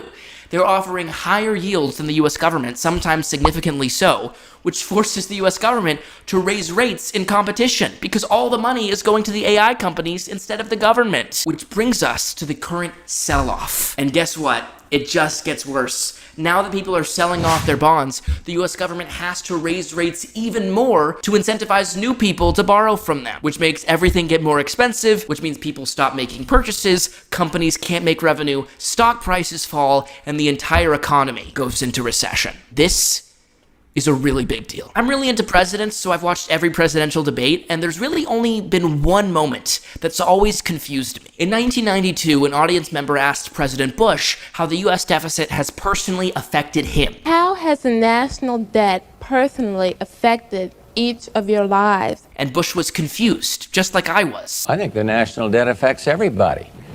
Obviously, it has a lot to do with interest rates. It has. She's saying you personally. On a personal basis, how has it affected you?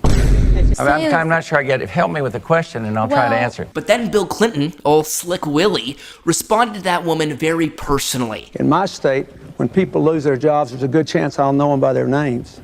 When a factory closes, I know the people who ran it. When the businesses go bankrupt, I know them. And what Clinton was referring to. You know what? It means that how much you pay these goddamn congressional members, senators, it needs to work with the national average too, right? Everyone needs to be able to get the health care they have. There needs to be some minimums because they take advantage of the system. If you're giving people just follow me here. If you're paying people more than you pay yourself, right? What does that mean? Like when you're an elected official, what does that mean? What does that look like? And you're seeing in the U.S., it's like the vast majority of Americans, do they make that same salary as like a congressional member or a senator? I'm curious about that. I want to look that up. In any case, these are the people that have to shut it down. So if it's not in their interest to do anything, they're going to move away from it. So obviously there's something they're getting that the average American citizen isn't benefiting from in terms of the policy somehow. But let's just hear this out for a second. This is about the bubble. This is about the crash. This is about the crash, the impending crash. This is about the debt, right? The deficit. And so let's hear some more. When the deficit goes up, interest rates go up, the economy slows down, and people lose their jobs. That's how the deficit affects you personally. And I didn't understand that until now. And I don't think George H.W. Bush ever understood it. That's why he lost the election. So I hope you feel better now that you're more educated than a president. Well, you're probably more educated than a couple presidents. The Trump administration knows the bond market is crashing. So today, Treasury Secretary Scott Bessent is trying to stop the bleeding. He announced the government is going to do huge Treasury buybacks, which is literally when the US government buys their own debt. But the catch is they can't even afford to buy their own debt, so they're going into debt to buy back their own debt to prop up the price of their debt that they're paying themselves. It's a total scam, but this worked in curbing interest rates for a day. Interest rates went slightly down yesterday, and they're back up today. Today, the U.S. announced that we are buying back our own debt because nobody else wants it. I'm a monetary analyst. It's what I do for a living. I study the dollar. And a year ago, almost to the day, I predicted that yield curve control was coming, which is essentially when the U.S. Ponzi scheme really kicks into high gear and is exactly what we're seeing today. Instead of the Fed issuing new currency to buy the debt, the U.S. Treasury is issuing more debt to buy our existing debt so we can keep issuing more debt. And if that sounds confusing, it's because it is. Exactly. So people need to pay attention. I think right now this is a good time to think about where you're going to put your money. What is it in a decent stock, or is it in a stock that's just going to crash along with the rest of this bubble? Right? Where are you going to put your money? You know, it's essentially the question, because something seems like it's going to happen. And they're AI, there's going to be a bubble there. What it looks like, and how is it going to be the main bubble? What is it? Is it going to start something even bigger? Right? Yeah. Will this bubble start the crashing of the US dollar? For example, that would be a question to ask. But in any case, right, people know that this is happening. Some people don't know, but this is happening. Like the bond market is kind of shaky in the US, kind of shaky. But in any case, there's more. Trump is busy doing other shit. And that shit, what does that shit look like? That shit looks like this. This morning, with President Trump pouring all of his energy into his new favorite role, decorator. And the Supreme Court just gave him the green light to continue his $400 million White House ballroom renovations for now. Yesterday, Chief Justice John Roberts issued a temporary stay, freezing a lower court ruling that would have brought the project to a halt this morning. Trump has focused so much on his pet projects that the White House has now dubbed him the, quote, builder-in-chief.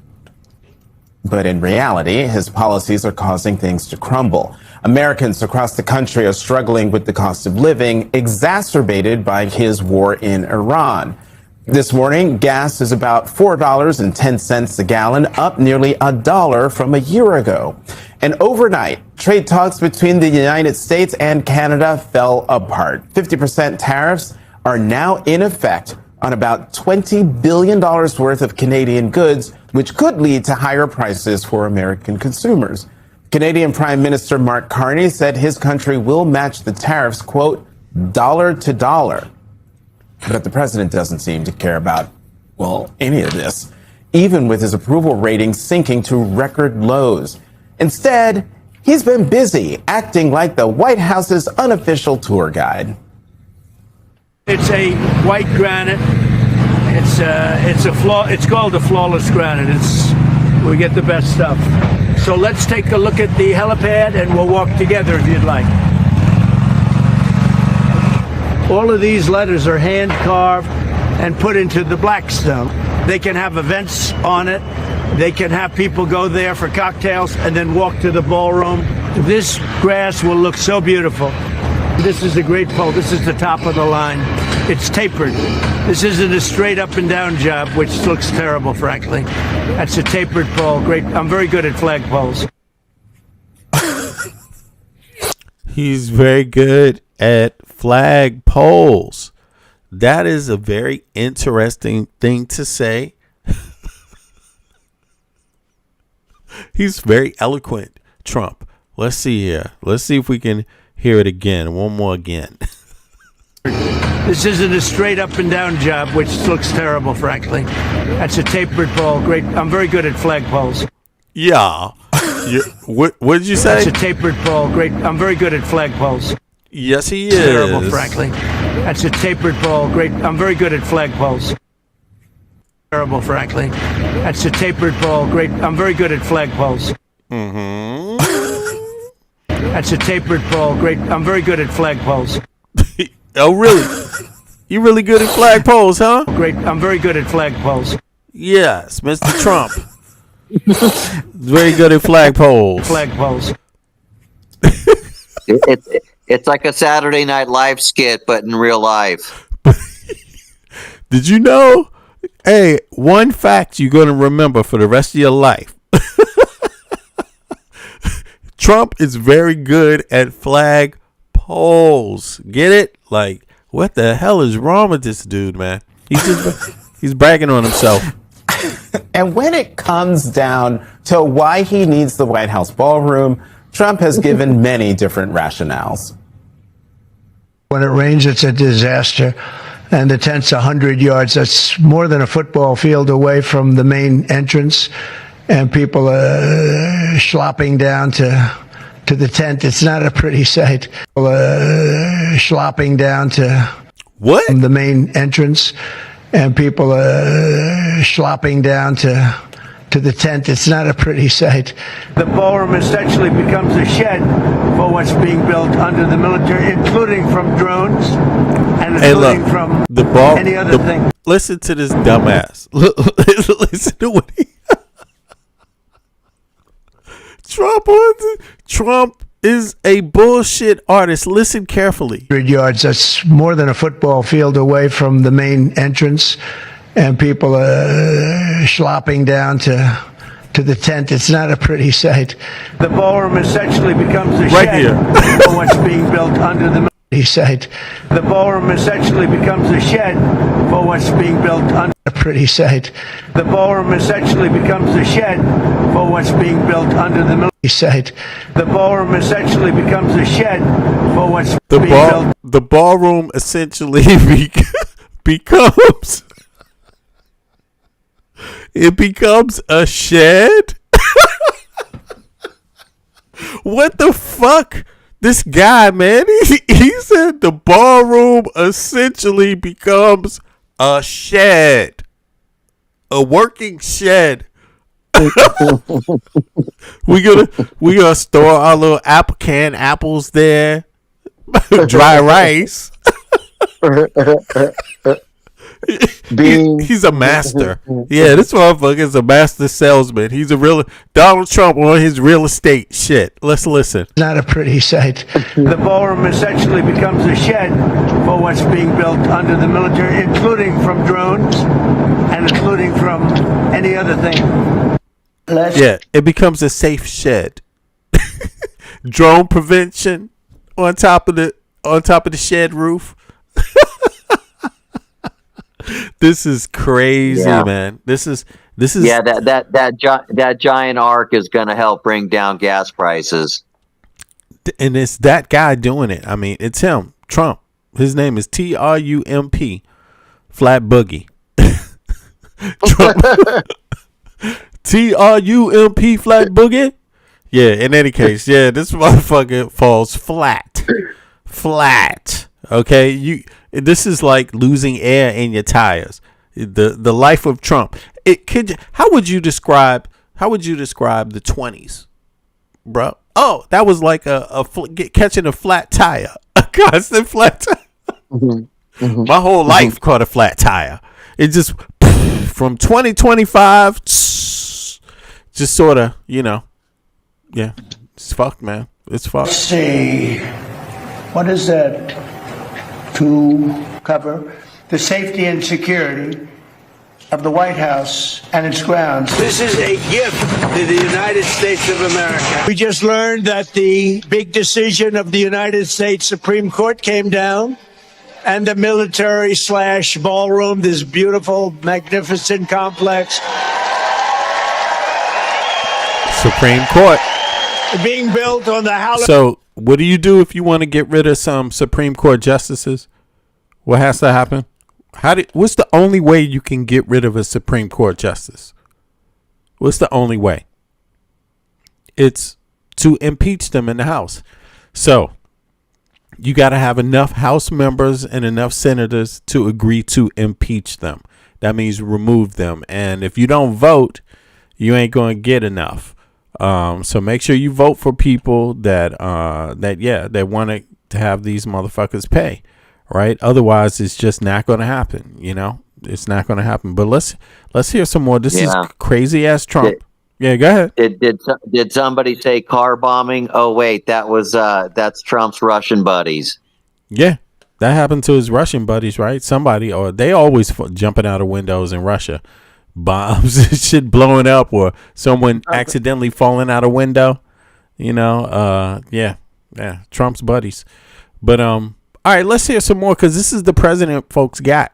This is what you got right now in the U.S. and it's not likely to get better until you get a new president from a new group of people, because this group of people is the most corrupt the country has ever had, and if you don't get rid of them, you may not have a country left. Like, seriously, you may not. That's how bad these people are. They have just ruined the fucking country. And of course, it's not permanent. People have to get up and repair the country, but that takes effort, that takes work.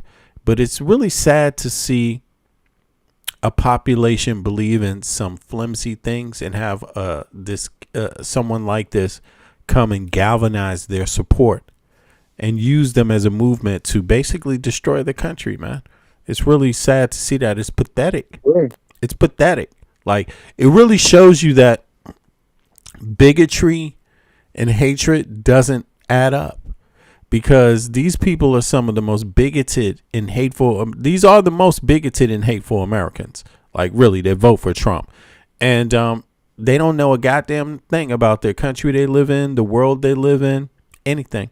They get it like all wrong, sadly enough. And they use that bigotry against other people, and they don't realize that, no, it's you. You live in an illusion about the United States of America, about America, and people, wealthy people like Trump, just take them for granted over and over again at the vote. They vote for they would rather vote for a billionaire who lies to them than a black man, for example, that will tell them the truth and fight for them. Like, that simple.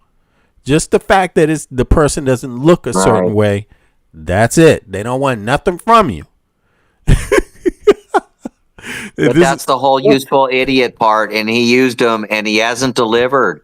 On so many promises, on so many of these checks, on bringing down prices, you name it. He has not delivered, and I think that's why a big reason why guys like Nick Fuentes are having these big meltdowns, because he knows they haven't delivered, even for his own base, that they really just kind of got used and played. So now they're really reaching to find some rationalizations why they still have to vote, against Democrats. Yeah. Yeah. Now they got to vote for somebody from a different party, possibly, right? Because the Republican Party is just destroyed, man. They have destroyed themselves, and they've cannibalized themselves. I mean, no one could do this to them. Could commit this much harm to them as they have done to themselves. Like, no one else could have done it. I mean, it's like dog eat dog. You know what I'm saying? Like, it's crazy. They went out to eat others, and they ended up eating themselves. It's like, it's insane. Well, it's like on those ghost checks, you would think he would at least, maybe cut a check. Maybe send everybody like $5,000, just to get everybody to shut up. But I think he's just so selfish and so greedy. You know what that would take? What? That would take Congress. Yeah, that would take Congress. Yeah, exactly. Right. It's a fucked up situation. It's literally something they could do overnight. You see how fast they appropriate funds for ICE and for Iran and for all these other crazy things. They got loads of money for that shit. Right, and that's billions, So that's they with could a B. Exactly. Right, and then you got the oil revenue, and then don't forget the Venezuela oil revenue. So they could easily send everybody probably 2 or 3 checks. Yeah, what happened to that money? Where'd that money go? He stole Venezuela it. Money. Yeah. It went into a Qatari bank account, and then they think it went to Israel. Americans, boy. All right, let's hear some more of our fearless president.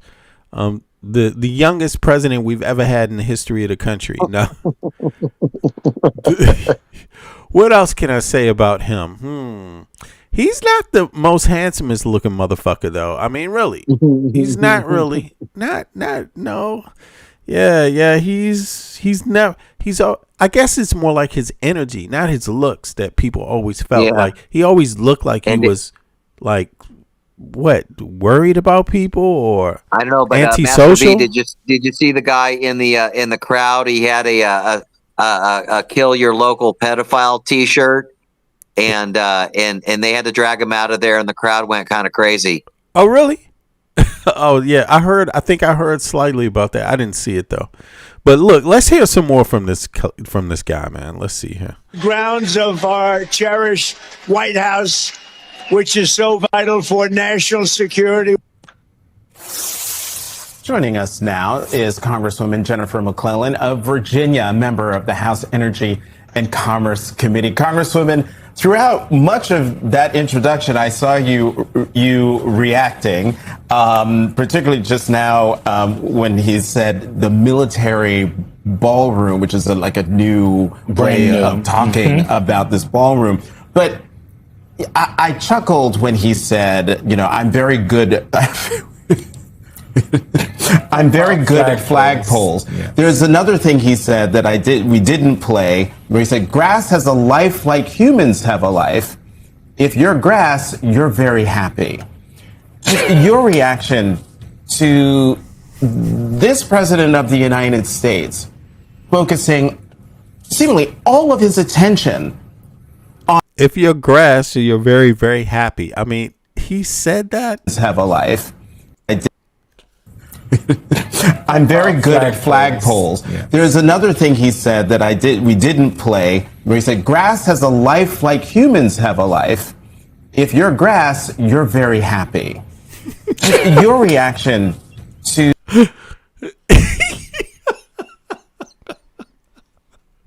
if you're grass play, make a book of things Trump has said, quotes of Trump, and just monetize it?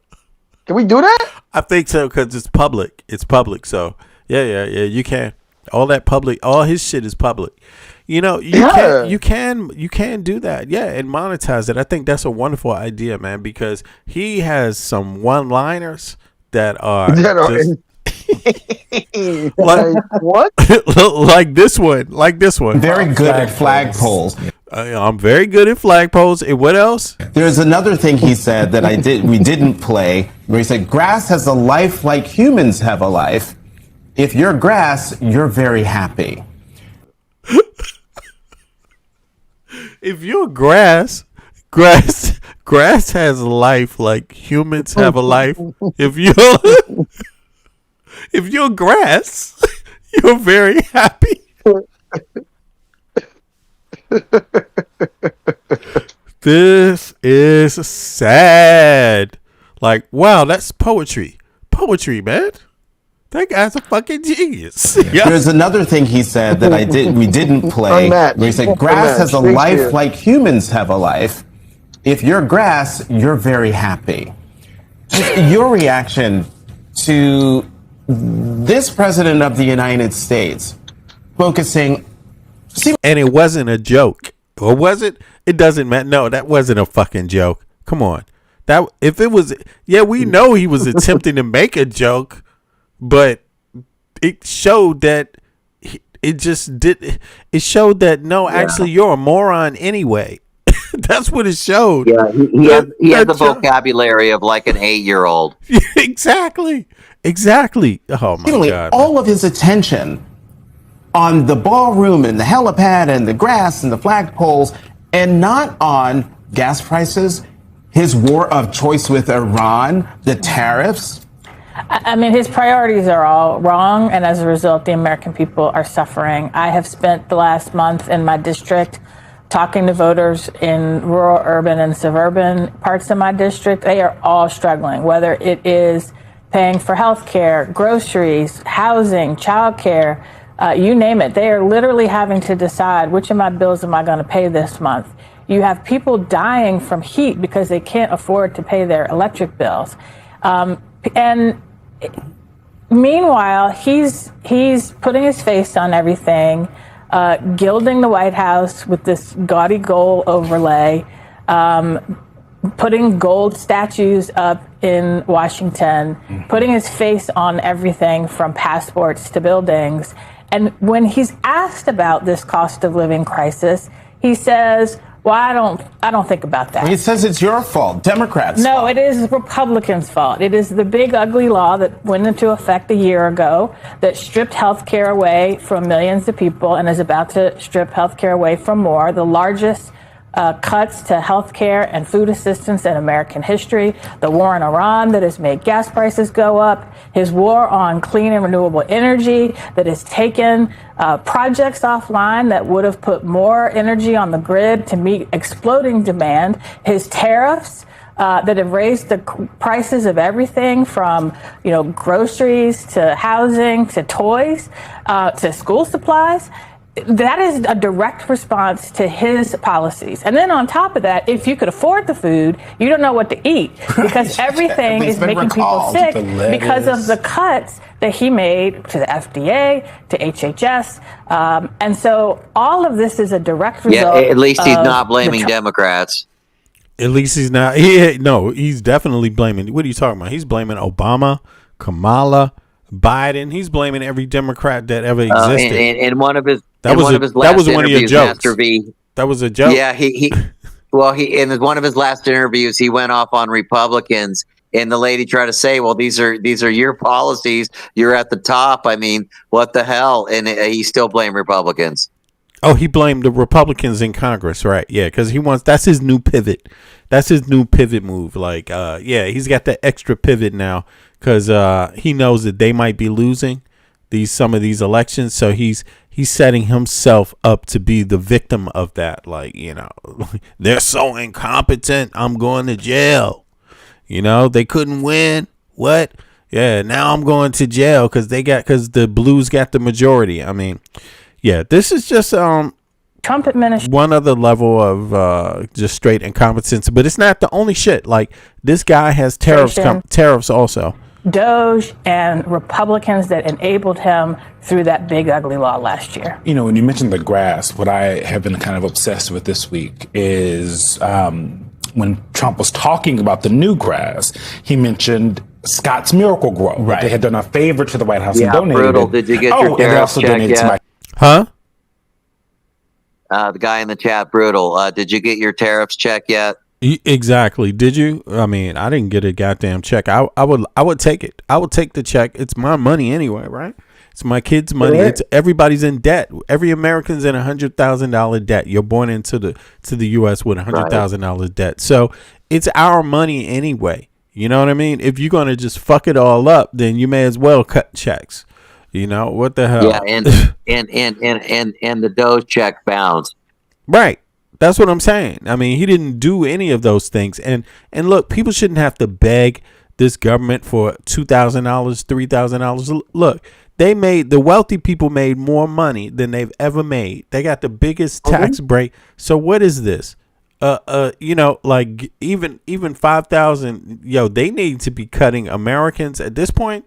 Since it's going to go this bad, you may as well just cut everybody a check for $250,000 and just say, there it is. It's over now, because they're fucking it up. Right? But they're tearing it down day by day. Right. So there's no guarantee there's going to be a country by the time they finish. Yeah, and until we get that check, we're being scammed. It's as simple as that. Yeah, exactly. Well, go ahead. Look, the Doge check, the tariff check, right? Where are all these checks that they were supposed to get? And nowhere. MAGA Disappeared. They just disappeared. Yeah. They were in your face. Biden would never be able to give you a check. You still haven't gotten your check. Right? He played dumb. He played dumb. He's played dumb, man. He continues to play them, right? And they there's no point at which they go, you know what? I'm being fooled. It hasn't happened, unfortunately, and I truly don't believe that it will happen. I don't. It sounds crazy, but I do think that obviously the people who were independent, who lean conservative, their eyes are woken up because they face inflation with rent, food, housing, gas, right? That affordability isn't a Democratic hoax, and the fact that I think again, this is where here at V Media, we can criticize him and call out the hypocrisy all day. Yeah, I why want not? the Why not? Republican, I want the Democrats to do it on an everyday base, every day. This is how critical I think the state of America is. Every single day, every senator, every House rep needs to be taking to social media and public platforms to criticize everything this administration is doing on a daily basis. That's how critical I believe the state of America is. And when I don't see that, I do get frustrated in the two-party system with the one party that I do back with my vote and my tax dollars, right? That's where my frustration does come with on the left, because the right is just lunacy right now. But the fact that we have government officials who get paid off our tax dollars, who are supposed to represent us, in my particular case, the Cory Bookers of the world, who are not every day taking a public platform. Fuck talking about Medicaid for all. Fuck talking about universal education. Talk about the injustices of Trump and this administration every day. Every single day. Not that the other Facts, things bro. don't matter, because they matter to me just as much. But I Right. think in order to save America and not have us go back to just a Democratic president, an overwhelming majority in the House and Senate, and then 4 years But later no have it big flipped over changes. again. Yeah, fuck all of that. Yeah, exactly. They got to be a I house don't want to cleaning. come back here. Yeah, Exactly. because I don't want to come that back would be that would be sad, man. If they don't fix the Supreme Court, first of all, if they don't impeach the ones that are corrupt, like if they don't do that, the ones that have taken money, haven't lived up to the standards that they promised to, having to report the gifts they received. Actually, that all needs to change. You shouldn't be able to sit in that seat and get one goddamn gift. Period. Yes. Like, forget that. And there can be no more lifelong appointment. That's just, you can't just do that. That's insanity. Why are you owed something for a life just because you get nominated by a president? Fuck that. That president shouldn't have any more special power than anybody else. Than the people. Yeah, the taxpayer dollars who are funding this. Yeah, you know what I'm saying? Insane. How can you appoint someone that stays there for life? Just forget it. Maybe in the 1900s, maybe in the 1800s, because it was a civil war. They wanted to just when you keep would die at motherfuckers 35. alive. Yeah, when you would die at when?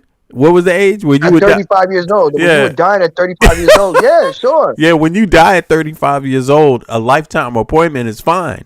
You know what I'm saying? But these motherfuckers ain't dying fast enough, and you pay for them. You pay for them to have the best. Talk about him.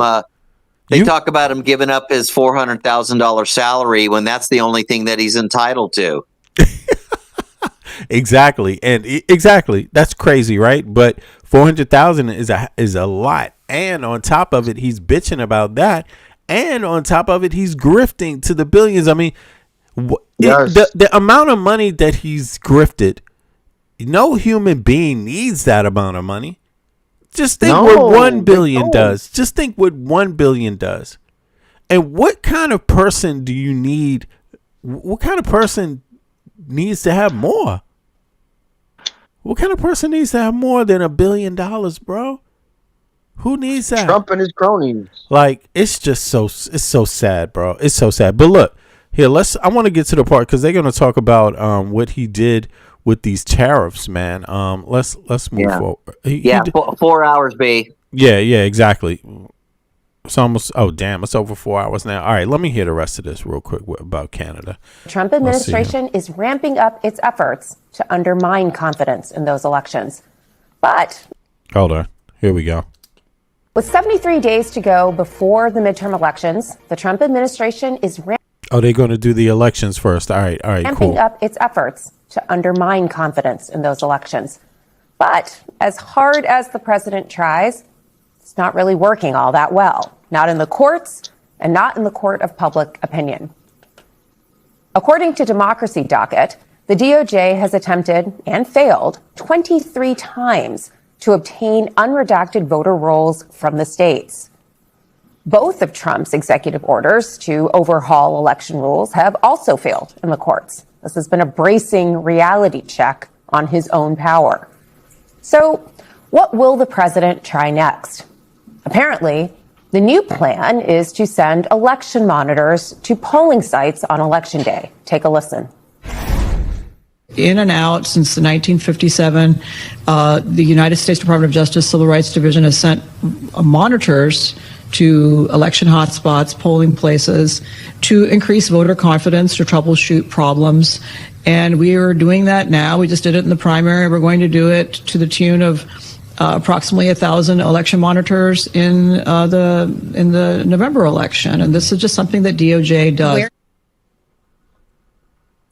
The DOJ says it will dispatch approximately 1,000 election monitors to the polls in November. Harmeet Dillon, you just heard her, the Assistant Attorney General for Civil Rights, is correct that the DOJ has in the past sent monitors to election sites.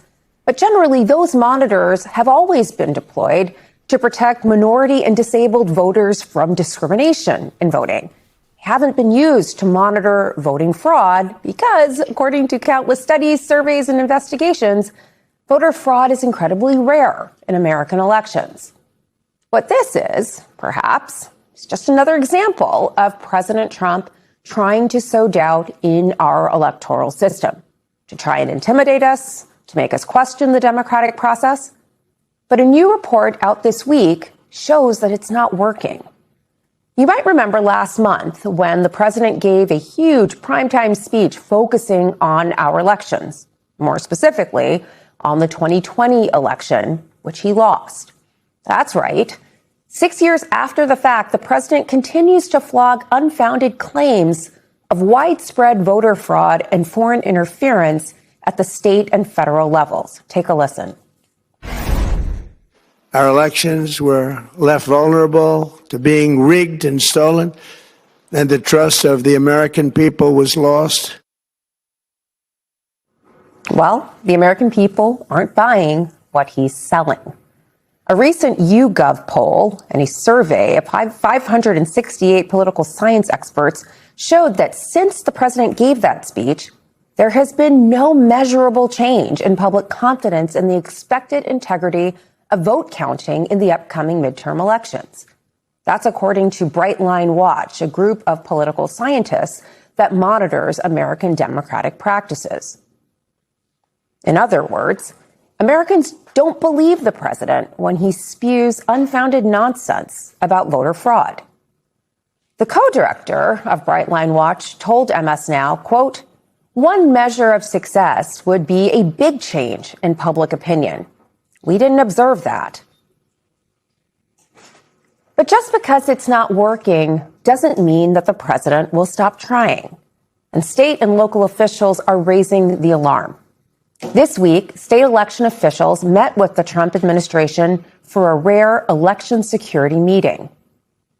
And according to VoteBeat, tensions at that meeting reached a fever pitch. The call included the administration's Cybersecurity and Infrastructure Security Agency, also known as CISA. Historically, CISA has been a reliable resource for helping states secure their elections against cyber attacks and foreign interference. But in his second term, President Trump has scaled back support for states by cutting CISA's funding. According to VoteBeat, on the call, state leaders said CISA, quote, offered no concrete support for the 2026 election, which is less than 90 days away.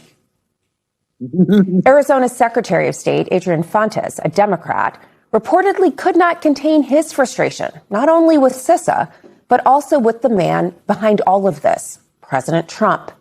Fontes told CISA, quote, "Your boss came out there and said, we're going to criminalize the work you do. Why should we trust you?" CISA did not respond to VoteBeat's request for comment about that call. But Adrian Fontes, the person who issued that warning, and Arizona's Secretary of State, is here and joins me now. He is running for re-election in November. Secretary Fontes, thanks so much for being here this morning. The president has vowed to prosecute state officials like yourself if the DOJ finds evidence of voter fraud in the upcoming elections. Are you and your fellow election officials across the country worried about this new threat? No, we're not worried about the new threat. We get DOJ monitors out in places like Arizona and so many other prior pre-clearance areas. Election monitors are going to, actually, we welcome them because what they're going to see is very well-run elections across the entire United States of America. And if they're monitoring for the benefit of voters, great. If they're monitoring so they can figure out better ways to help us do our jobs, great. But if they're monitoring so they can dig up some little scrapes of non-existent evidence so they can fake up some kinds of allegations in the future, that's the problem. And unfortunately, they've put themselves in the posture of being adversaries against election administrators instead of partners with election administrators to do things better for voters. And so that's where the real problem is, particularly with this Department of Justice.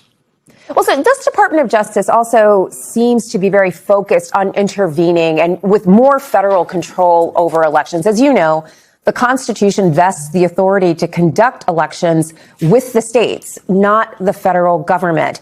But the president is arguing that greater federal oversight is necessary to ensure election integrity. Do you think that consolidating control of elections in one body, the federal government, or just the idea of more federal intervention, is that going to make our elections more secure or maybe even less secure? Well, it's been argued by security professionals across the United States of America that one of our greatest strengths is that elections are run in most cases at the most local level. You've got municipalities, townships, counties who are actually the folks doing the work. Here in Arizona, for example, we're a bottom-up state.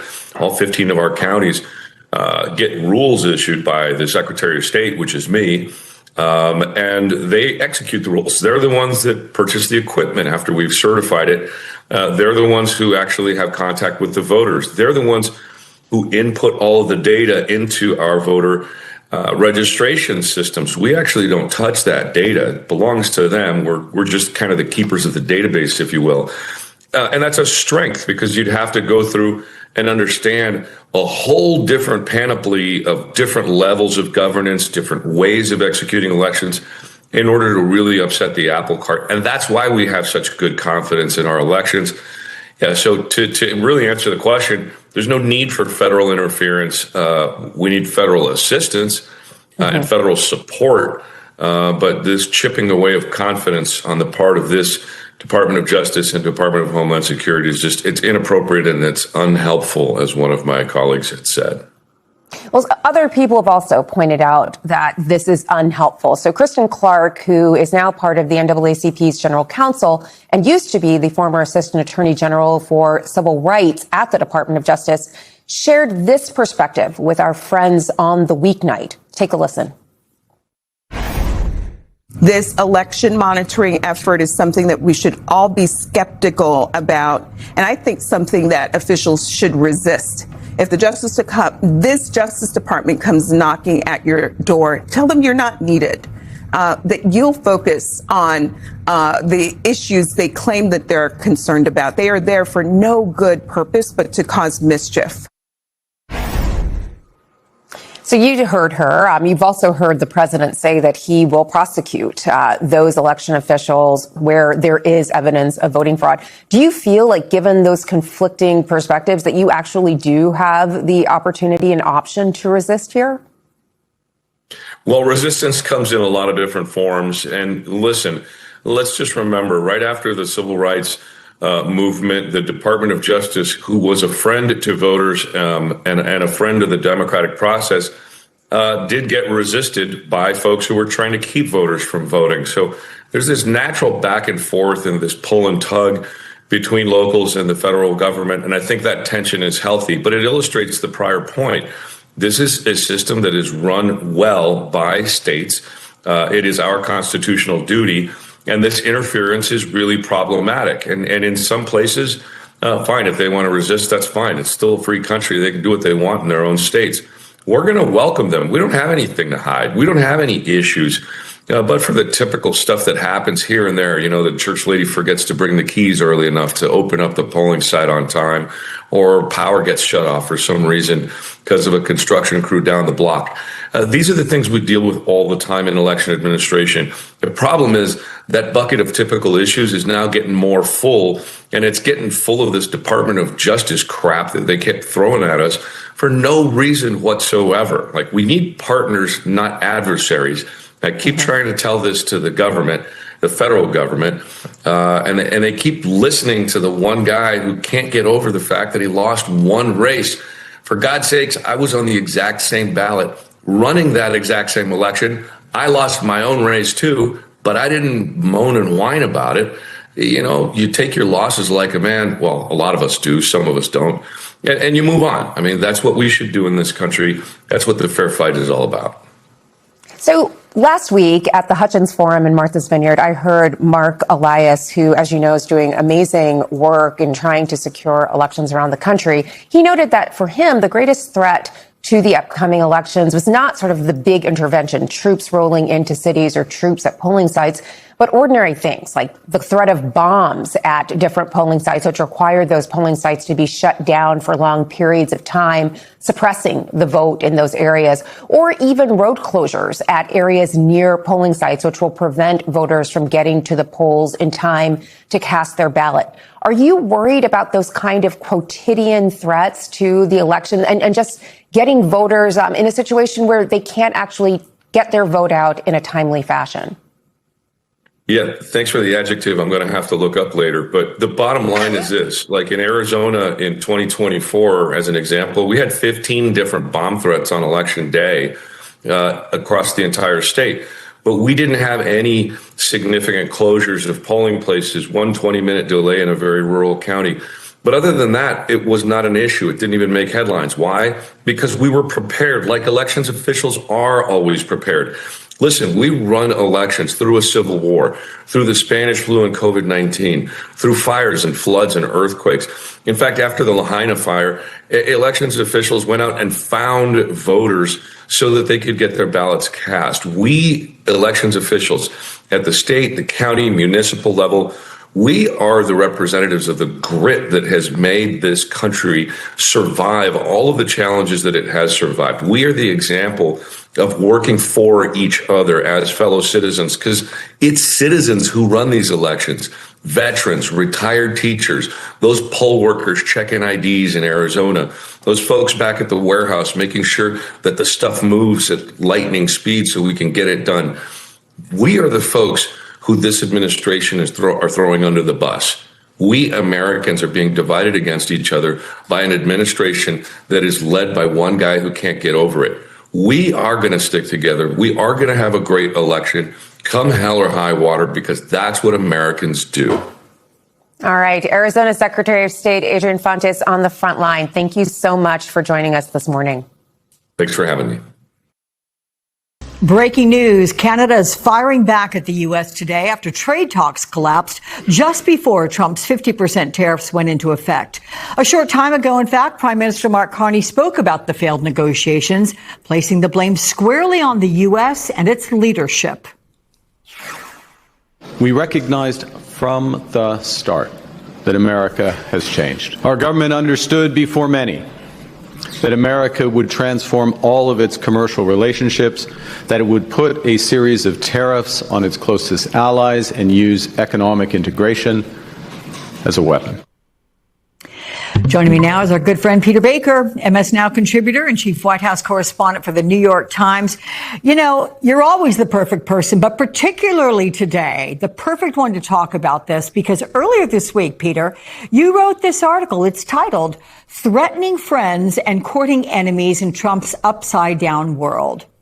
Why is the president so hard on our allies, and how much responsibility does Trump bear for Friday's failed talks with Canada?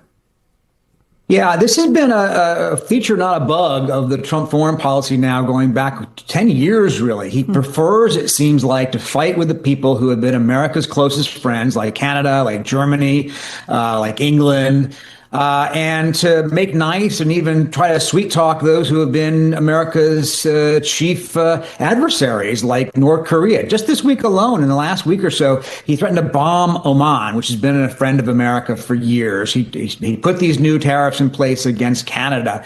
And at the same time, he is talking about renewing talks with North Korea's Kim Jong-un, who he says he has great respect for.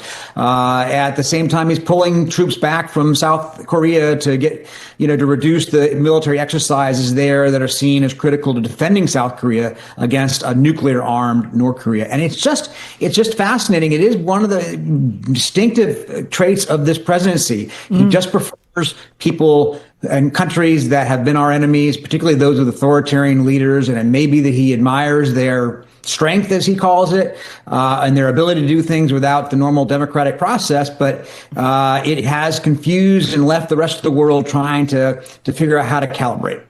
Yeah. Well, let me know when you do, because that's a head scratcher. Let's move to the media frenzy around Trump's trusted aide, Natalie Harp. New reports reveal that Harp worked at the White House without that security clearance needed for a year. How was she able to skirt the official process while maintaining remarkably... What? Yo, this is scandalous. This is scandalous, but not in the Trump administration, because it's just seen as every day the United States of America. I mean, wow. So she didn't need to have any type of to pass any type of close proximity. Let me see. And your constant access to let's hear it one more time. The president. Yeah, I mean, look, this is a president who's never valued the whole around Trump's trusted aide, Natalie Harp. New reports reveal that Harp worked at the White House without that security clearance needed for a year. She worked there for a year without the security clearance. How was she able to skirt the official process while maintaining... Talk about DEI. Talk about DEI. Like, what is this? Like, look, they could play it. They could think about this. She was in the White House for a year without passing any security. But yet they're complaining about DEI. Like, this is absurd. This is goddamn absurd. Yeah, go ahead, we bro. spoke about this, right? I do think that she knows even beyond her clearance level, sensitive information. Yes. That, people in those positions don't know, right? She's sitting next to Trump when he's taking meetings, phone calls, seeing people that we have no clue that aren't on the books, right? People that would never talk to you. Yeah. And people we would never even consider to have personal meetings with the president. That we too. just won't know, right? Facts. And super classified information that gets written down and classified as, as sensitive information that it takes years in order for it to be declassified. She's finding that out in real time with no credentials. If I'm not mistaken, she's a talk show host. She's a former talk show host. She has no credentials. None. Natalie Hope was a talk show host. She has no credentials when it comes to politics, right? But now she not only was in her position without clearance, she's probably beyond her position and beyond clearance level from the information she does get that we don't. She is probably his top aide. That's basically what it is. She's his top aide. I mean, she's his top aide, his confidant, and a bunch of other things that we just we don't know how deep. He bypassed everybody. Not that he can do anything much. She's the vice president. Right? We should start calling her vice president, right? Yes, I agree. Yeah, Vice President Harp. This is what's going on right here. Wife, Mrs. Trump. Mrs. Trump. Right? Yes. Mrs. Trump. Yeah. She's going to be the next to bear the name Trump. Yeah. Hey, by the way, the poll came out very interesting. Look at this. The poll says The poll for who will the Democrat nominee be in 2028. 49% say Harris, 51% say Alexandria Ocasio-Cortez. Pretty close. That's close, bro. That is close. Yeah. That is very, very close. Interesting. Interesting. All right. That tells me a lot, too, also about who's watching today. It panned out. Yeah, it wasn't so even earlier, but then it panned out overall. It is what it is. But do me a favor. Yeah. Listen, y'all. If you haven't clicked the like button, please click the like button. That's how we get views, you know. Right. You can help us by doing this. Click the like button. Where's it at? Right there. Click it, please. I would appreciate that greatly, because that's how we get more streams and that's how we get more subscribers. And that all happens for free, just out of the generosity of your heart, you know. So I appreciate everybody that has joined us today. Now, let me see here. Oh man, it's 4:43, bro. Yes, it is. It's 4:43. Yeah, let's do one more piece, V. Yeah. Let's keep it going on this, and maybe one more piece. Let's see here. That's true. Let's go. Maintaining remarkably close proximity and near constant access to the president. DEI. Yeah, I mean, look, this is a president who's never valued the whole security clearance process all that much, as the congressman in your previous segment noted. That came up during Jared Kushner's tenure in the first term. He did, according to the reporting on this, tell her a couple times, hey, you need to fill out your forms, but he didn't bar her from his presence in the meantime. Any other normal White House that I remember wouldn't have let somebody like that near a president without having that security clearance process finished, at the very least in process. And it just shows that he has never thought that much about it. Remember, of course, this is a president who was... What kind of bullshit is this, man? What kind of bullshit? Listen, this is espionage. This is espionage. It's happening in people's faces. Like, I wouldn't see this as anything else but espionage, just wide open. And of course, the legacy media is now going to say that, right? But what else could it be? They are asking a question. They are asking why, how, without asking why and how. But aren't they asking why and how without asking directly? They hoping people can fill in the blanks. This is fucking bizarre. It's not real. It's something's going on.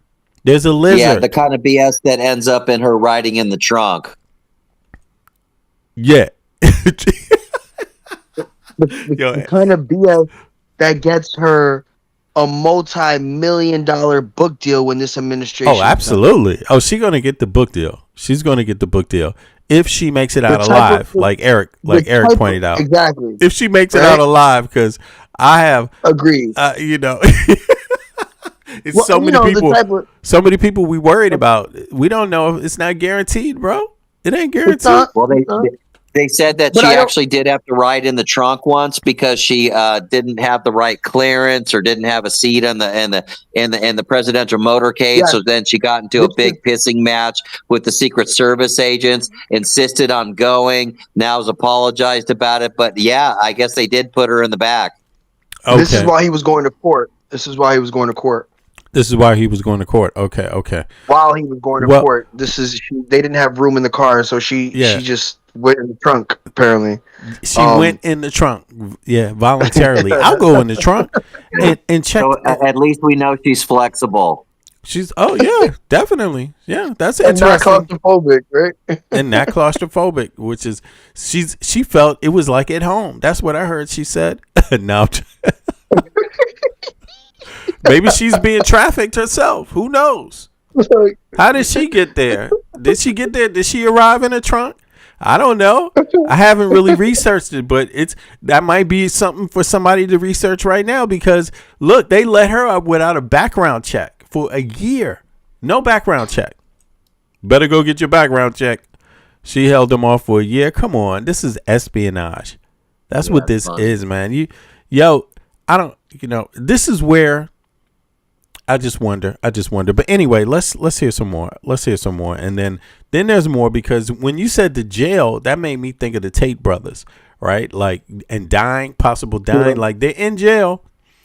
Who knows? We don't know if they're going to be alive, if Epstein is going to happen to them, or if they're going to walk away, get sent abroad, or walk away and walk around the U.S. But this is another case right here. Just this. What's going to happen with this loose end? This is another loose end. I mean, he's got a lot of fucking loose ends, bro. Trump does, but I mean, look, she's not the only one. When we look at J.D. Vance, we look at Marco Rubio. There's so many, and not even that. There's Janine Shapiro's, Dan Bongino. They all loose ends. Right? They all loose ends. When his term is done, all they have left is a life of media. They will go on. They will create their own podcasts, create their own talk shows if they don't already have them, and write book deals upon book deals. Propaganda. Right? Propaganda. They're going to produce their own propaganda. Yes, give personal interviews at the highest dollar amount, right? To whoever's the highest bidder, right? They're probably stealing confidential information to be able to prove their points, right? This administration is going to make so much money after they leave, on top of what they've made currently. Damn, it's going to be insane. Damn, damn, man. And I'm almost getting excited myself, and I'm not even benefiting from it. It's like, what the fuck? That much? Like, it's too many loose ends, right? I think at the end of the day, we could play conspiracy theory all we want. I do think that, I don't believe that all of these people can be silenced, right? At the end of the day, we still have a democracy. We still have freedom of speech. Trump isn't that powerful. He's only powerful because he's currently president. He's only powerful because we made him powerful. Yes. People made him powerful, and it took all these more fucking Supreme Court. They made Trump powerful. The people allowed it, man. People always have to be mindful of checks and balances. This, on the most basic level, could have been dealt with if we had real checks and balances. But we made excuses. We didn't want to see his tax return. We didn't want to, we didn't want him to be unfairly treated and tried while he's running for president. Can't do that. That's election interference, right? Can't prosecute him now. Election. Man, that dude should have been stopped right then and there. And whoever had the power to stop them and continue to help him after that point, all y'all are foul. Y'all are foul. You are foul. Like these people, man, they just let the country be running to the ground like this, man. Giving this guy a chance after chance after chance. Let's hear more about this though, real quick. This is what they let happen. Look, you can blame Trump all you want. No. Everyone around him, plus the security, plus the Congress and the Senate, they all should be like, what the hell is going on here? How you going to have someone around the president for a year and they didn't even go through the background check? I'm sorry. That means there is no buffer zone. That buffer, whatever the people were's job to keep others outside and away and keep the president safe, that shit's not there. I don't believe it. Indicted. I don't believe it. For endangering national security by taking classified documents that were not his and refusing to give them back under subpoena. And he used a cell phone repeatedly, certainly his first term. And I imagine in his second term that his intelligence agencies told him was vulnerable to surveillance by China and Russia. Didn't stop him from doing so. So he's never really followed the normal rules when it came to protecting classified information and working with security clearances. Well, look, MS Now has learned that this lack of a security clearance, it is one of several red flags raised about Harp internally by Trump's top aides since he returned to the White House. What are you hearing about Harp's relationship with other members of the administration, and what are they saying about her relationship with Trump?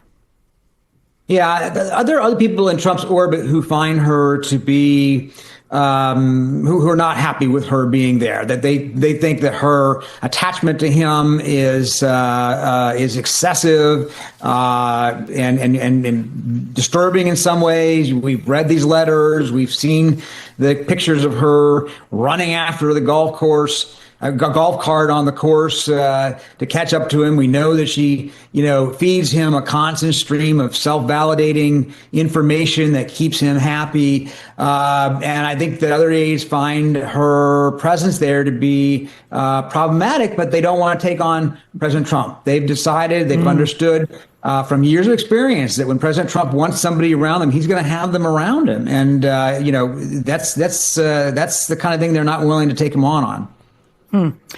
Well, in a thought that hell might have frozen over, it seems President Trump and his former fixer and lawyer, Michael Cohen, have reconciled after years of name-calling, legal feuds. Cohen's, damning testimony about Donald Trump in Congress as well. But here's some of their conversation on Cohen's radio show this week. Take a listen. Hello, Michael. How are you, Michael? How you doing, sir? Welcome. Good. Welcome. Very good. Country is doing good. Well, thanks to you, sir. They weaponized you like nobody's ever been weaponized, like few have been. Well, maybe just you and I, sir. And you, yeah, me too. I respect the fact that you recanted everything you said, and that's a big thing that you did.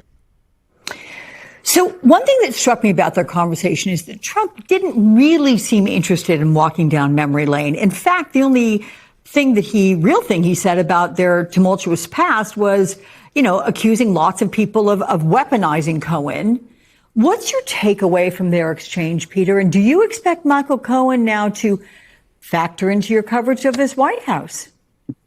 Yeah, it's a good question. This is very distinctive from this White House. I've never seen a president like this who so often will excommunicate somebody from his presence, banish them from the House, and then yet somehow bring them back in if he decides that they have,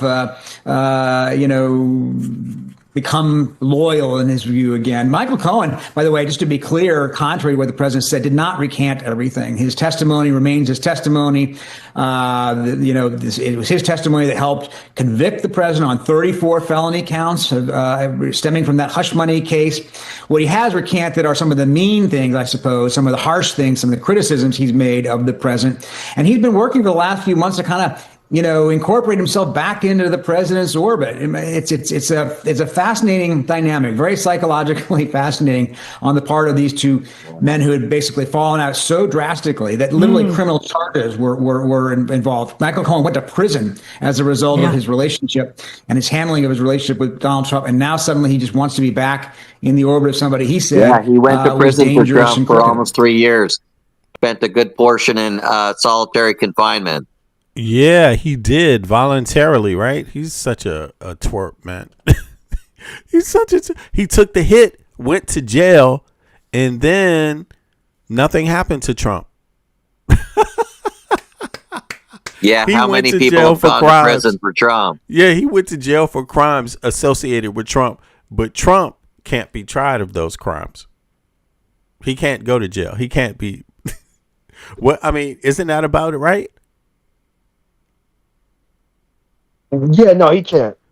He can't. Well, but it looks like on the Stormy Daniels thing that he probably got off easy and probably took and took the fall for a smaller case, realizing that he could probably be going to prison for much longer, like 20, 30 years, because he even admitted in an interview that he was tailing some of the Epstein victims. Right. And so I think he let that drop. And so he knows that he's involved in much bigger things. So taking the fall for the election interference, on the Stormy Daniels case was kind of minor. Okay. Well, remember, just for the viewers, Michael Cohen was his former lawyer, right? That was Trump's former lawyer. And if you want my take on it, he's just doing this for pardon. He just wants his record stuff. For pardon. Yeah, that's it. That's it. He wants his past to be pardoned, right? He doesn't want a criminal record. Okay. And continue about his life. All right. This was a mild, subtle, and remember, when we look at Michael Cohen, Michael Cohen was a lifelong Democrat, right? Oh, really? He just so happened to represent Trump out of opportunity, right? But that opportunity came with criminal opportunity, right? Right. But I do believe that at the end of the day, he is doing it because he wants a pardon. He knows that, this administration is going down, and if he is going to receive anything, the most he can do is get a pardon from his prior guilty plea, right? And I truly do believe that he's going to admit to a bunch more, and Trump will try to give him a wider pardon, right? So that way, the next administration or whoever else, one, he has a clean slate. Two, he won't be able to be prosecuted. I truly believe that that's the reason why. Otherwise, I don't see another reason why, because he's not a part of Trump's current political team. He has no hand in this current administration. So if it's not benefiting him, I don't see the reason why. And I think that's how it's going to benefit him. He will see a pardon. Mark my words. We'll see a pardon in the next couple of months of Michael Cohen. It's almost like he's a different human being now than he was just maybe 6 months ago. He even did a congressional hearing where he called Trump a fraud and a ton of other disparaging comments.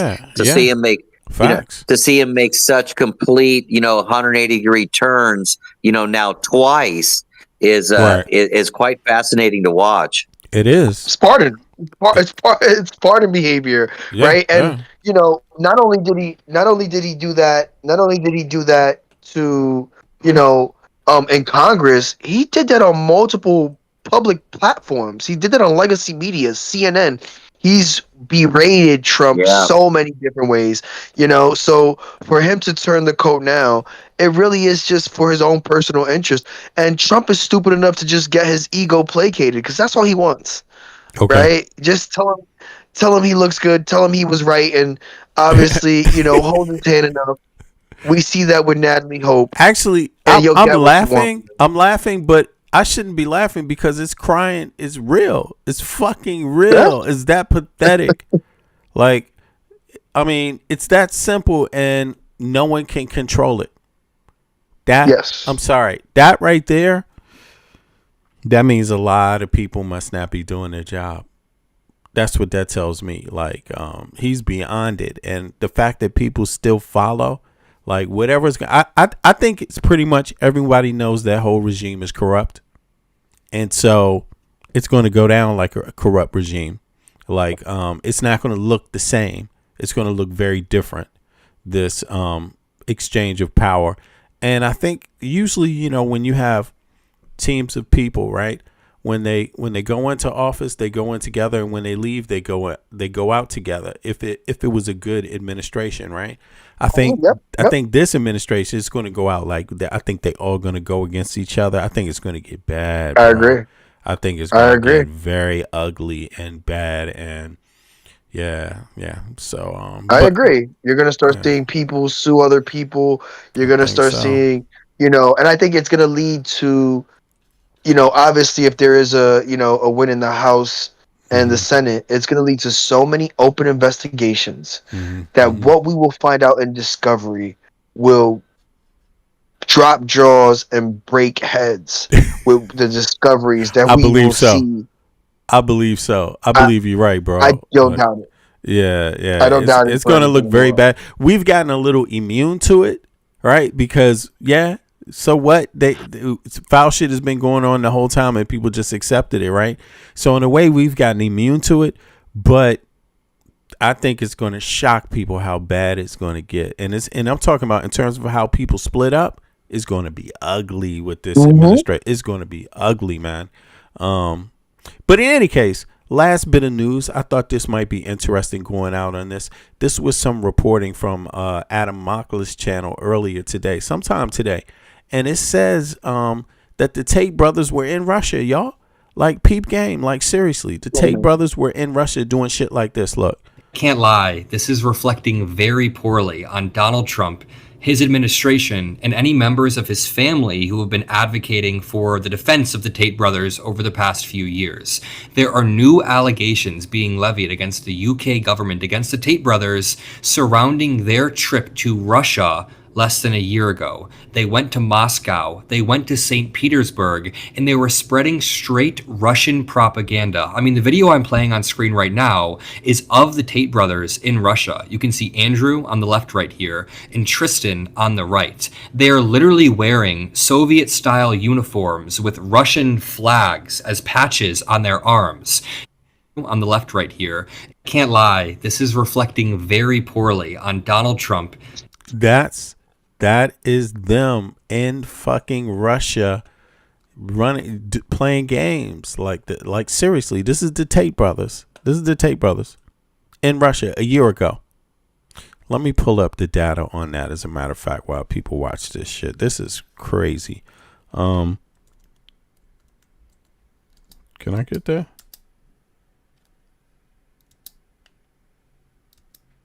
Okay.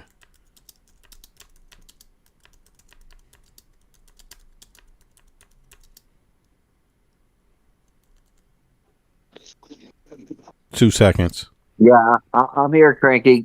What's up? Yeah, 2 seconds. I'm just pulling up some information real quick. What's going on here with my typewriter? Hold on. Something's not acting right.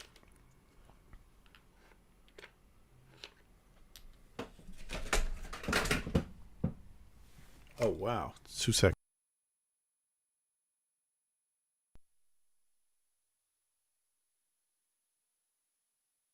Yeah, I don't know if anyone saw it today, but Trump made a big change on the beef and the beef farmers, and kind of screwed them over. So if you know anybody that's involved in that industry, it's probably going to be time to make a transition. So no tariffs on imported beef going forward. That's essentially the change, right? And so when we look at something like that, I would definitely impacts our current meat industry, even though we get about 80% of our meat here within the States. But I think with tariffs, with the war in Iran, fertilizer, right? All of these things that are making it challenging to continue to maintain the meat industry, knowing that, these farmers and ranchers have been suffering due to tariffs in itself. It's going to be interesting to see, right? The different sectors that. You're probably going to want to check the point of origin on any beef these days. There we go. And no, I mean, I mean, you can, but we'll find out when we start seeing outbreaks, right? When we start seeing outbreaks of certain diseases, of certain incidences that involve meat, right? And the cleanliness and production of meat, contaminations, we'll find it out. We're gonna see these outbreaks, and unfortunately, they'll happen a lot faster than what we think they will, right? And I think that's going to be very interesting to see, right? I think also, the economic burden, and with the mixture of everything else in the economy and how Trump's affected it, I want to see how long the economy holds up as a whole, with all the industries, not just the stock market, but the meat, right? Your regular small businesses due to these tariffs increase, especially with Canada, the 50% increase in Canadian goods. I want to see how that affects states along the Canadian border that do the most business with Canada, right? That's going to be interesting, right? Those nuances are what, I would like to see, right? And, when we look at, states like Washington and Oregon, I want to see how that affects the voter, right? It's interesting that all this is happening within the midterms. I wish it was happening sooner, unfortunately, but it's going to see, I think the bigger impact is the presidency, right? Are they, how does that take form and who these states vote for on a presidential level after these tariffs, especially on the border states to Canada, how that looks, right? I think that's going to be interesting to see how it plays out and to see how this administration kind of flips it around, right? What's going to be their rhetoric? What's going to be, who do they blame now when that happens, right? Is it still going to be a Democratic hoax, right? Is it still going to be Biden's fault or Obama's fault or Kamala's fault, right? Is it going to be Biden's policies in the past? These are all questions I ask myself, and and even the viewers themselves, right? But yeah, what do you think about that? I just think things like, maple syrup, auto parts, all of that, just jumped 50%, overnight. Yeah. And, Lumber, right? and you're just gonna, the next time you actually go to purchase some of those goods, you're just gonna be shocked. You're just gonna go, oh my God, this really is increasing the price of things. And to circle back to that, right? When we look at things like lumber, right, one of our main trading points with Canada, how is that going to affect the building in America, right? The infrastructure building, right? The construction in America, in terms of whatever's used on a wood level. Obviously, we do use steel and cement a bit more, but from that standpoint, how is that going to affect, the building industry, right? The construction industry. Yeah, they're talking about going to steel framed housing, which was already kind of a big thing and a good transition, especially on the green level, getting away from tearing down the forests. But the thing is that it's very labor intensive, and we just don't have the labor to put all those buildings together at a cheap price. Other countries do. They even have cheaper steel, sometimes even, much better rates. There was a guy building a place in Thailand, and he was finding out that the steel that he was getting from China was not only much cheaper, an English guy, but it was also much better than he could even get from England, where the steel was quite expensive. So, you have this balance where, you might be able to get the steel cheap in America, but then there's the labor to put it together. So if you can weld it yourself, you might be fine. But if you have to hire a bunch of guys, that could take, a lot of money. Hey, and check this out. You can't hire immigrants. Yeah, you can't hire immigrants. Yeah. But yo, check this out. Check this out. Can y'all hear me? Is the audio okay? We can hear you. Check. You're on, dude.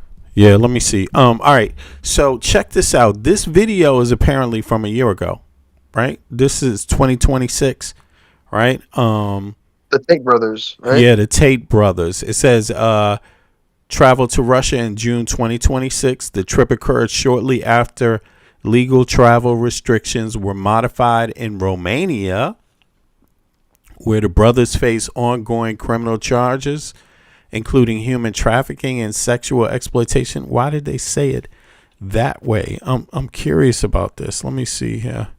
2 seconds. Can I pull this up? Right. Now, I know. I just feel like 25 years ago, they would have been arrested for something like that.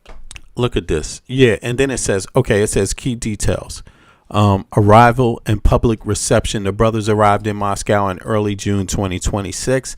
They were greeted at the airport with a traditional Russian bread and salt ceremony, right?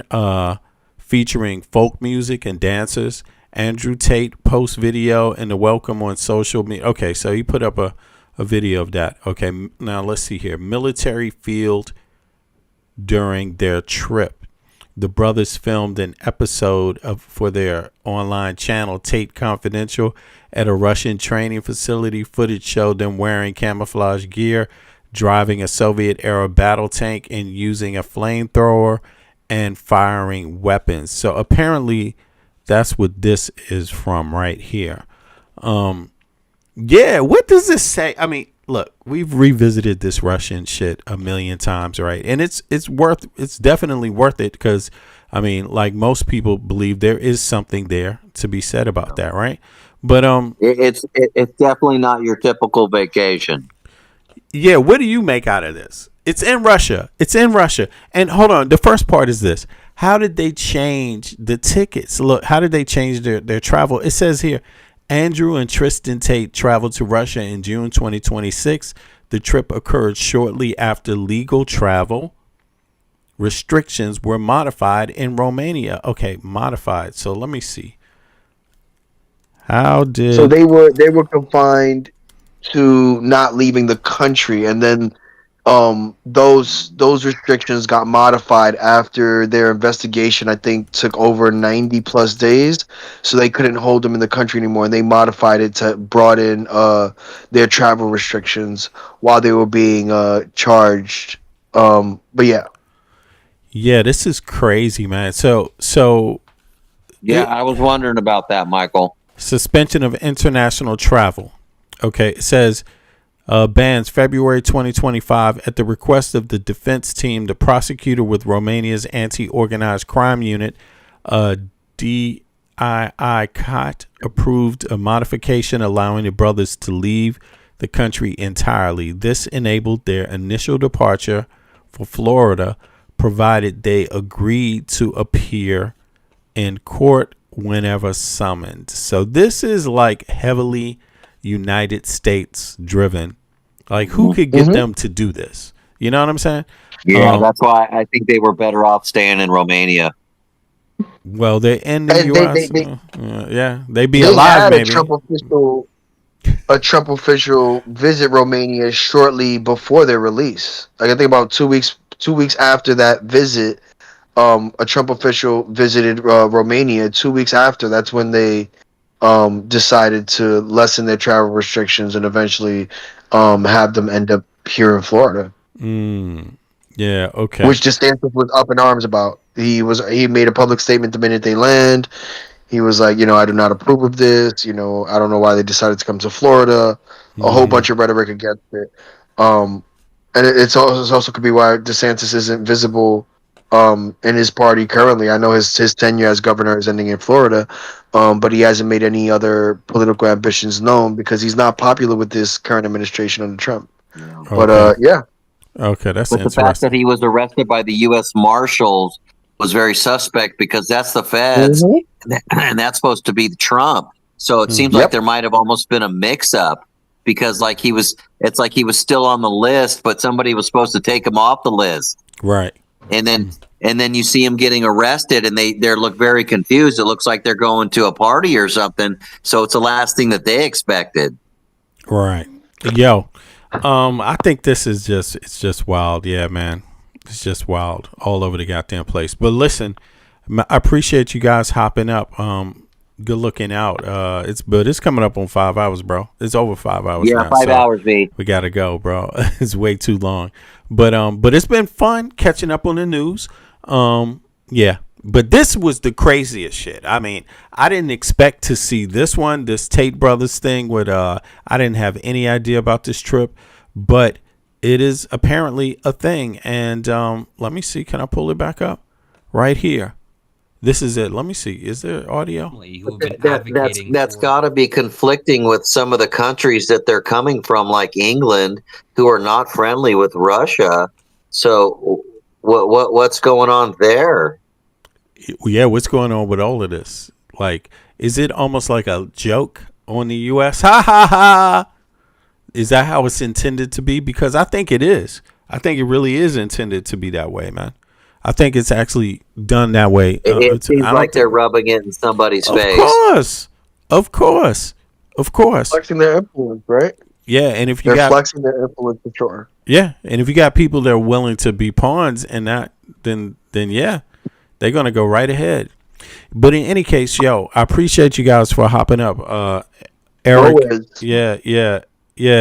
Eric and Michael, Brooklyn Best. Yeah, great show, and Eric, Mr. San Diego. Yeah, appreciate you guys. Yeah, for sure. But this right here is the craziest shit of the day. I just would never. I'm not surprised, but then again, it makes perfect sense why they would also be hanging out in Russia. 100% sense.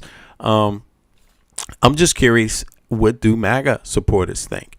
What do they believe is going on here? Is it just another coincidence? Is that what's going on? Maybe, you never know.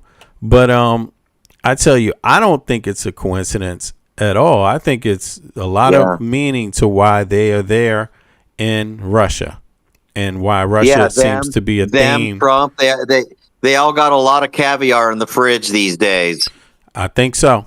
That's how I see it. And I just don't see it any other way. It's just, if you don't think there's a there, then hey, you're on your own. But I definitely think there's a there. And yeah, it's also in the Epstein files, which is why it's not released, because there's some there too. And yeah, but anyway, all of this shit is leading back to Epstein. All right, yo. Well, I appreciate everybody for coming out. Do me a favor. If you haven't clicked the, what do they call it? The like button. Where is that at? The like button right down at the bottom of the screen. Let's go, guys. Do me a favor and click the like button there. Yeah, 200 likes. Thanks, everyone. Yeah, let's see if we can get 200 likes. Exactly. So right there at the bottom of the screen, you will see it. And, but this is a doozy here. This thing right here is a doozy. I don't know what people can get out of it more than prepare for more election interference by Russia. Also, we have to say that they're definitely coming with more online fights for Americans to be fighting over, how whatever, the disinformation, be prepared for it. But this thing, look, it's so obvious. I wonder if they were trying to run Jeffrey Epstein Part 2 themselves, just to extend on Epstein's work. I wouldn't doubt it. Now that I see this video too. But in any case, I appreciate everybody for coming out. Subscribe if you haven't subscribed. Like the video if you haven't liked the video. And I will catch up with you all. We will be back in the next 18 hours. Appreciate it. Have a good start to your week also, those of you that are starting soon. All right, I appreciate everybody. Have a great Sunday. Yeah. Thanks, everyone. Good night, Master V. Yeah, you too, Eric. Appreciate you. Appreciate you, Michael. Yeah, thanks, Michael. Good night, everyone. See everybody. Appreciate you guys. Release the Epstein files. Crime babies looking for food, starvation, the recipe, people subdued. When the people you trust got it in for you. Deceit is the word of the day and every clue. Don't let it go, it's from the days of old. Time is up, but some still do not know. Can I make up my mind? Is it worth the dime? Do I have to take a minute just to make it mine? Life's never fair, but don't listen to the TV. Go out and take a listen to the streets with the people in the slums and the homeless bums with degrees and degrees sitting under a tree. It's not easy in the world for the poor man, the one that brought you to reality. See, they don't want you to know about the black sheep, leaving 7 roads to the 12 families all around the globe with an ancient code. Is it really asking a lot to say a death old? Cause we sitting on the earth looking back at extinct, and I'm standing on some ground that's about to sink. I ain't scared for a minute, I ain't about to blink, but I documented for the world what I see and think. Feel we on the call and I feel we on the break. All Congress gonna do is waste paper and ink. Vote or die, you voted and you'll die. You can have it both ways, can't say it's a lie. You can march all you want, but they playing you wrong. They only understand war, it's the same old song. They want war, all they really want is a war. Diversionary tactic to make the big score. Them diamonds in the morning, you know they want more, but they wanna keep you low, so they manifest the war. All they really want is a war. Diversionary tactic to make the big score. Them diamonds in the morning, you know they want more, but they wanna keep you low, so they manifest the war. Like the lotus coming out of the mud with colors, I create envy in those with power but jealous. I unify the poor with my song, the hell with the others. Descended the way they treat indigenous brothers, cause I understand we link forever. They try to hate us even though that we keep it together. I'm not talking about controlling the air or the weather, I'm talking about maintaining the truth, the high endeavor. A rebel drops bombs in the midst of trouble. The free world counterattack and now there's double, but nature gets the shit in the way to settle. If you stop the machines for a minute you might hear, but they won't cause the TVs whisper in the ear. And capitalism has eyes that don't tear, and they cloud up and get crazy and won't steer. And like an ab, it's hard to get an ass to listen. Living like this is like living in prison. It's hard to keep hope when you're living in prison. The spiritual thoughts, so yes, the mental prison. The outside, yes, it's got to get through. Something's gotta die, so something here can live. Your life is nothing if you got nothing to give. Keeping the spiritual, yes, disguised as religion. Controlling your mind, the mental prison. They want war, all they really want is a war. Diversionary tactic to make the big score. Them diamonds in the morning, you know they want more, but they wanna keep you low, so they manifest the war. All they really want is a war. Diversionary tactic to make the big score. Them diamonds in the morning, you know they want more, but they wanna keep you low, so they manifest the war.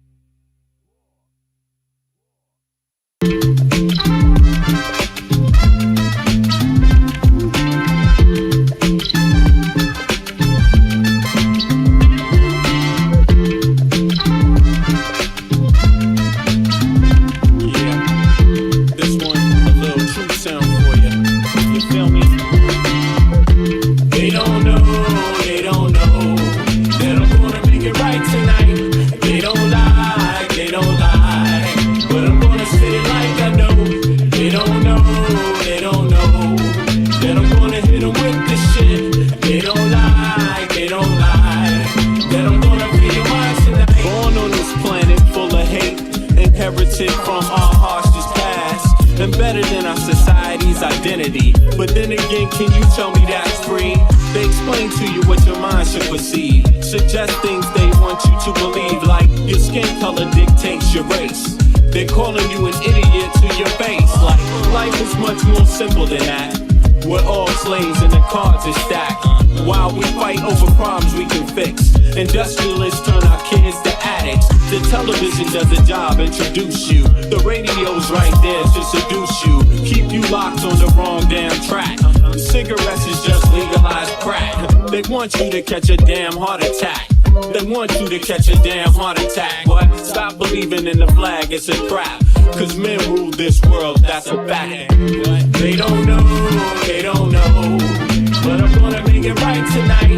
They don't lie, but I'm gonna say it like I know. They don't know, that I'm gonna hit them with the shit. They don't lie, that you're gonna free your mind tonight. That you're gonna free your mind tonight. That you're gonna free your mind tonight. That you're gonna free your mind tonight. If you see a man that needs help, then help a brother. If you see a sister on her own, still love her. Cause life is about how you choose to see it. But you gotta teach people how to learn to see it. The planet's been through suffering many times. We propagate many wars many times. The people need to wake up and stop accepting deceit from their own government's deception. You can't blame the people for needing protection from the government's bad reputation. We need to sing a song called Free the Nation. Cause we done had a whole lot of separation. Racism, classism, nationalism, based on keeping people out on the plantation. That's the plan, no doubt. Cause rich people got a plan, no doubt. If you still don't understand and believe that we are all one from the same mother, and respect each woman and man with the same consideration we would like to be given on a daily, then you need to retire so the new generation can take over and show you how to live and govern this place we call Earth home.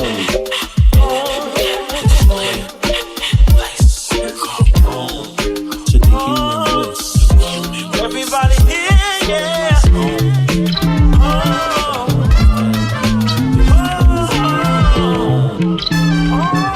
Check it out.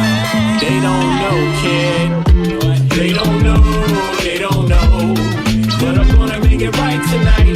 They don't lie. But I'm gonna say it like I know. They don't know. That I'm gonna hit them with this shit. They don't lie.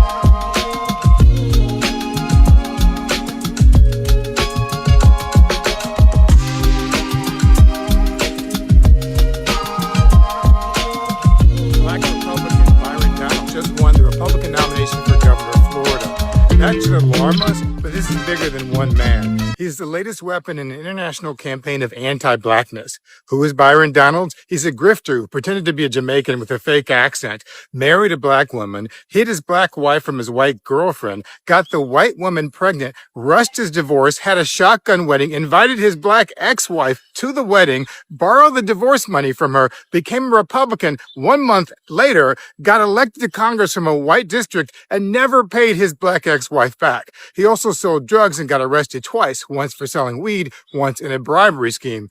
No judgment, but he now supports a party with no compassion for other young black men who made mistakes. Rules for thee, not for me. Once in Congress, he got nostalgic about racial segregation because the black family was together back then, let a white man pat him on the head, stood there grinning while Donald Trump called him one of the smart ones, and called Trump his daddy on national television. And what did all that loyalty buy him? A Republican primary opponent called him a token and said he'd turn Florida into a Section 8 ghetto. veto.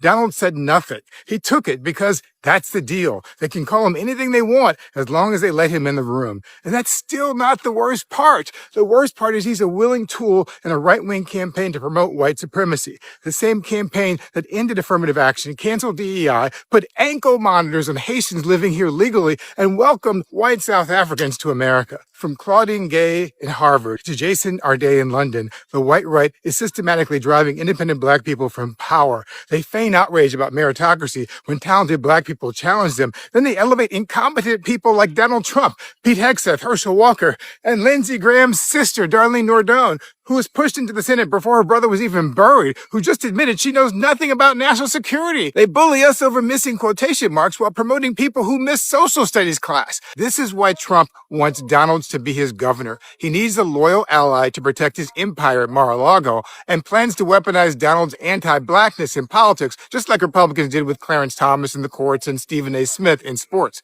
All these black people are paid mercenaries in a culture war fabricated by white conservatives to distract voters who can't afford gas, healthcare, groceries, while their self-anointed king builds a golden ballroom and travels the world in his flying palace. This election is bigger than one state, but I do care about Florida. My family's from Daytona. I went to high school near Tampa. I lived in Miami for 5 years. My great-great-grandfather even chaired the Florida State Republican Convention in 1912, back when Republicans still pretended to care about black people. He would be shocked to see what his party has become, and all with the complicity of bootlicking black people like Byron Donalds. Black Republican Byron. What about the kids? Don't forget the children. Tell them about the children. What about the children crying? Yeah. Digging, scratching, working, struggling, hoping. Some is hustling, every man hustling, stay alive, that's the game. It don't matter if another gets slain. Pain, recession, other cats want a war, we got the weapon. People want bombs, so they gon' get them. This is the rhythm, the politics ticking. It's sad how we living in this life. It's gonna be a time that we change. Shit is not finite, life is the same. Motherfuckers killing each other to make a claim. Stop that bullshit, you have no respect for each other. You know the truth, you come from your mother, your sister, your brother. So love one another. If we make that change, the whole world will do the same. So listen. Oh, it is wonder. Every day the children dying. What about the children crying? No. What about the kids? Don't forget the children. Tell them about the children. What about the children crying? Oh, I wish someone would tell me when is the suffering gonna stop. I see time ticking, fuck your watch. There comes a time when man steps to the plate, but it won't matter if your mentality is fake. Where I'm from, we got a system, overcrowded prisons, 2 cents an hour, man. Listen, shit don't change if we keep exploiting each other. One day you find out you only did it to your brother. A homeless mother, a baby, no supper. She got a husband and father, they both love her, but they can't find work cause the people with the power, they got a strange way to govern. Their price tag say nothing. Life is funny, then again it's really not. People dying for what other people got. I asked God if he can come and change the shit. He said, hell no, it's you that's gotta change this. Every day the children dying. What about the children crying?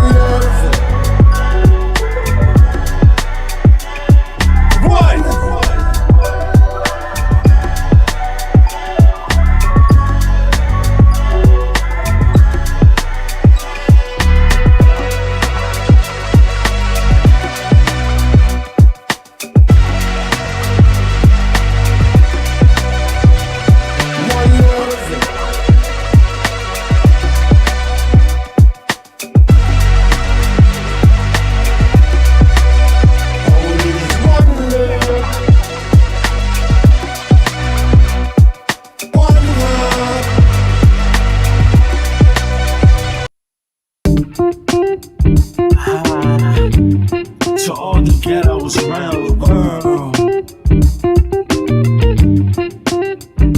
And yes, you know the struggle goes on. People trying to survive, hold on. But we know it's been so long. Pain without a limit, so wrong. Went out my walk walking. Sometimes I think about, does love still exist? Yeah, I have my doubts. On the street, I check out how brothers been living. Yo, let's just say, kid, it ain't no Thanksgiving. We got people shooting dope, ain't never heard of hope. We got others with the gat and the brothers with the fucking scope. As I enter the projects, enter rec rooms, some brothers might see the doom. I see my man Paulo, fat pockets of papes. He knows the neighborhood biddies with all the dopest shapes. There goes Rollo with the blowout fro. He's got a gat, hey yo, brothers gots to go. No show is live with narrate, fuck Memorex. My man Rollo's got a gat at Paulo's chest. One slug blasted out, down boy died. Now show me some love, kid, it sounds like a fucking lie. The struggle goes on, people trying to survive, hold on. Though we know it's been so long, pain without a limit, so wrong.